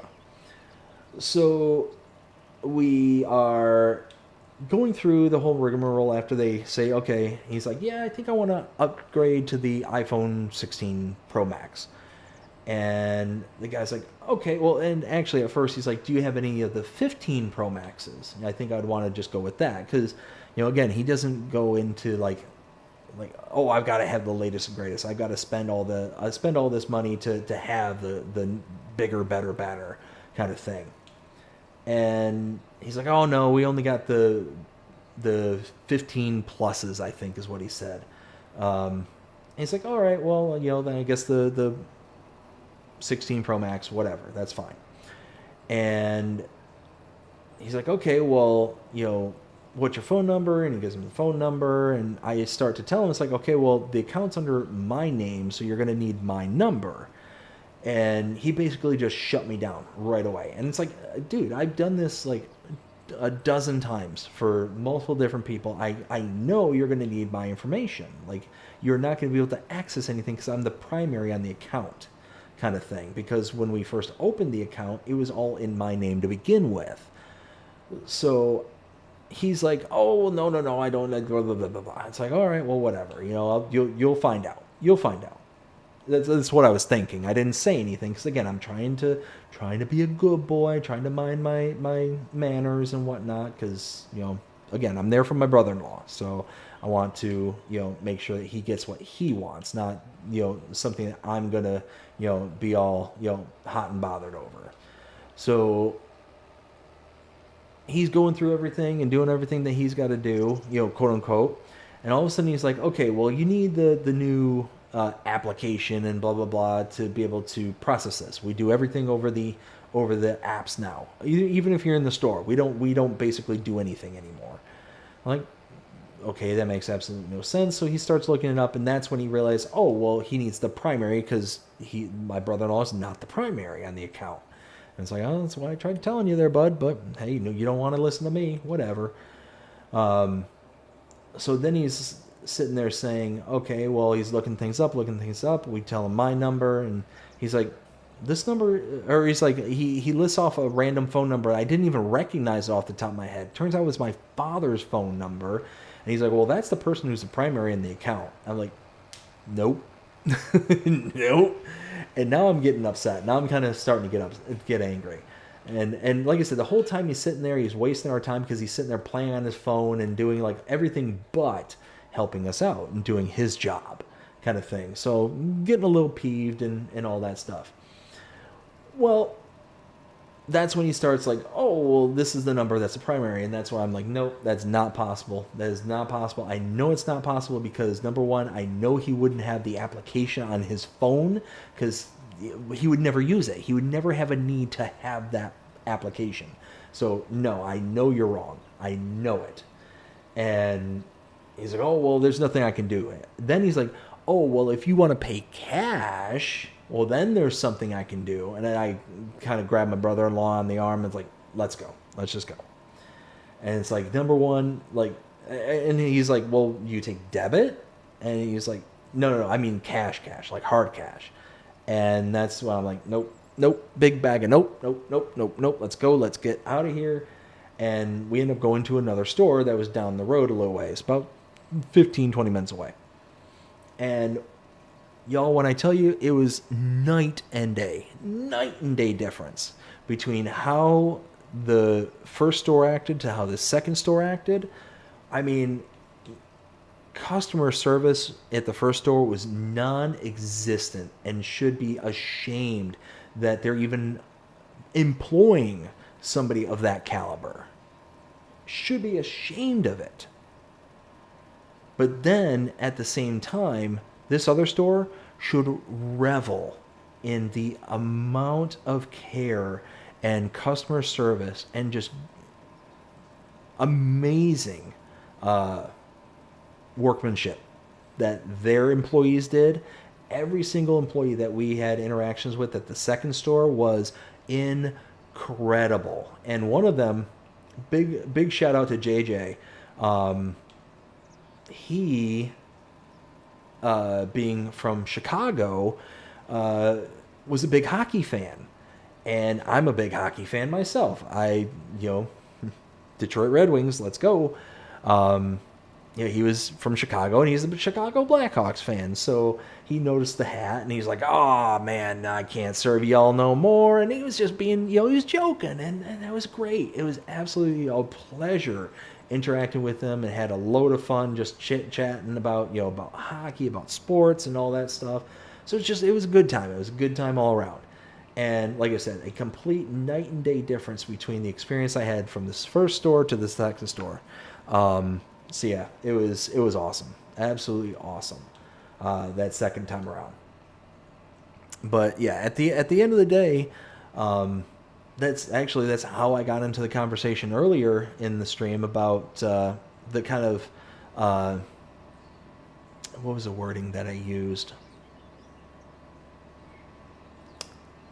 Not entitlement.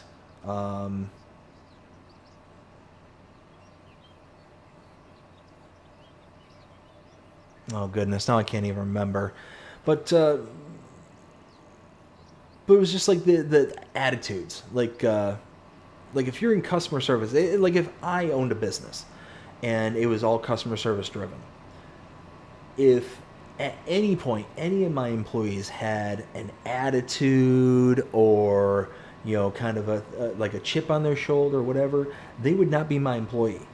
Would not be my employee, because I'm old school. Like, it is my job as the service provider to give you the best experience I possibly can. And as the owner, I'm not going to tolerate my employees doing anything less than that.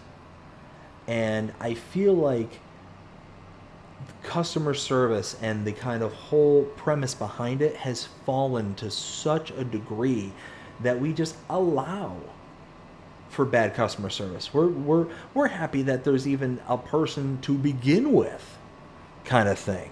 Let alone expecting to have somebody greet you with a smile or to be personable and friendly.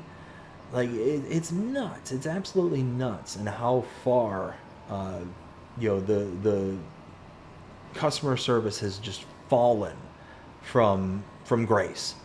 It's nuts. It's absolutely nuts. And again, I think it's unacceptable. I think it's completely unacceptable. Look, I get it. Being sunshine and rainbows all the time, it gets tiring. It gets to be exhausting. I get it. I 100% get it. But that's what you're being paid for? Did I borrow equipment for that second fertilizing contract?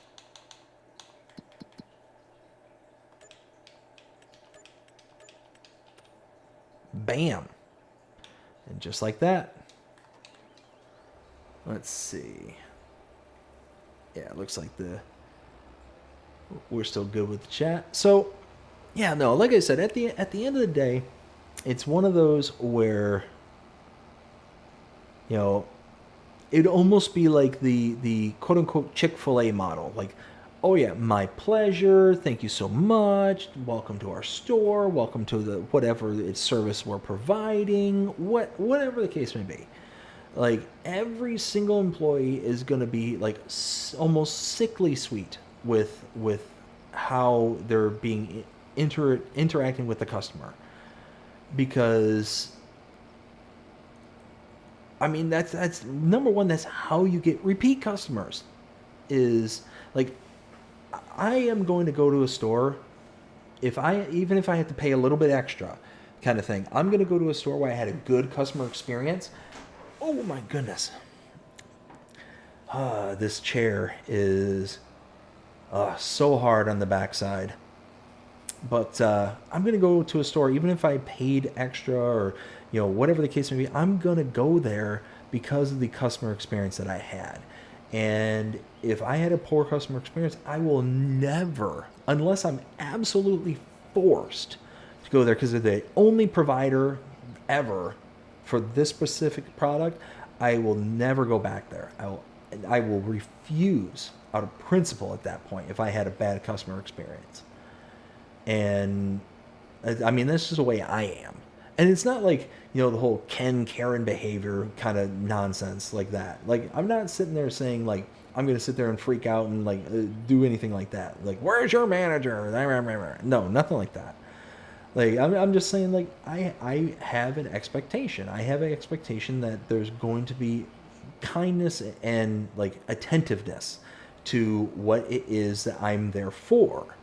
And if that isn't going to be met, then that's not the place I'm going to spend my money. I would sooner, you know, go anywhere else at that point.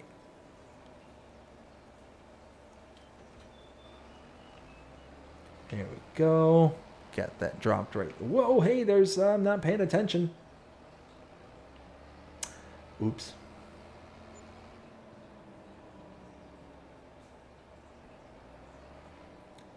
And let's bump that just a wee bit. There we go. All right, so let's go ahead and pull off right here. All right, so we got a whole bunch of stuff. We got, wow, 13,000 liters of lettuce, 13,000 liters of tomatoes, strawberries, spring onions, Napa cabbage, chili peppers, garlic, 32,000 liters of potatoes, 12,000 liters of sunflower seeds, 53,000 liters of both carrots and parsnips, peas, 6,900 liters, green beans, 10,000 liters, spinach, 32,000, grapes and olives, 13,000 a piece. Holy smokes. Omatana, big shout out to Omatana. Ugh. Like, this thing's incredible. I didn't put this in that long ago. And we've got so much product. I mean, 1,000 liters of garlic. We got some red beets right there. We got potatoes. We got parsnips. We got carrots. We got more red beets. We got 2 crates of spinach. Like, holy smokes. And you can just look. You can look in the bottom right-hand corner of just how quickly those items are just just going up and up and up. Let's see. Active fertilizer. No, I'm not going to do that one. Okay, so that's what I was going to do. Is I was going to hop back into this. And I've got to decide what it is I'm going to plant. I think I'm just going to do... I mean, I could do like a carrot or something. But, I mean, carrots... I mean... I could, hold on. I could install, where's that production?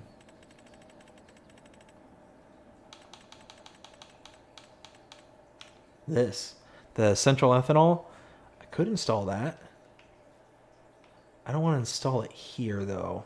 Because that just stands out like a sore thumb here at the farm. Is there anywhere here in town that's big enough to handle this? That's a shop area. There's this right here, but it's too big.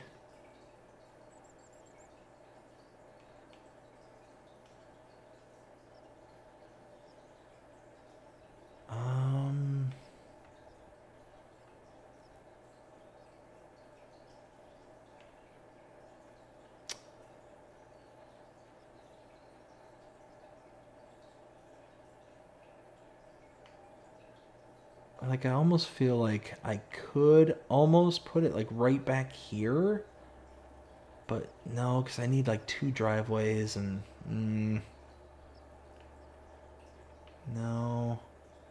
don't own that land. Oh man, there's like really no good area to put this down in here in town. Nope, that's not gonna work. Oh my goodness, where can I put you? Like, I almost feel like right here would work plenty fine, but I don't own this land. Like, right here would be perfect almost. Like, it's going to take a lot of terraforming. This is going to be expensive, but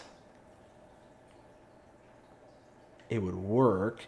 But the only problem is to buy that land here, this little strip. It's all a part of this land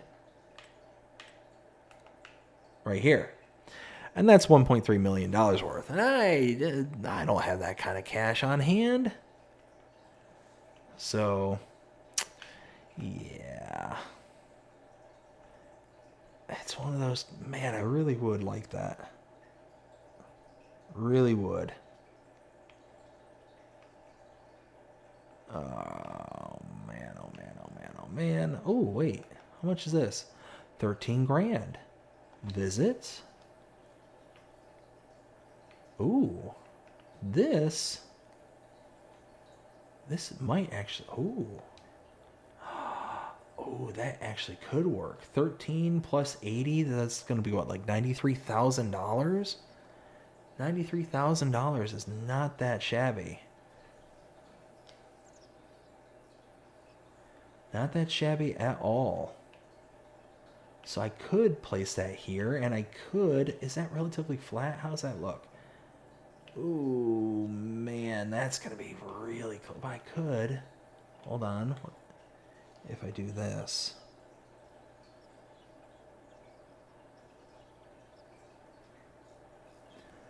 Like, kind of at that angle there, because then I could potentially butt it up in that driveway, maybe?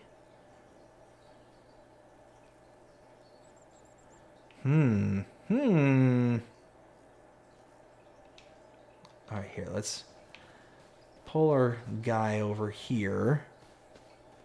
Something like this here. Okay. You know what? I think that's going to be the best option right there. 13,000. Buy. Yes. And then... oh, here, before... hold on.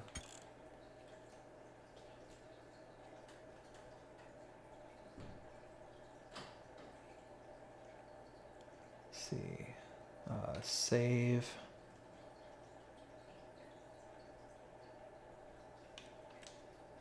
and turn off the autosave, save one more time, just be safe.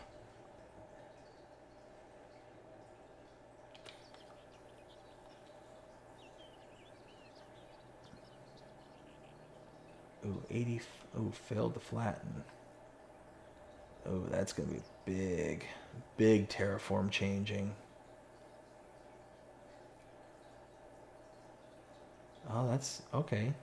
2 grand difference. That's significantly less. What about if I... ooh. 10... ugh.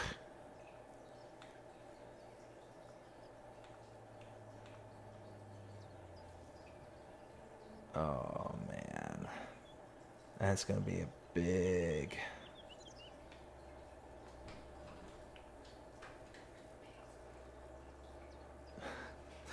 I'll be right back.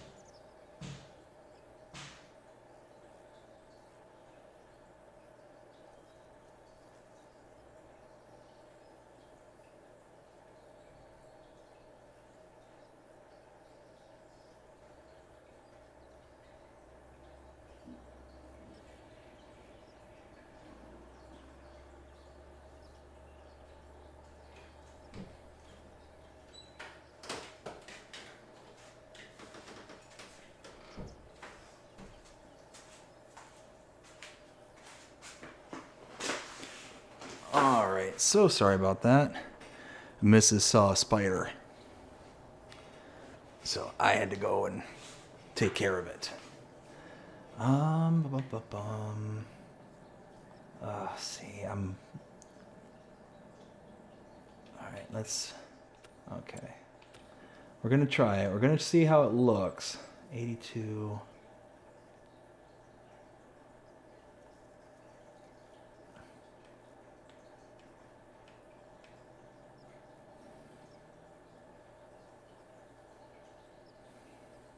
Something like that. Oof. Yeah. Oh, that's just terrible. That's, yeah. All right, well, like it didn't happen. But you know what? I think that actually makes it for a good signing off point, because it is now 2:40 in the morning my time, and I have got to be up in the morning for work. So I want to thank everybody who came out here tonight, hung out with us here for AgriBusiness, and for the little bit of live streaming that I did after the fact. Let me go ahead and turn off this music here, because that's just going to drive me up a wall. Bam, there we go. So again, I had an absolute blast here tonight. I'm going to leave us off with the outro for the intro song for AgriBusiness, because I just need a good sign off, because I love it. I love that song. I love it. Big old shout out again to Munchies Plays for AgriBusiness Tonight. I think it's fantastic, and I hope those who are hanging out here still like it as well. Yeah, like I said, had an absolute blast here tonight hanging out with everybody, and yeah, hope you all enjoyed it. If you did, please show me by liking, sharing, subscribing, following, commenting, doing all the things. The algorithms enjoy you doing the shows. You're engaged with this channel, enjoying the content. And that being said, I hope everybody has a fantastic day. Take care.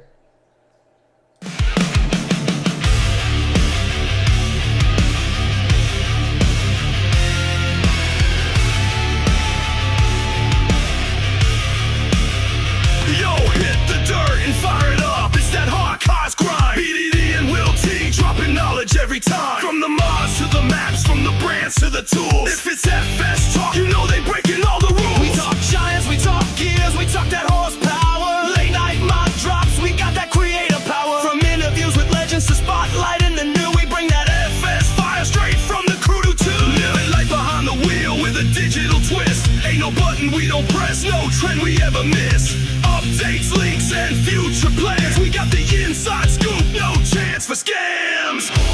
This is AgriBusiness, cranking up your farm life. From the field to the feedlot, under LEDs and skylights. Mods, maps, machines, they cover it all. Gorgeous kings of the farming game, standing tall.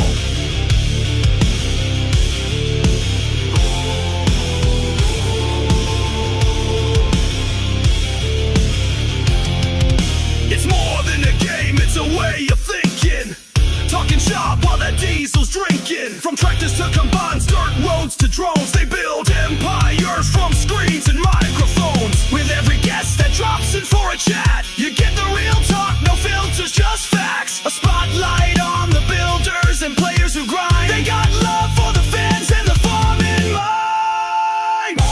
This is AgriBusiness, cranking up your farm life. From the field to the feedlot, under LEDs and skylights. Mods, maps, machines, they cover it all. Vortex, kings of the farming game, standing tall. So plug in the pod and hit that sub. Roll out and style with your farming club. No fluff, just dirt, diesel and truth, straight from the FS underground.